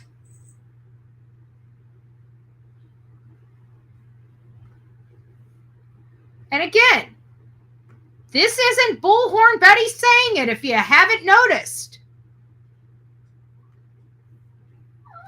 So he goes to school and he tells the teacher. That's you in the mirror. They're mandatory reporters. So the teacher reports it. Mm-hmm. That afternoon, CPS shows up to the house while we're actually sitting down to eat dinner. Sorry, my if you guys hear my dog, she's realizing she's in the mirror and she doesn't know how to quite handle it. She doesn't know if she should attack the mirror or but she's doing a lot of funny things. I wish I could turn the camera around. Now, mind you, 15-year-old child, he's not real happy because he's in trouble, so he's being punished. So he shows, he makes a report. They come to the house, and the lady who comes to the house is the same lady we've had. She's had a case before. Oh! Now, that's how the other cases got out, because he's trying to act like there was only 2 cases, because he said, I've only had CPS called on me in 2 states. And many people took that as 2 times. And it wasn't 2 times. It was actually, apparently every time she gets on camera, she wants to pop down, but she was just on me. So two states. So he tried to make it so it was 2 states, but people probably heard only 2 times. And now you just heard that they've had multiple visits by the same CPS worker. Let's listen to that again. Let's make sure we get it crystal clear. And then I'm going to have to mute myself because I'm going to have to let her down. that come to the house. Hold on. Now, mind you, 15-year-old child, he's not real happy because he's in trouble, so he's being punished. So he shows, he makes a report. They come to the house, and the lady who comes to the house is the same lady we've had. She's had a case before. Now, the case that was before was something that didn't even happen, and it's like 3 stories that were shoved into one. And when they 3 stories shoved into one file. 3. And we know about the number 3, right? We got to refer back to the deceptive detective. finally got it debunked, they were like, oh, he got so mixed up in telling one story, it mixed into 3 and it caused a commotion. Well, they canceled that out. So the one on me, she shows up, and I said, hey, how you doing? It's her again. She's like, oh, hey. She goes, hey, I already don't. She's like, don't tell me anything, but I'm gonna tell you what I know happened. And I said, okay. She goes, blah, blah, blah. And she told me exactly what happened. I said, yes, ma'am. She goes, oh my God. I said, yes, ma'am. This is how it's been. Sebastian thought. So why is he being so cryptic if he knows he didn't do anything wrong and all he did was a simple punishment? Listen to how he explains it. He doesn't want to give you any details. If he believes that his behavior was not incorrect or he was not lying, then why is he giving you no details? Listen to how he explains it. And I said, hey, how you doing? It's her again. She's like, oh, hey. She's, hey, I already don't. She's like, don't tell me anything, but I'm going to tell you what I know happened. And I said, okay. She goes, blah, blah, blah. She told me exactly what happened. I said, yes, ma'am. She goes, oh my God. I said, yes, ma'am. This is how it's been. Sebastian thought by telling on me. Why didn't she just say, well, we know that? Why didn't he tell us, reiterate the conversation? We know it's probably just you punished him with a belt. He told his teacher. Am I right about that? Yeah, but he skipped over all of that. Why? Because he forgot what he said. I truly believe it. He didn't mean to tell people that they were there more than once. Me, making it sound like I was so horrible. Oh, you cut out. I have have a funny feeling that he was getting off the tracks, and I think the mom pulled the plug. You cut out just a minute.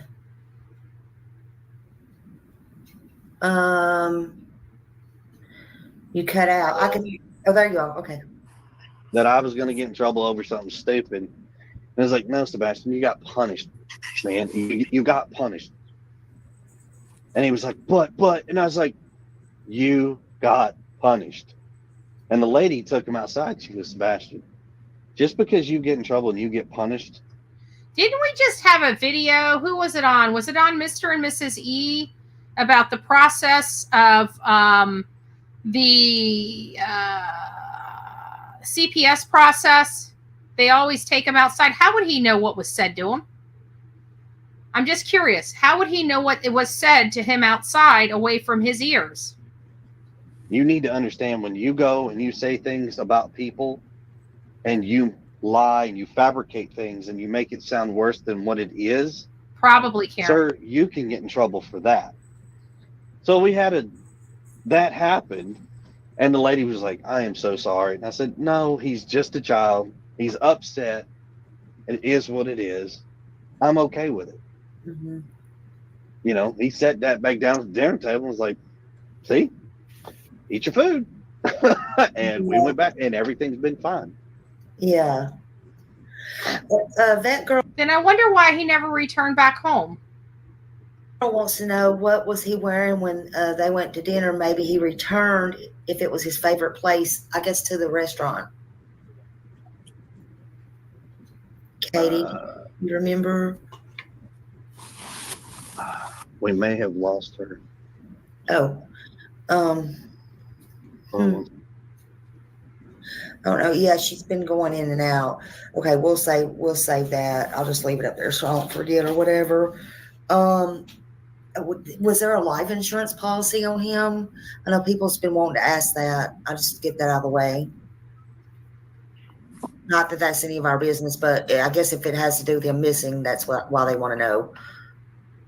It's just a simple yes or no. We don't have to go into whatever.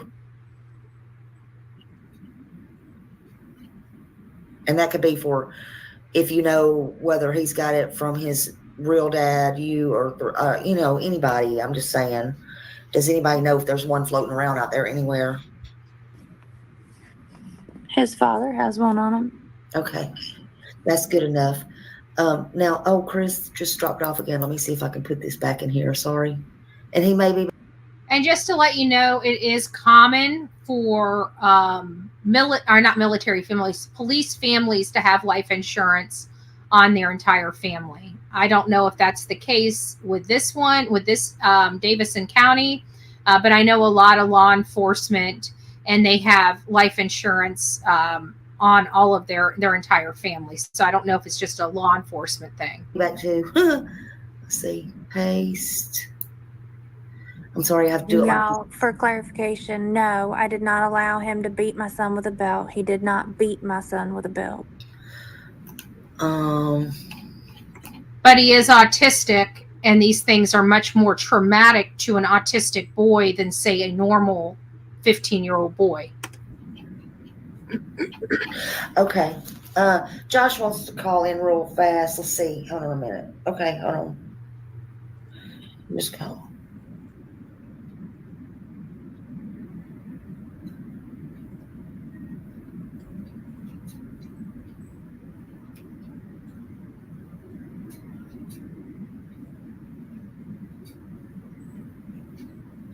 Okay. Josh wants to call in real fast. He's been wanting to ask y'all a question, and I guess he can't get me to see it or something. So I just told him to call real fast, if that's okay.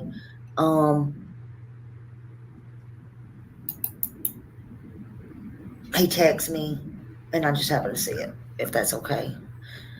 And nobody take this. I'm trying to get this link back out. So Chris, what kind of stuff? Oh no, he's done. Thank you, Nani, for clarifying. I couldn't remember. Oh.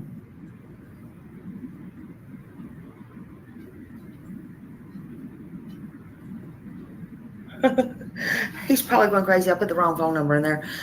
Anyway, oh, there he is. Oh, there he is. He's like, he's going to come up here just a second. Josh, sorry, I put the wrong phone. I put the wrong number in there. Can you hear me? I can. Yeah, I put the wrong number in there. So okay, is Chris still here? Can you drop the link again? He fell down, but yeah. Go ahead. Okay.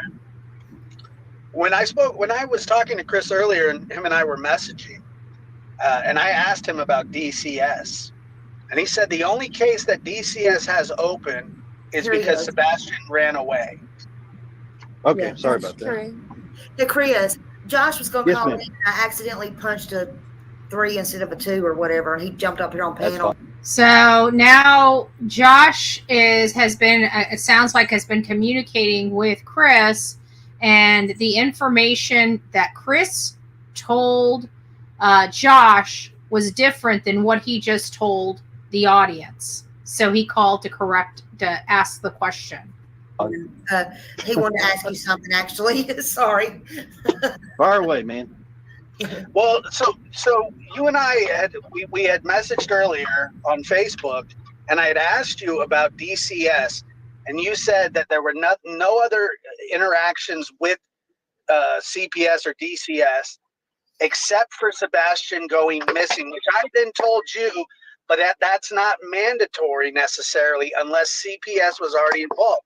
So now, you're not really being honest. Wait a minute. You asked me, because I'll read the messages to everybody in God and country. You asked me if there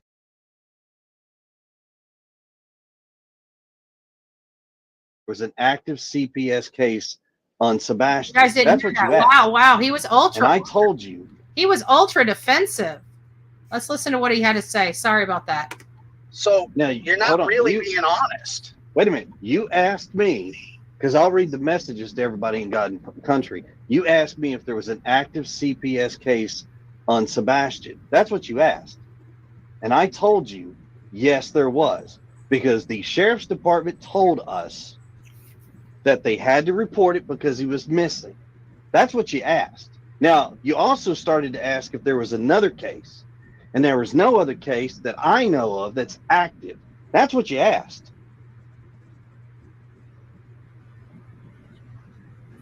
Hey, Frankie.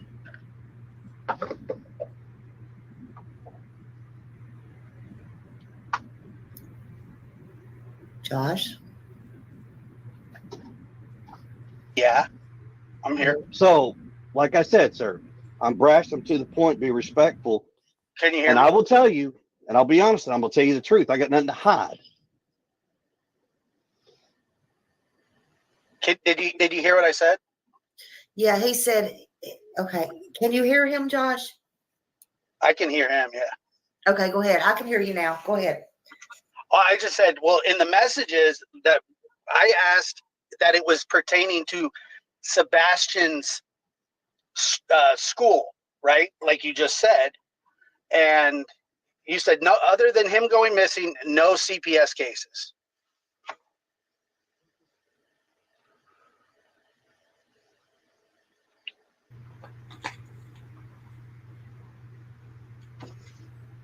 I don't know. I can't hear. Maybe that. He didn't say anything. Can you hear him, Chris? Wow. I wonder if they're discussing, they got their phones on mute and talking back and forth. Can you hear Hello? him? Yeah, Okay. I can now. I can now. Okay. Sorry. So you didn't ask, you asked about active cases. That's what you asked about. And I answered your question. Master of You Work. did. You answered my question. Hello? Hello? He said you answered his question. I can hear you. Can you hear him, Josh? Okay. Yeah, I can't hear him. Okay. Can y'all So- now? I think So he's asked me, and I can't pull it up because if I pull it up, then we lose contact. But he asked me if there was active DCH, CPS, whatever you want to call it, case with Sebastian. And I said, yes, he's missing. I was told by the sheriff's department that they had to report it. So yes, there's an active case.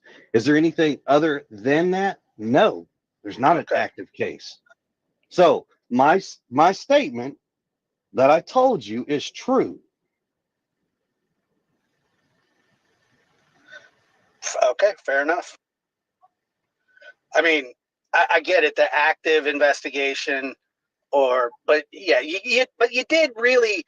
Maybe it's just because of text, but you did make it seem like there was no, like that this was the first time that they'd ever been involved at all. No, I didn't insinuate. Now, understand something. Words on paper are simply words on paper. Whatever emotions you put behind them is directly proportionate to yourself, not me. Oh, sir, I didn't put any emotion behind it. I'm just saying. But you're trying to insinuate on this show. No. Yes, you did, sir. Yes, because you just stated that you said that I made it sound like this. No, I didn't. I told you. I gave you a direct statement. Gave you your answer, and that right there is exactly what I'm talking about. Then you called into the show and you said, "Yeah, you're lying." No, I'm not lying. So call a spade, but make sure you're right. Now, to be honest with you, it has nothing to do with finding my son. You don't think that? You don't think? Okay, all right. Well, look, man. How does CPS have to do with anything finding Sebastian? Because if you're insinuating something, well, you said they opened up an investigation. You said they opened up an investigation. So you tell me what it has to do with him. Because what did I tell you? That's what you're not listening. The sheriff's department told us that they are required to report it to DCS, CPS, whatever you want to call them. They are required to report it to them. Mm-hmm. That answer has yet to change. It hasn't changed any of the slightest. And okay, so that's okay, I get it. So it's the only open investigation. Thank you. You're welcome. What's the next argument we got? Fire away. Okay. I'm not arguing. Wow. Okay. So I was just wondering, like Katie, let me ask you this, or anybody can answer.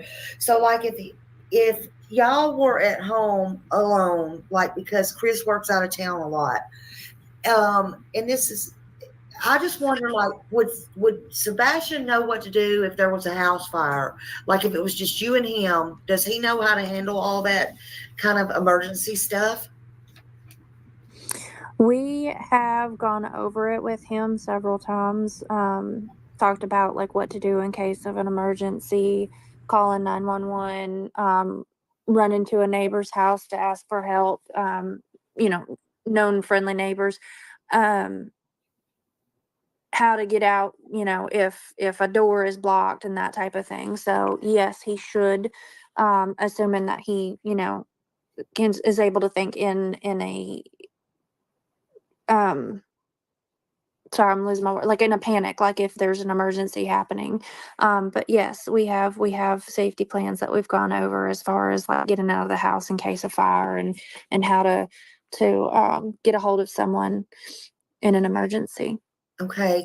So if there was an emergency, would he run out of the house like that barefoot? Or would he throw on his slippers, do you think, because they're by the front door? Honestly, it could go either way. I know his dad said that he hasn't seen him go outside without shoes on since he was 2. But I, however, have had a different experience with Sebastian where he does go outside without his shoes on. There's been several times.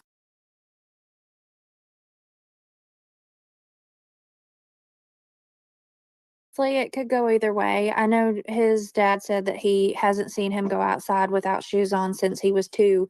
But I, however, have had a different experience with Sebastian where he does go outside without his shoes on. There's been several times where he takes the trash out in his socks, and I'm like, dude, you got to put shoes on.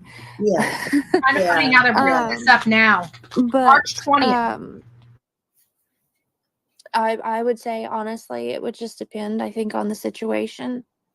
Yeah.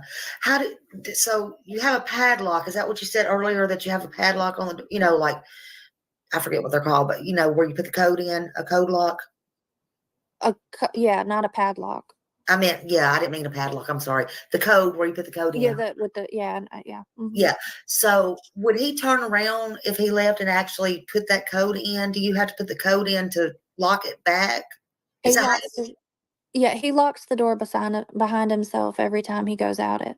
okay? All right.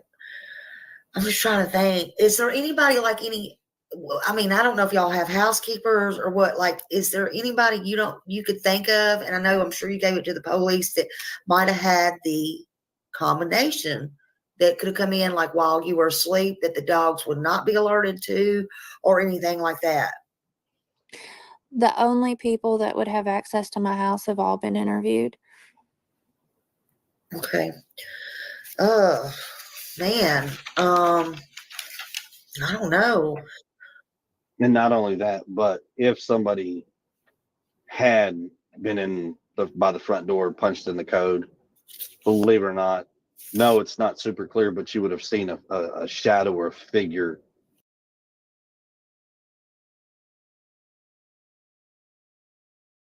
A shadow or a figure. So none of that was seen at all. A shadow or a figure. Nothing.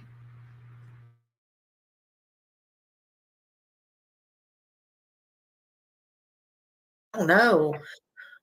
And not only that, but if somebody had been by the front door, punched in the code, believe it or not, no, it's not super clear, but you would have seen a shadow or a figure. Yeah, that's what I would think. Based on, something would have been visible because one of the lights is still visible from that Ring camera from across the street. Yeah. That has been, like I said, every video, and I've said this through Facebook, everything in the neighborhood. I couldn't talk to you enough positive about my neighborhood because anybody had cameras voluntarily gave up hard drives, flash drives, access to clouds for them. They've let people go in and search their houses multiple times without needing a warrant or a subpoena or anything. They've just openly done it. So, I mean, that's why it's so difficult right now. Yeah. Now they come out and I know this is part of the investigation, so you may not can answer this, but it was public because we saw them with our own eyes. So they come out about 11 times counting the backyard where they took pictures. Okay. So did they come in and check as well the 11 times or did they do forensics like luminol or anything like that? No. Asking. No. That I can answer. No, they haven't done that. We actually, Katie and I sat down at our table in our dining room, and that's basically where everything conducts itself. We sat down with them in the dining room, and I asked them flat out, I was like, what about fingerprints? Mm-hmm. I mean, can we not take fingerprints? What can we do? Can we check this? Can we check that? And they said no, and they explained why fingerprinting would not necessarily be where they would get a hit, was ridges and things like that compromise the fingerprint. Yeah. And he goes, despite TV and the movies, the front door could have been tested, but either way, you see here on March 20th, it had not been tested, according to him. Now, I have my doubts about that because they did a reenactment. That stuff you see is not necessarily true. I was like, okay, well, that's cool. I just, they said, think of anything. Well, we were thinking and asked them, how about this? And how about that? What about this? What about that? And we got shot down. Yeah. So they got shot down by law enforcement asking them to do fingerprints. They have a missing child. I don't know anybody that has a missing child that wouldn't be demanding them do something. Demanding them. You can't take fingerprints of the door buttons. I mean, how do they solve thefts? Don't they take fingerprints from the keypad and the doorknob and check the windows just to make sure somebody didn't pop a screen back in? Nothing? I don't know. That's what he said. Is there or is there not a couch in front of the back door? No, there is a couch in front of a door. In front of a door, a door. Door. Okay. I was just wondering. So, but so can he get out the back? Okay, so he can go. Is there an exit out the back of the house? Yes. That's unobscured from anything? Yes. Okay, so okay, but what I'm asking is, how did you know that he went specifically out the front door? What made you think that? What made you think that? We presume that he left out the front door. We never know 100%, obviously, but that's that, speculation and assumptions that are bad that we keep hearing over and over and over again from the stepfather. Is it nothing good comes of speculation and assuming? Well, let's just listen to this again. How did you know that he went specifically out the front door? What made you think that? What made you think that? We presume that he left out the front door. We never know 100%, obviously, but we presume based off of process of elimination, going over it with law enforcement, going over the house, where things are, how. And we just heard the stepfather just a few sentences before saying if anybody was at that key code, you would see something or someone, a shadowy figure, something, he said. Things are Sebastian's routine, and the fact that that's the door that he always uses or prefers to use, because I won't say 100% of the time he does come in with me through another door, but that's the door Sebastian prominently uses. That's the one that if he were going to sneak out of the house or leave the house for whatever reason, which he's never done before, by the way. That's the most reasonable door that he would have left out of. Any of the others would have made noise or not been, or would not have been locked. Mm-hmm. So the back door would not lock from the outside like the front. No, you'd have to have the key. So I'm not going to describe every door lock in our house. That's a surface. Nobody even asked that. You see how pompous he is. That's a safety thing. Yeah, I understand that. Don't do that. Yeah, but what I can say is there's only 2 doors in the house that he could have gone out, where he could have locked from the outside. On his own from the outside, and the one he wouldn't have gone out because of how much noise it makes. Yeah. Everybody would have, and plus it would have been. Everybody would have, and he meant to say everybody would have heard it. And I know that Justin For All just did a show the other night and said, who's everybody?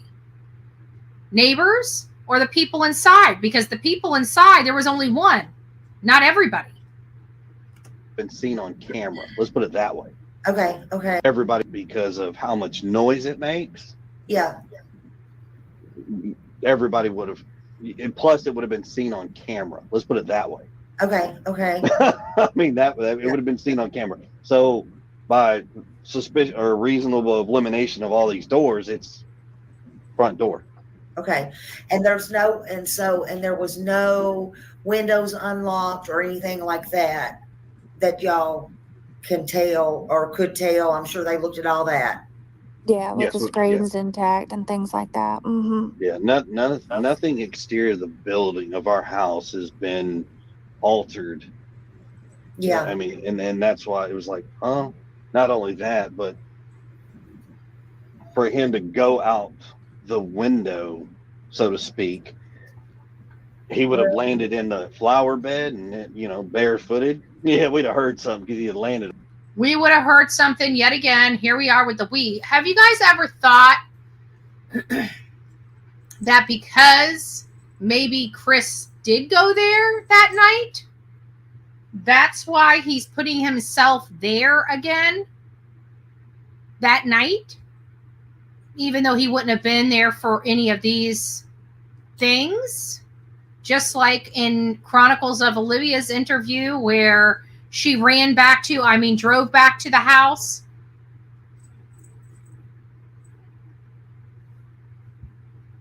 on it and screamed. Yeah, yeah, yeah, yeah. All right, let me get these people. I know they're itching for some hard questions, and I've been all right. So let's see.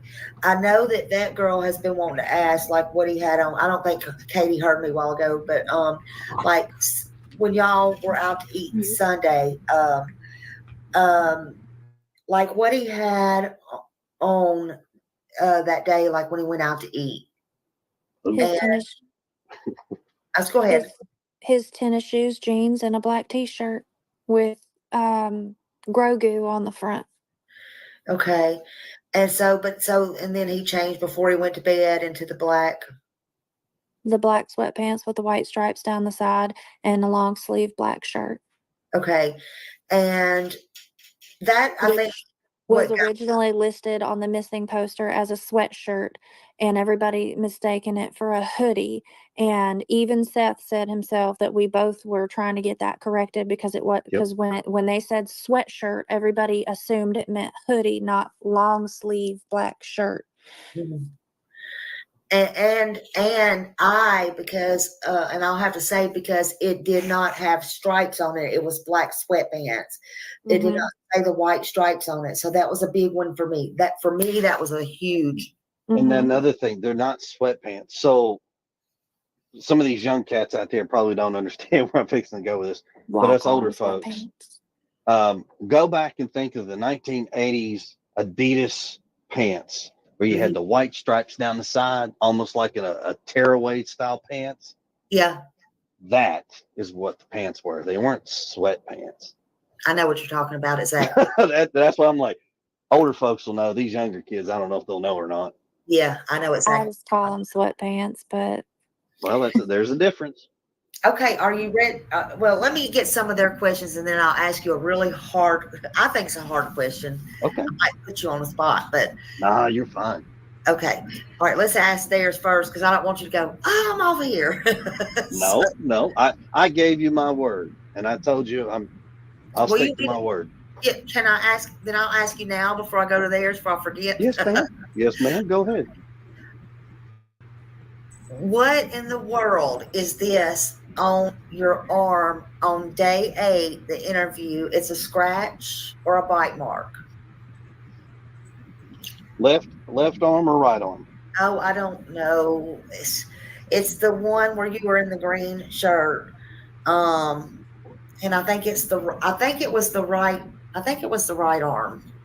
So right arm slightly above the elbow. I'm guessing.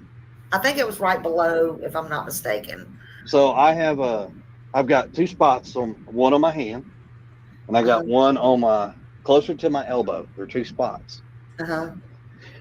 We have little Morkies, and we have one that's very playful. We have one that's not so playful. And I like to roughhouse my little Morkies, and I put my hand down, and they chase it around, and I don't stop, and I let them nibble, and I've been dumb enough, and I've gotten scratched by the bigger one. They got their claws clipped and not grinded, so they're rough right now. Yeah, but I thought you hadn't been home for almost a month, or all month. I thought it looked like fresh scratch. I'm just saying. when I'm in a green shirt. Yeah. Okay. You were talking to Fox 17. Okay, Fox 17. I had already been home. So WSRV. I got home February 26th. That can be released because that's when I came home. Yeah, you're saying it was a new scratch then? Yes, ma'am. Okay. Yeah, that's why I was like, no, I came home February 26th. We did the interview, and those were scratches that are fresh. Okay. The day I came home, I was actually still wearing my work clothes. Okay, so y'all, he's saying that is a fresh scratch. So I'll say it now. I have also asked about that picture. So that is a fresh, after he got home from his little dogs. And believe it or not, that is the first time I've heard that question. So thank you. I had not heard that before.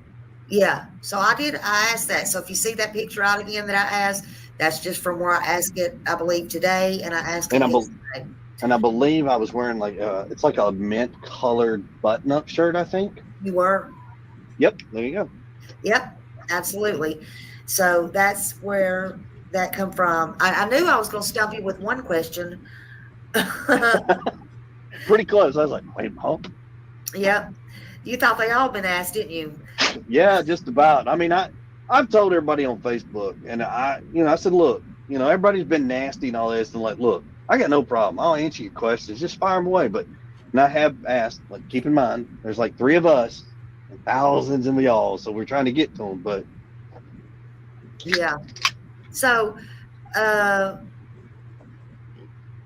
sounded like a beer opening, honestly. So let's see. Give me a good one. I'm going to try to find a great one. This is a game show. Did you ever use a belt on him? Have I ever used a belt on Sebastian? Yes. Okay. Outside of his clothes, on his buttocks. Okay. Please call DV when Sebastian home. Okay. Have you ever had domestic violence called on you when Sebastian was there? No, ma'am. Okay. I actually don't have any domestic violence in my history, period. Okay. He says he's never had domestic violence, y'all. Okay. Now here's one. Let's see. Hi, Bullhorn Betty. Let's see. Okay. With Sebastian's autism, does he have a violent outburst? If so, what typically triggers the outburst? I wish I could show y'all this in person. All right. Does he have, when he was younger, he probably had some pretty nasty ones. As he's gotten older, between his mama, me, and his dad, and other family members, trying to get him to, like, look, you need to focus on this. Stop doing, ball your fist up, put them down to your side, like in a very aggressive manner, like you're pushing down, and stomp with one foot. Okay? Mm-hmm. He gets like that when he's throwing his tantrums. And then he brings his hands up in like the military knife hand is what they call it.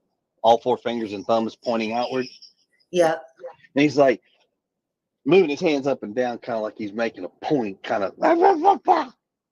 That's to the extent of his violent outbreak. But other than that, no. Yeah. All right. Justin said he wants to understand this. He said, am I understanding this? You hit him with a belt because he didn't have a belt. No. No. Okay. No. So the question about hitting him on the outside of his clothes, on his butt with a belt, that was something that he got in trouble for because he lied to us and he got 1 lick.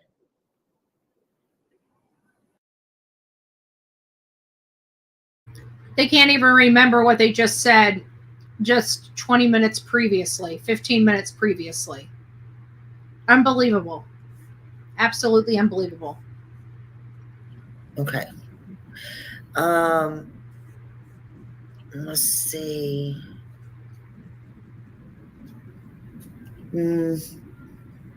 How is it possible, do you think, that Katie, and I'm just asking now, how do you think it's possible that Katie and Sebastian, and Katie, and I can ask you too, you got a voice. Can I ask you why Chris is always speaking for you? I'm just wondering. Why is Chris always speaking for you? Fire away, babe. Go ahead. If you're not there, Chris, hold on. If you're not there, people want to know this. If you're not there, how can you answer all the questions? So, if you notice, there's certain questions that you're asking I'm not saying anything about. I know. I haven't found So as soon as you start talking about Sunday, I haven't found one question he hasn't piped his comment in on just yet. He's like, you ask some question I don't answer. He has a comment to say on everything anybody says. Yeah. Okay. So I don't say nothing. Saturday, I don't say nothing. But anything after that, from the 6th, from midnight to 6. Okay. He says Saturday, anything after that. Guys might be onto something. You just listen what he says. And then he tries to correct himself. I don't say nothing. I know. So as soon as you start talking about Sunday. Yeah. Okay. So I don't say nothing. Saturday, I don't say nothing. But anything after that, from midnight to 6, Okay. being on the phone with her prior to, yeah. I can answer those questions. Okay. And just so I've told somebody this before, my wife has popped off to somebody on Facebook about it. As nasty as some folks have been, my job as a husband is to protect my wife, my kids at all costs. And I will stand in front of them. But would not tell his boss that he had a missing child at home and would not immediately ask for relief and immediately leave the job to head home to that very wife that he needs to protect. Just to make sure that that's noticeable or observable. Beside them wherever they want to be, and I take all the hard hits. I'm tired of people dragging her through the mud. I'm tired of seeing the stuff that they say about her. Say it to me. I'm okay with it. Say it to me. Leave them alone. Be nice, be respectful, be courteous, and think about a woman whose heart's broken because her son is missing. I think it would be easier for the general public to be easier on her when we see the broken-hearted mother, I think is really the gist of this. If everybody would just take a step back for 1 second, go look at your kids. Still nothing about Sebastian, if you haven't noticed. I think it's been like an hour since they've said anything nice about him or brought him up in a way for avocation. And realize you got a kid. Your kid's at your house right now that you can walk up to. They may be in the bed sleeping, but you can walk up to them, give them big old hugs and kisses. Can't call him Sebastian. Tell them good night and enjoy the moments. Right now, there's 3 parents in this world. Well, more than 3, but right now for this situation, there's 3 parents that cannot do that. So forgive me for standing up and being my wife's rock and foundation, because that's what a marriage is. That's my job. Okay. But we do love all of y'all. Doesn't matter. We still love you. Well, Baby, if you want to answer it. Go for it.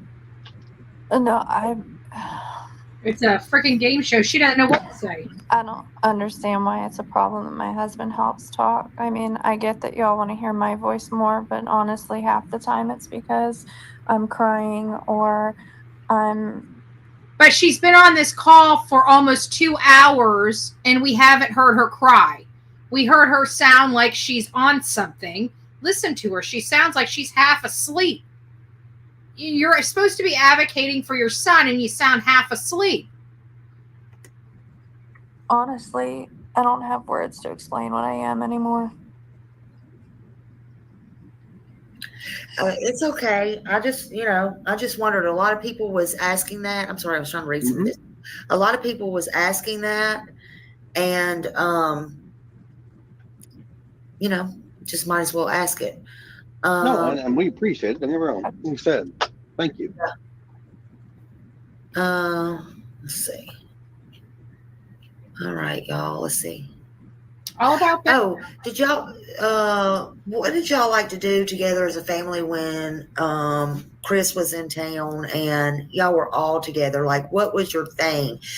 Now, I want you guys to, this is a great opportunity to really showcase the love that all of them have for one another. That all of them have for one another. And any type of loving relationship they've had recently, a memory of something that they've done recent, right? You're going to expect that. You're going to expect them really, like, maybe having an endearing moment here. Did you ever like have a short mini vacation on the weekends? Did you go? I mean, what did you like to do? Oh, we do all sorts of stuff. He loves Top Golf, so we like to take him there. Dave and Buster's because games. Yeah. Yeah. We've got a few really good parks in the area that he still enjoys going and playing in. Done some hiking. We do hiking. We go bowling. We have in the summer a family member with a pool, so he absolutely, utterly loves going over there. And we do game nights. He loves playing cards. Uno is currently his favorite game. Could he swim? Like a fish. What was his favorite food? Well, that depends on which day of the week. What day of the week? Yeah. He changes his favorite food probably every day. Sounds like they had these answers like down pat in unison. Chocolate milk has been a long time runner. Tofu, believe it or not, tofu. He's not a huge steak eater, but steamed tofu. Not fried and no sauce, just plain steamed tofu and sushi. The boy loves sushi. I'm a sushi lover myself. He loves it. Did he like going to, did y'all ever take him to the Japanese places where they made that Shoguns where they cook in front of you? Yeah. Oh, himachis, yeah. He likes it, but he doesn't at the same time because it's so loud and clanky. Yeah. And they use a lot of the teriyaki. So loud and clanky. And you know what? She had brought up, some other stuff that they did, and she seems to want to put him around big, large groups when it doesn't sound like he's comfortable around big, large groups either. Style sauce. Yeah. When we get his, we kind of have to ask, like, hey, can y'all scoot some over? He doesn't like condiments that much. He really doesn't. Yeah. Yeah. Chris, what time did you get home on Monday? Do you remember? I want to say it was, well, hold on. Let's see here. 1 something. We just learned he got kicked off at 11. So it took him under 3 hours to get home. 1 something, I think. Yeah. And then did you have to go back up there and get your camper? I mean, is that what y'all had to go back and get that? We're about to hear this. A lot of good information came. This is where a few of our talking points came from, with Smiley's interview right here in this particular statement that Chris made himself.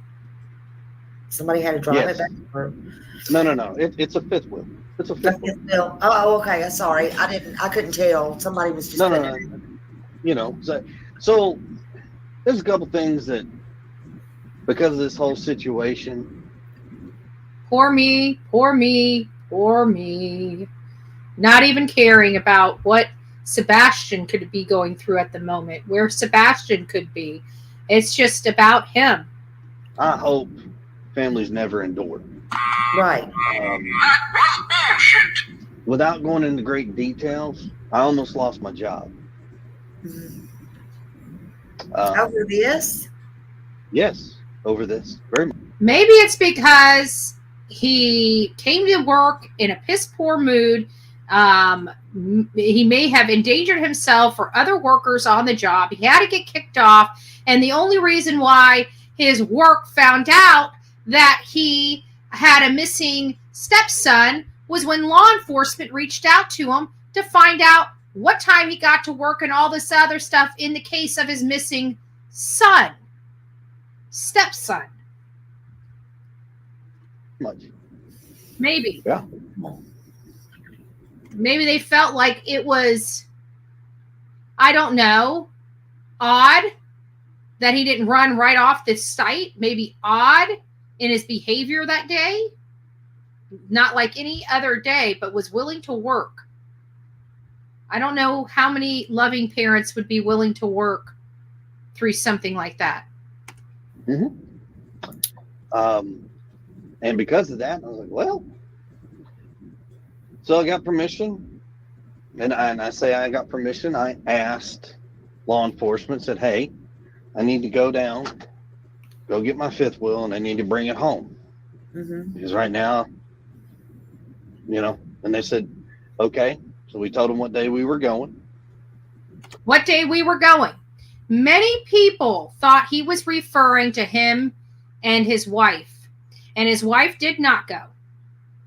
But it is my belief and my understanding through other interviews that I heard that we have not gotten to yet, that it was his uncle that went with him. Now, the big question is, did they use the stepfather's vehicle or the uncle's vehicle? And if so, has the records for the uncle's vehicle also been ordered? Just a thought, because it's my understanding there's some company trucks, and I have to think that a company truck they have for some of their work would actually have a fifth wheel jack built into the bed. Just a logical question that I have not heard anybody ask. Just saying.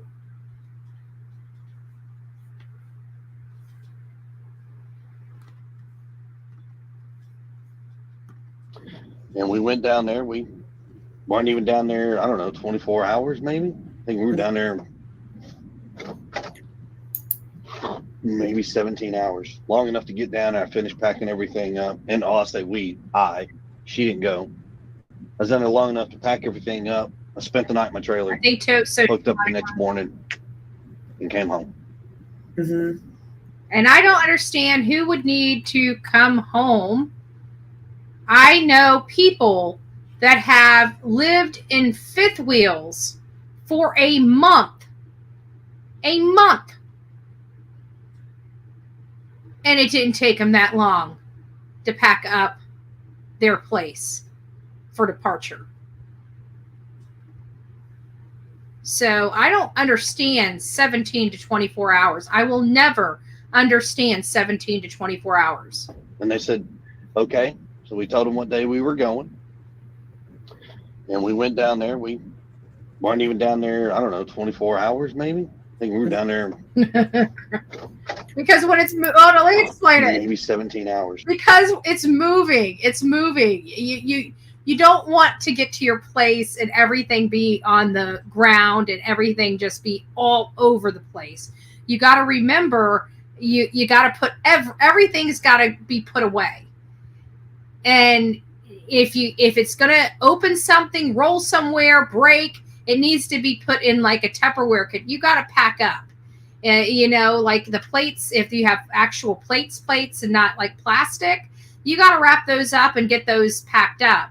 But it still hasn't taken, that size camper can't have that much stuff in it that needed to be put away unless he was just living in squalor and, just mess everywhere. And if that's the case, well, it just doesn't seem like he lives like that any other place. So why would I imply or think that he lives in a disgusting environment that takes, longer than that to pack up? I mean, he is from the Navy. So, I mean, they are fairly clean and clean freaks. So just thought I'd throw that out there. But long enough to get down there, I finished packing everything up. And I'll say she didn't go. I was down there long enough to pack everything up. I spent the night in my trailer, hooked up the next morning, and came home. It's my understanding, it's just my understanding that the stepfather left in the morning time. It was only 3.5 hours away. Okay, guys? This is a time right here that needs to be accounted for minute by minute, because this is a time of opportunity. If the stepfather left in the morning, even no matter what time you get all the way up to 11, right? Whatever time you want to choose. I would assume probably 9. I'm just like one of those people that just put it right in the middle. You know what I'm saying? He seems like an early riser. But it seems like by the time he gets whatever out, I figured like he'd be leaving around 9, 10 o'clock the most. I don't see him leaving at 11.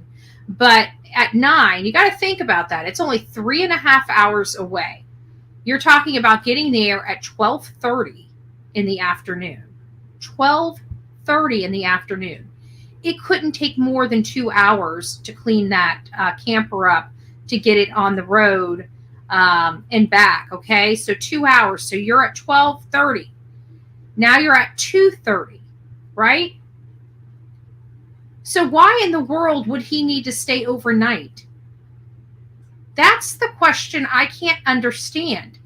Even if it was 11, it took him 3 hours to get there. You're talking about 3:30. You add 2 hours. That's 5:30 in the afternoon.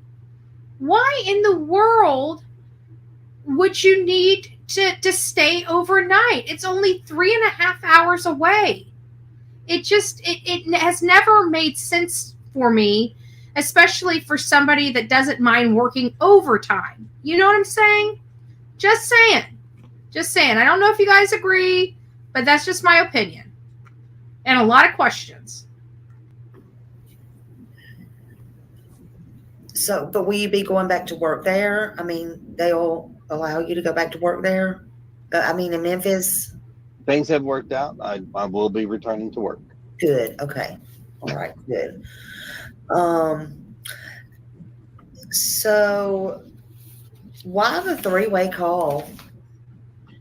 So, well, Because I'll give I you. was hysterical and screaming and crying and frantic. And so he told me to mute my phone, and he's the one that actually called because at that point I couldn't even make words anymore. So not only that, but if folks know the area, when you call 911, you go to a central dispatching unit. You don't actually go to your local PD unit. You go to a hub on a cell phone. When you tell them where you're at, then they redirect you to the local PD. We don't live inside city limits, so the local PD they're not responding. It's not their jurisdiction. Mm-hmm. So we have to call the sheriff's office. So I called directly to the sheriff's office because I know what was going to happen. Bypass it, call them, and then within 10 minutes of that phone call, they were at the house. And when they were at the house, they were at the house in full force. How many came? Do y'all remember? Was it a lot? Or Have you've seen the aerial shot of the subdivision, correct? Yes. Okay, so from our house, go all the way back down to Stafford to that stop sign where Kellen and Stafford meet, then line cop cars all the way down Kellen out to Long Hollow Road. Yeah.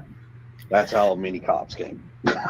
Well, is there a reason like y'all didn't go to the Vigil? I mean, for real, the one by the high school? Seriously? Yes, ma'am. Why? So, security reasons. And this is what I'm fixing to tell you is going to spark a whole bunch of stuff in the comments. And I'm not afraid to answer any of this. The young lady who started to organize this vigil never even contacted us. Not one time has any of these vigils taken place as somebody tried to organize them with us as the parents. I think the only one that's been somewhat organized with a parent is the one that was done in Clarksville with Seth. Other than that, the one that was supposed to be out in front of my house was a security issue. My neighborhood said, we don't want it here because our roads don't have sidewalks. We don't have easements. Technically, you're not even supposed to park on the street. Yeah. We found out about it, and then we found out that they were spreading it all over basically the county and state, and there was like tons and tons of people saying they were going to come. And there's zero parking here. It's not big gathering spot. So we asked for them to move it to the school, which is literally like half a mile from my house, if that. It's not even that. It's like a quarter mile down the street. Can accommodate all of the people. Not Yeah. only that, but some of the people, like some of the comments and the stuff that's being said. And I know. if you're in our reading shoes, now. I'm it trying could to be read. it could be a security reasons, because if somebody shows up acting crazy, that's not kosher. One, it's not coming in our subdivision. I don't want it in front of my house. I don't need thousands of people in front of my house. I appreciate.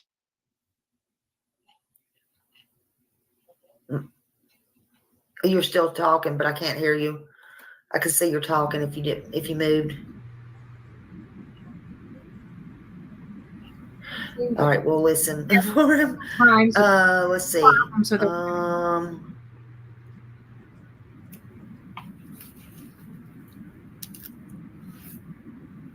Katie, was you still married to Seth when you and Chris met? Still not concerned with Sebastian. So, Sebastian's well-being, or what he. I know he's insinuating that I cheated, and I did not.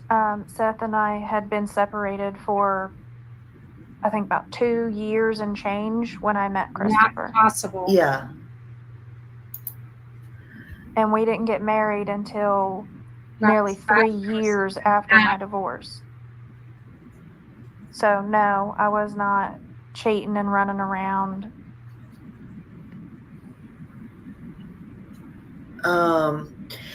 You know that it's been said that there are rumors, and Chris is not up here now, but it's been said that there is someone in the neighborhood that you have been seeing. Is that any truth to that? No. Okay. And there was nobody else in the house that night with you? Just me and my son. Can you tell me more about that 3-hour phone call? I mean, is that normal, something normal that y'all did every night? Or? So my husband works out of town, as y'all all know. And yes, it is regular that we talk every evening or all throughout the day. We call each other here and there. We chat off and on. That's how. I think this is where she starts contradicting herself a lot, because she goes into the weeds about the convincing language, trying to convince us that she does this regularly and all the time. And so instead of just saying, yes, I regularly do it, she starts going into explaining the details. And she contradicts herself from one sentence to the next. I think it's this one. We're involved, and we're our version of spending time with each other, because, on a different situation where, both people come home from work at a normal time, you sit down, you have dinner, you spend time with your spouse, and, it's hours of time that you're spending with them. We don't have that physically when we're separated by work. So, we spend it on the phone. We talk while we're having dinner, and, we most of the time the phone's on speaker and Sebastian talks to him and whatnot, but that's the way that we are still spending time and talking about our day. And yeah, if it's, every night, that would kind of get boring to me. Everybody's different, but I just wondered if it was something normal, that y'all did, or it was just that one night, or a couple of nights before, or anything like that. I didn't know if it was normal. I wouldn't, it's not something I would do. So, I'm not saying y'all don't. I'm just saying, you know what I'm saying? I'm like, mine goes, just go. Well, and then that's normal for some people. Not everybody wants to, spend that much time with their spouse, but I enjoy being around my spouse and not my husband. And, why do you think, if they enjoyed being around each other so much, that he wouldn't come home every opportunity he could come home to be with his family, if they were enjoying themselves so much? That seems a little odd. Every weekend he's off. Every weekend. So, they're saying they enjoy, well, at least one of them is. enjoying their spouse, then why isn't the other one coming home as much as and often as possible?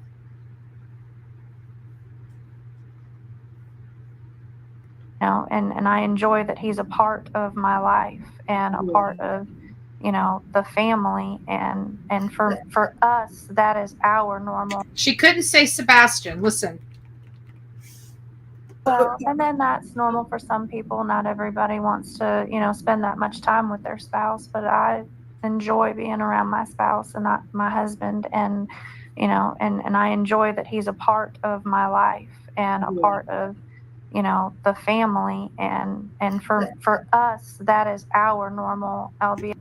Didn't say her son's name not one time in that. Not one time. Actually avoided saying his name. She stumbled. His name should have been next. His name should have been next. I never noticed that.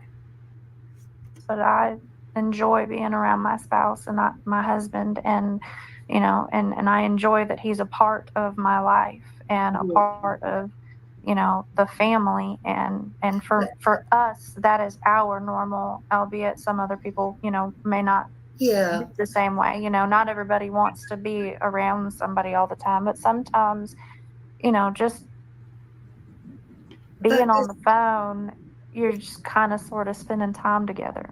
But is that not, and I think this is a fair question. I'm not trying to be mean, but is that not, and this has nothing to do with Sebastian being gone, but it kind of does. I'm just weird like this. So, but is that not taking time away from your son that you could be spending with your son? No. Being on the phone? No, because I'm not on the phone during all of that time. I'm not on the phone every minute of the day with him. I'm on the phone in the evenings after bedtime until I go to sleep, that type of thing. I spend time with my son from the time I get home until the time he goes to bed. Yeah. Yeah. I guess I don't know. That's just kind of not something that, I don't know. A lot of people just find weird, and a lot of people don't have long distance marriages either, so I'm sure they could. But if they were in this situation, then, you know, maybe they would have a different opinion or point of view. But, you know, I don't think it's weird to spend time with your spouse on a regular basis. Yeah. And what about, and Chris, do you, like, are you you're off nights, or do you work, do you mind telling, do you work night shift, or is it days, or, I mean, do you mind, is that okay to ask, or? Yeah, no, that's fine to ask. So, in my line of work, you really don't have, I would say, a normal set schedule. I'm going to give you an example. So, helping a guy out right now till I go back, I'm filling in for a guy. His shift starts at noon and doesn't get off until midnight tonight. Yeah. That's not your normal shift, you know, so it kind of depends. Some crane operators, depends what's going on the job site determines on like the hours, because if you're doing a concrete pour, I mean, you may be up there for 18, 24 hours. Mm-hmm. I mean, it And just for the kind of record, depends. because a whole bunch of people just snapped back at me because I did say that I talk to my husband on the phone when I eat dinner, and I do. And I also said not every single day. Most of the time we talk from bedtime until I go to bed or one of us falls asleep.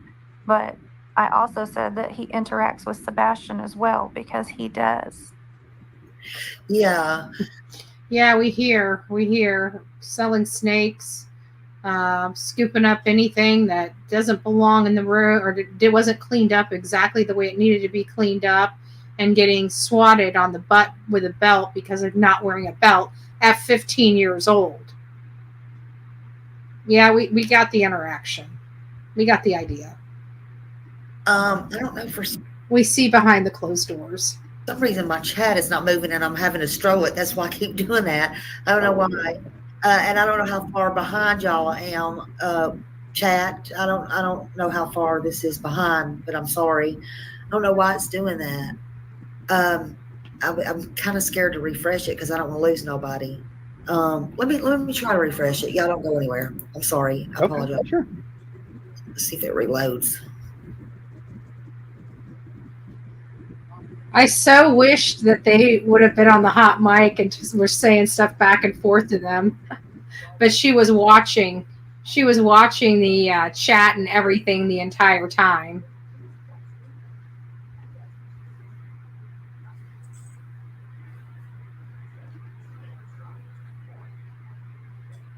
Let me see if I can just.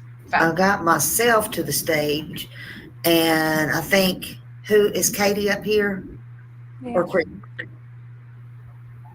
I can't. One of them's up here, but I can't tell. I think it's Katie. Katie, can you hear me? Can you hear me? Yeah, I am. Yeah, I can hear you. I'm gonna put this back down here for Chris again. Yeah, I had to reload because it wasn't going anywhere. I was having to do that. That's why I couldn't catch none of the questions. Oh, I was so behind, y'all. I apologize. Okay. Was Chris in Memphis the entire weekend? Okay, here we go, guys. Was he in Memphis the entire weekend, or did he leave? I think he already answered that one. He said he was there the entire weekend, and then they want to know, did he take a polygraph test and pass? And okay. So maybe you can answer this one, Katie. Why did Sebastian wear pull-ups at your house? So Sebastian wore pull-ups because, or when he was having his regression, when he was having issues with wetting the bed or wetting his pants. He had issues where he would wet himself at school, and then occasionally would wet himself at night. Now I know that Seth went and said that never happened at his house, but I do know that it did, of at least a few occasions that I know of.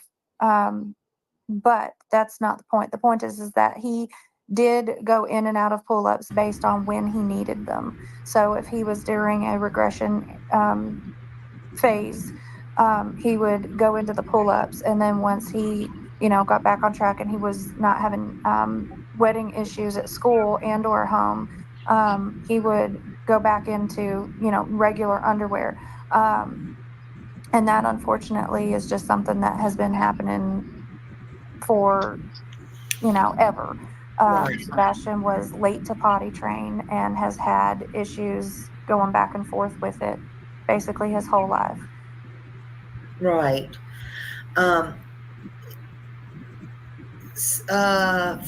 Okay. So why is there a problem? I feel I feel it shouldn't be a problem, but somebody's asking about the GoFundMe. Why are you so mad about that, Chris? So initially, I forgot what day it was.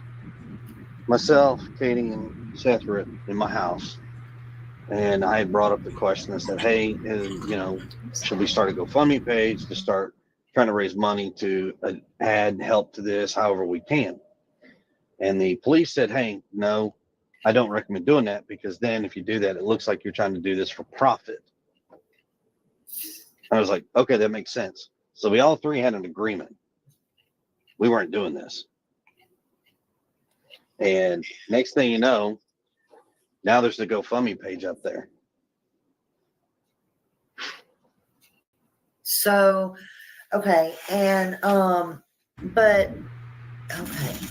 So why don't y'all just start your own GoFundMe page? I mean, it's like, there's no sense in arguing over it, really. I mean, so all of this has kind of stemmed because you got a family member who wants to go out there and blast some family matters to the public.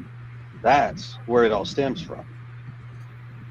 Like I said, this is not family problems. This isn't about family matters being public. It's about Sebastian. Right. And we've got some family members that aren't necessarily kosher about everything right now, and they're upset. Their emotions are, I got it. Everybody's been at one point hot-headed. Well, there is a 15-year-old medically needy child missing that nobody can explain how he even left the home. I'd have to think that the father that just got off work and found out about this would be highly upset and probably ain't kosher with a damn thing. Just my opinion. Just my opinion. If somebody tells me they're not, that's a lie. Everybody's been a hothead at some point. Yeah. Well, I mean, we got a missing kid, and that's a problem. Well, in my opinion, I mean, you have to put everything aside. We have a missing kid. That's the problem. Not we have Sebastian is missing and needs to come home. Sebastian. It's the kid. So detached. So detached emotionally and lovingly and nurturing from Sebastian. Just it's something else. It's just I don't know. I mean, your feelings, her feelings, and I know it's not easy. You've got, you honestly have to do this. You're going to have to endure a lot. It's not going to be pretty, and it's probably going to be worse. I just sat here with another case, 2.5 years, going on 3 years in June, and the things I've seen out of that has not been pretty, and no results have been, unfortunately, found. And but I'm hoping that it will be different with Sebastian. I know that the people there care. There's no doubt in my mind. And one reason that there's no doubt is, again, that's where I was born and raised, and I have family there, and I know. And there's good people there. There are good people there. And I see the difference. I really do. And, sometimes this internet is harsh. But one thing that I see different with the police there is they do come out and they say, we do want your help. We do want, and they're asking and they're begging and they're doing everything they can to find Sebastian. And they're trying to put him first. It's not hard when you have others that have come up missing during this search for Sebastian.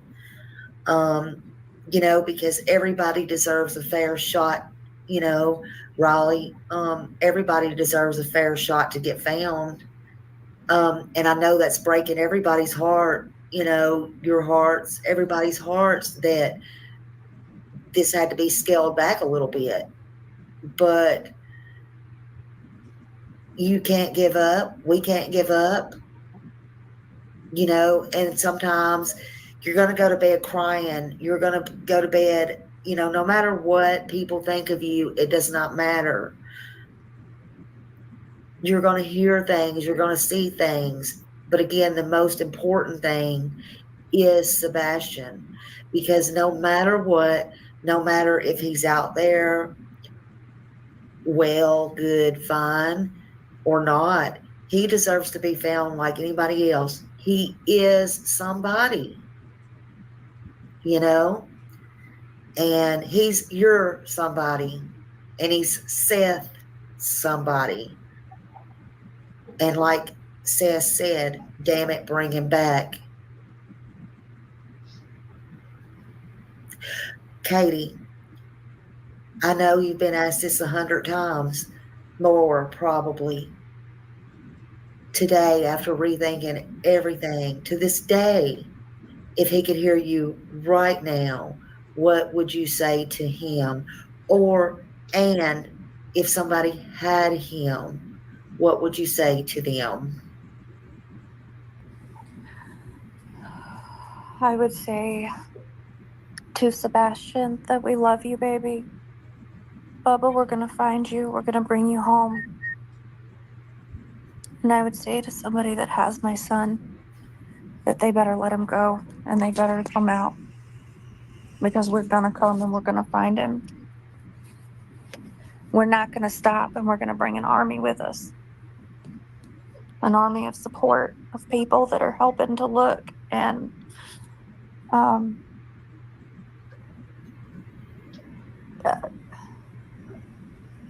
son, I love you. Katie, if you could take anything back about that day, about Sunday, about Sunday and redo anything about Sunday, what would it be? I'd have slept outside that boy's door. I say, Wow. I say it like that, and I promise I'm Not not break laughing. down, I just, laughs.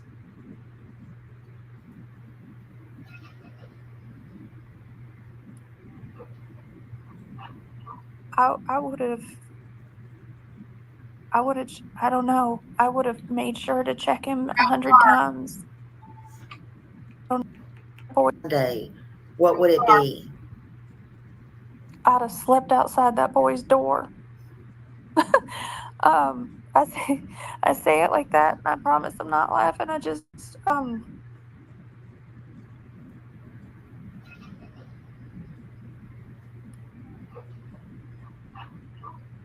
would have, I don't know. I would have made sure to check him 100 times. You know, they get older, and you think that they're okay and that they're good, and you don't check as much throughout the night. Like when you get up, you know, when he was little, if I woke up, I'd check on him. You know, I was always looking at him, and as he got older, and he didn't need that as much anymore, and I took that for granted. Yeah, there's a lot of things we take for granted, and we don't realize things can change in the blink of an eye, but they can. I'd give anything to be able to hug my baby again. We don't realize how time, we just can't turn back time. That's one thing we cannot undo. Let me look on here. Okay, so they want to know on the super chats, they want to know, explain to me why you keep making comments about what people think of you. Chris, why not focus on searching for Sebastian? Well, I do focus on looking for Sebastian. But at the same time, when I said I'd answer questions and people want to put questions up there, and then you want to put your comments and your 2 cents in with a question, you're going to get an answer. Somebody asked me to remember these, and I always forget them because I'm not used to them. Well, I'll just go down these real fast. I apologize. No, you're fine. So you spoke about discipline. What kind of discipline did he want? They said you spoke about discipline. What kind of discipline did he want to get away from the house? Like I said, because of that. This whole case. Do you want to get away? It's just weird. And for us to be clubbed over the head because we feel the way we feel is just like, I really, I don't get it. I mean, it just doesn't feel right. What do you want me to say? Just doesn't feel right. It's been a little while. Let me go over here.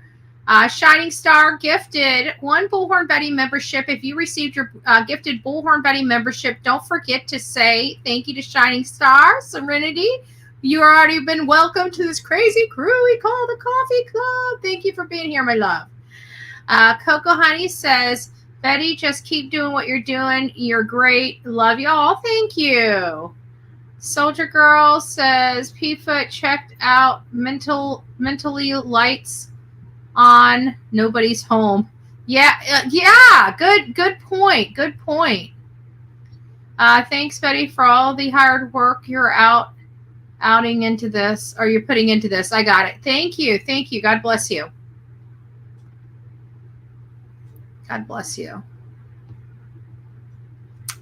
My opinion,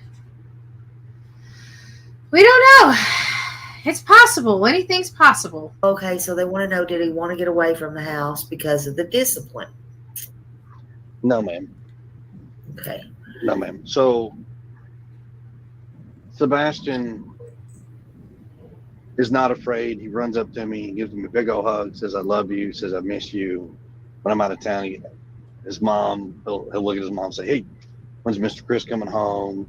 Can we call him? Things like that. Yeah. I mean, discipline is discipline. There's a difference in discipline a child and beyond discipline a child. Right. You know, I can tell you from personal experience. I have to say, mental abuse is sometimes I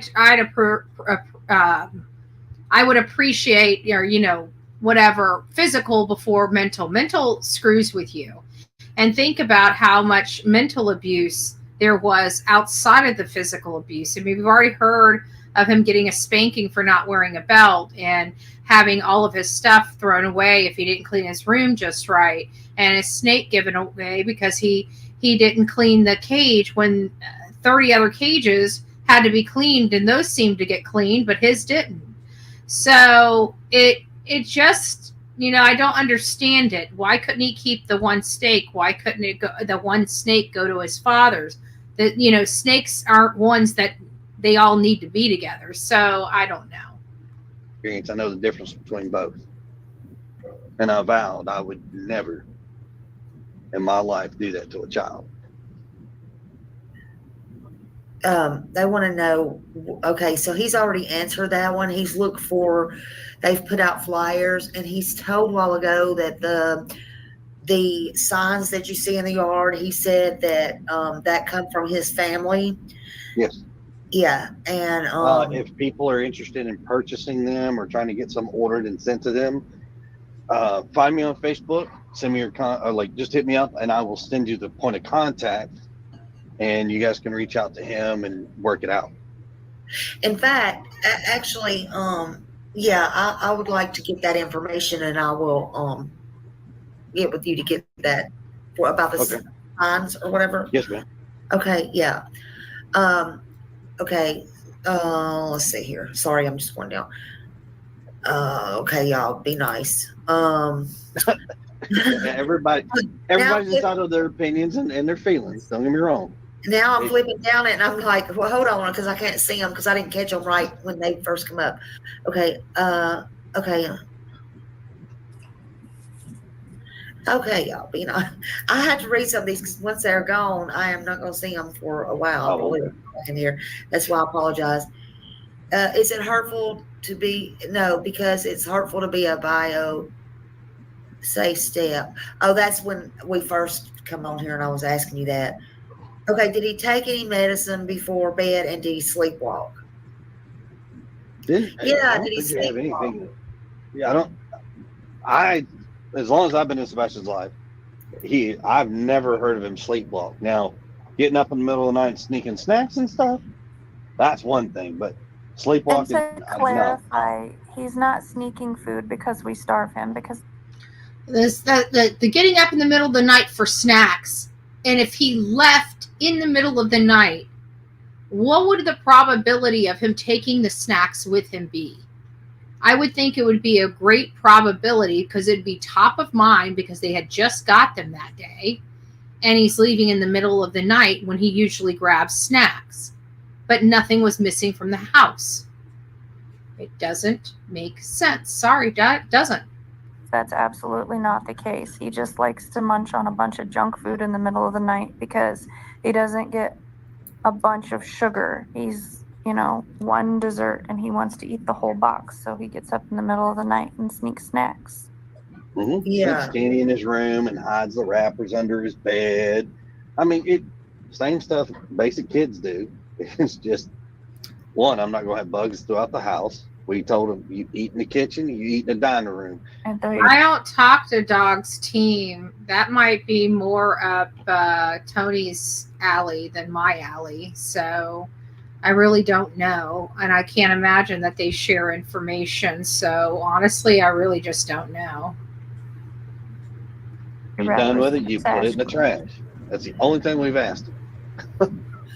Okay, so they're back to Rachel. So they're saying that what happened to her head, that's what they want to know. And what happened to her head? Yeah, I don't know what they're talking about. If they could clarify a little bit more, I don't know. They're saying you almost killed her. I don't know. Huh? Like I said, I don't know anything about Rachel. Okay. It's posted on the board. Yeah, if they'll, I can't see the comments for some reason. It's not Okay, showing me the it says comments, you but got killed, Rachel. There was blood everywhere. Where, sir, you thought she was dead. I don't blood know. everywhere. No. Okay.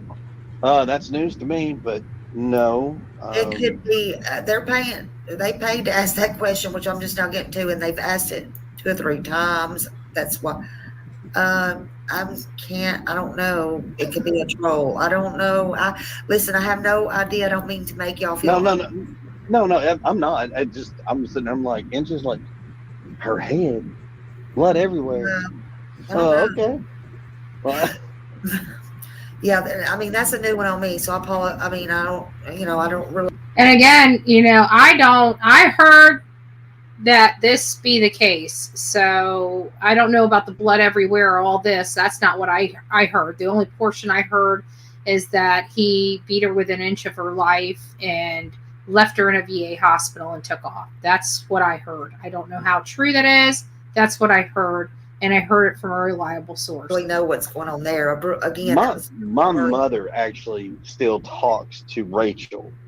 I mean, that right there ought to tell you the kind of relationship that my family had with her. We still talk to her. I talked to an ex that stuck a knife up to my throat years after we stopped dating. Yeah. She's got her 2 kids. So where all that stuff's coming from is very interesting. But no. Well, there y'all have it, folks. Sometimes families do still talk to exes and their moms and dads and all that does. So I don't know. Did LE check vehicles and your trailer that you took to Memphis? Yes, ma'am. Okay. So they're saying yes. All right, let's see. Oh, thank you for coming, a YouTube member. Beautiful sunflower. Yeah. The medicine that Sebastian, is that life-threatening if he don't take that medicine? No. Okay. It's not life-threatening, but it's not good that he don't have it, Correct. Yeah. And like anything else, it's not good because if you take medicine for so long and you just come off of medicine just quick, fast, and in a hurry, it can cause seizures, Yeah. And that's another thing is, I mean, he has a chromosome deletion syndrome. Would that medication not do some serious harm to him with him stopping it cold turkey?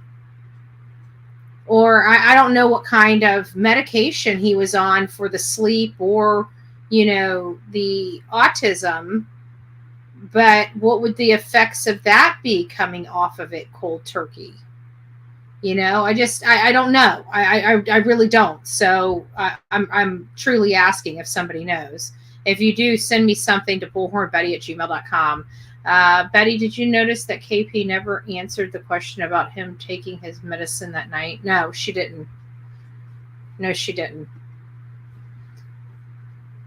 Yes. Yeah, it was supposed to be weaned off if and when he came off of it. It was not supposed to be a sudden stop. Yeah. So what is your theory, each one of you separately, on what happened to Sebastian? Just like, I know you've probably had 2 or 3, but like, what do you think now? We're 3 weeks later. What is your thoughts now? Like, what do you think? I wish I had a freaking clue on where my son was, to be honest with you.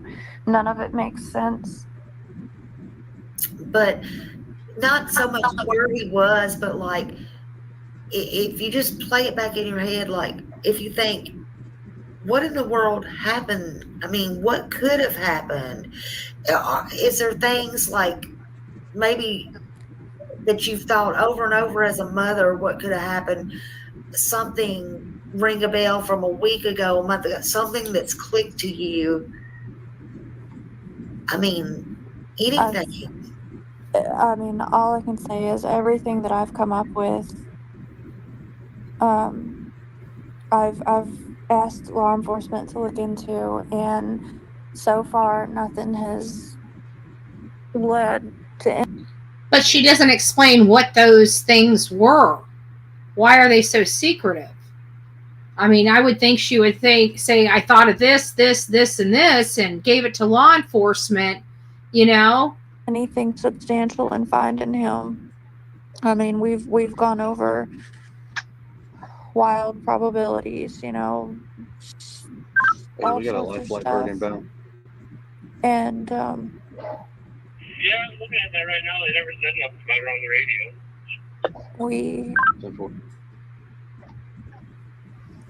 I haven't been able to figure out anything that explains where my son is. Yeah. And they want to know, do you know this Katie Fisher or Carrie Fisher personally, the one that redirected the search? Was No. you know who I'm talking about? She was a convicted felon. I heard about that, but no, I've never met her before. How do you feel about her at all? How do you feel about that? We talked to the law enforcement about it to ask because we didn't know anything about it until we started getting told that there was, an issue and somebody, a felon, was potentially interrupting the searches and whatnot. And we went to them and was like, what the heck? Like, what is this? What are y'all doing with it? Is this true? And I don't know all of the results on if law enforcement like directly addressed her or anything like that. I just know that I still don't know who this Carrie Fisher is. Does anybody know about the Carrie Fisher thing? What was all that about? Apparently they knew it back then, and I remember watching this, and I think I had the same thing, or maybe I did remember who Carrie Fisher was, but forgot over time. It says Carrie Fisher was a convicted felon or something like that, and I don't know who. I never heard of her either. It's insane how long this interview it is. I know, I'm tired, but we're almost through it at this point. I'm just going to go with it because by tomorrow we're going to forget it anyways. And we'll have another topic. That she led a search, I believe, down in Goodlettsville. Yeah. And at the end of the day, at least it was a search that happened. So you don't think she hurt anything, or like as far as the searches or anything, do you? Do you think it was just something that blew up on the internet? I mean, I know they got her out. She's not allowed to search anymore, but I mean, do you think it was something that just blew out of proportion? I mean, it's nothing more than an opinion, but I think probably because law enforcement said that that there was no like hindrance that they know of that happened from that, but it's beyond the whole internet blow up. Yeah. Okay. That was just the question that was on here too. And okay, so they want to know, somebody always L8 wants to know why Sebastian was wearing pull-ups at your home. I think we covered that, and not oh no, they want to know if he was afraid of Chris. Is that why he was wearing the pull-ups? No, he wasn't wearing pull-ups because he was afraid of Chris. Sebastian had a recent autism diagnosis, but Sebastian has a chromosome deletion that he was diagnosed with when he was a baby.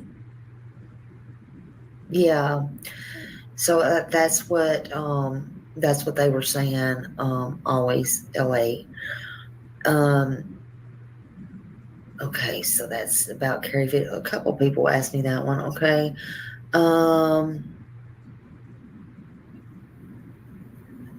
What are some of the signs or symptoms for Sebastian if he misses his medicine?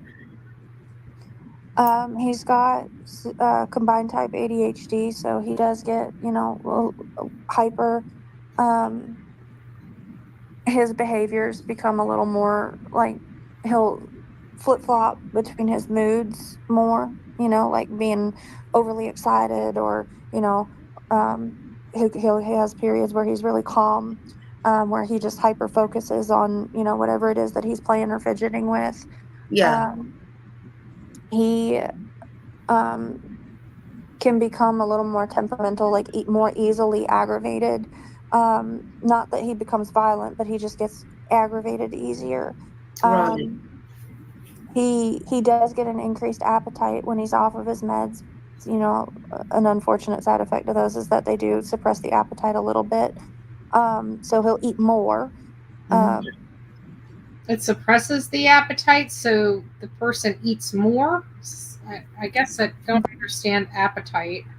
But you know what? It's like overstimulated. That was just the opposite of what I thought it was. But and he will be more, I'm trying to think of the right word, like when he'll start telling you something, he'll be on a bunch of different subjects, but all like in the same sentence. Right. So his thoughts become less coordinated. Yeah, he becomes a lot less coordinated in his thoughts. Yeah. Oh. So, okay, so when he took, okay, so Katie, the trash cans at the end of the driveway Sunday night, was there any strange cars around then? Did the dogs, and they want to know, did the dog pick up that scent at the end of the driveway? Excuse me. Can I? Okay. No. So I'd like to clarify this whole dog scent thing for once and for all. So the dog scent, everybody said, oh, the dogs didn't get a scent, dogs didn't get. The dogs got a scent.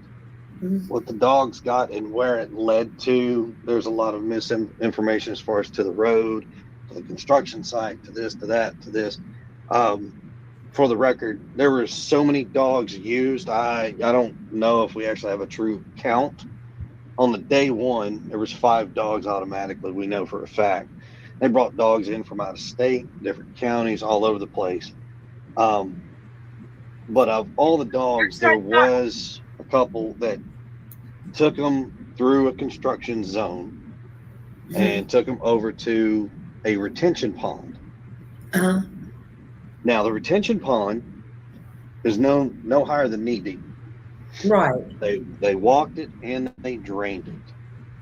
But from there, the scent disappears. There's poof. Right. Right.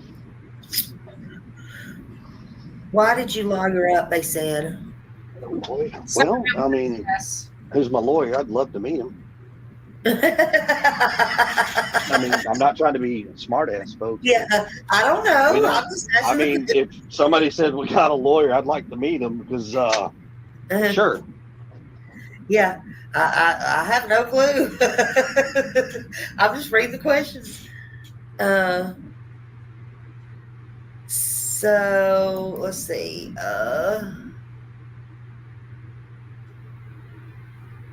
So somebody said, explain to me why you keep making comments about what people think of you, Chris. Why not focus on searching for Sebastian?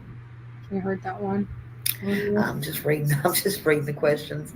I can't see all of them until I pop them up, unless I can see the very top. We'll see. Okay, let's see what this. 3 Tennessee families, each kid missing a child. 2 of the 3, at least one present on social media. At least one parent on social media who is more concerned with how they begin being betrayed or treated. So what about getting the word out about their child? So I guess what they're saying is, are you like, who are you? Why are you worried about who gets the word out about your child? I guess that's what they're asking. That's the only thing that makes sense to me, but I could be wrong. Like, why does it matter who gets the word out about your child as long as it gets out? Oh, did he drop down again? Oops. No, he's still there. You still there, Chris? Hello, can you hear me now? I don't know what happened. Yeah, I can. Yeah, like the whole thing about I heard your question. My answer is simple. We want correct information out there. We don't want false information, which unfortunately somebody has put out false information And the downside is I mean, one anchor in particular, I don't need to put the name out there. It's okay. But the one news anchor, instead of just reporting, kept insinuating stuff, which in itself is a problem. And it drew the focus away from Sebastian and started focusing more on, who did it? Well, these people are, and that was a problem. So we don't want false information. None of the parents, none of the family members want false information. We just want the accurate information out there and people to focus on finding him instead of bashing parents or bashing something that they don't like, and just, if people would put that focus into finding Sebastian instead of bashing us, that would be amazing. We love you all regardless. I understand that, but here, listen, I know, and y'all, let me get back to the comment. I'll get back to this in a minute. I think, Lord have mercy. Now I can't. There's my comments. Sorry, y'all, I can't see my comments. I'll get back to all that. Thank you for all that. I'll get back to that in a minute. It's just too many, and I don't know how much further along it goes down. But I just don't see what's the difference in that. And maybe, and we do want the correct. I said this from the day that I opened this up. I want to make sure the correct information, and I'll try my very best to do that no matter what. And I could be wrong on some things. I really could. It's hard to get facts out about everything, and I'll correct if I'm wrong. But listen, and on this channel, I do say things that others won't say, and that's okay. But because I do care and I'm passionate about the kids. I don't care. I'm not in it for the money, the clicks, likes, views, whatever. I don't care. That's not what I'm here for. But Chris, it's what you said. So I'm asking you, why not go on these big channels or bigger channels, or little channels? It doesn't matter. What I'm saying is, what does it matter? Is it that important to you that a person you feel, and your feelings are your feelings, but I'm just saying that you feel is getting this misinformation or this information about you or digging the dirt on you? Now, I'm just saying, I'm not saying that's right or wrong. What I'm trying to say is, or you go on this channel per se. He dropped off again. Yes, I think he's at work. Paste it back up. And I think he's got his phone down every time he drops down. Y'all must have, are you having a Wi-Fi issues or storm, or is that because he said he was taking over at nighttime from 12 to 12. So I think this is when he was filling in for somebody potentially. I don't know that to be fact, but that's just what I'm assuming. Where he's at right now working. I think it's where he's at. Yeah. He said he wasn't invited to Nancy Grace, but I'm sure she would love to been on here have them all day today. They're I just lost my place. Shit. He fell off, so we got too far. Hold on. Yeah, we still have, I don't know, too many more minutes. So I'm going to go ahead and kill it here. You guys can finish up the questions and stuff like that. There's going to be good questions here. We'll probably finish it up tomorrow because the questions are good. It's just that this is very, very long. That's why I told you guys this is going to be a very, very long day. I wasn't expecting it to be this long, but I knew it was going to be a very, very, very long day today. So we'll pick this up tomorrow. You guys all have a great evening. We've been here for forever, and I think at this point, some of the stuff that we should be catching, we are missing. And I didn't want to stop this too many times because of the link. That's why we didn't go into a lot of topic conversations. I was more wanting you guys to hear it for yourself because there's been so much misinformation and disinformation about this case. And we don't need to have misinformation or disinformation when we have lots of interviews, hours of footage here, hours of things that we can be listening to help, show us the way. There's something in here that is critical to this case. We have to find it. We have to find it somewhere with what we've got. There's got to be something there that's going to help bring this boy home or get more people out there looking. Anyways, guys, thanks so much for being here. I'm Bullhorn Betty. We cover true crime. And this girl is tired, and I think we should give it up for Delilah. She was an absolute champ for those. She was just getting comfortable, too. And for those that were wondering how she did, she did good. That means I'm going to probably get a very playful puppy once these lights go out for at least a couple hours. So I'm not even, it's time for me to go too. Say hi. Look, she's so cute. My little baby girl. That's her good side. No, it's all her good side. That's her better side. I'm just joking. All right, guys. You guys take care. Rock it out with your coffee beans out. Don't forget to be fearless. If you see something, say something. An ounce of prevention is worth a pound of cure. Until next time, please be safe, but more importantly, kind to one another. God bless you. From the East Coast to the West Coast, we are everywhere true crime is. We are asking for the public's help. We are searching in the woods. We are doing what it takes here on the Bullhorn Betty channels to find answers to the most alarming cases we have been watching on the news. I can tell you personally that I have traveled this entire country seeking these answers and bringing that content right here to you here on the Bullhorn Betty channels and Bullhorn Betty Crime Stories. We are happy with the work that we've done. We brought many answers to the public, and we have defied mainstream media in our pursuit of the truth in these cases. We will continue to work, we will continue to fight for these victims, and we will continue to tell their stories here on my channels. Welcome to the Bullhorn Betty brand of channels and the Coffee Club.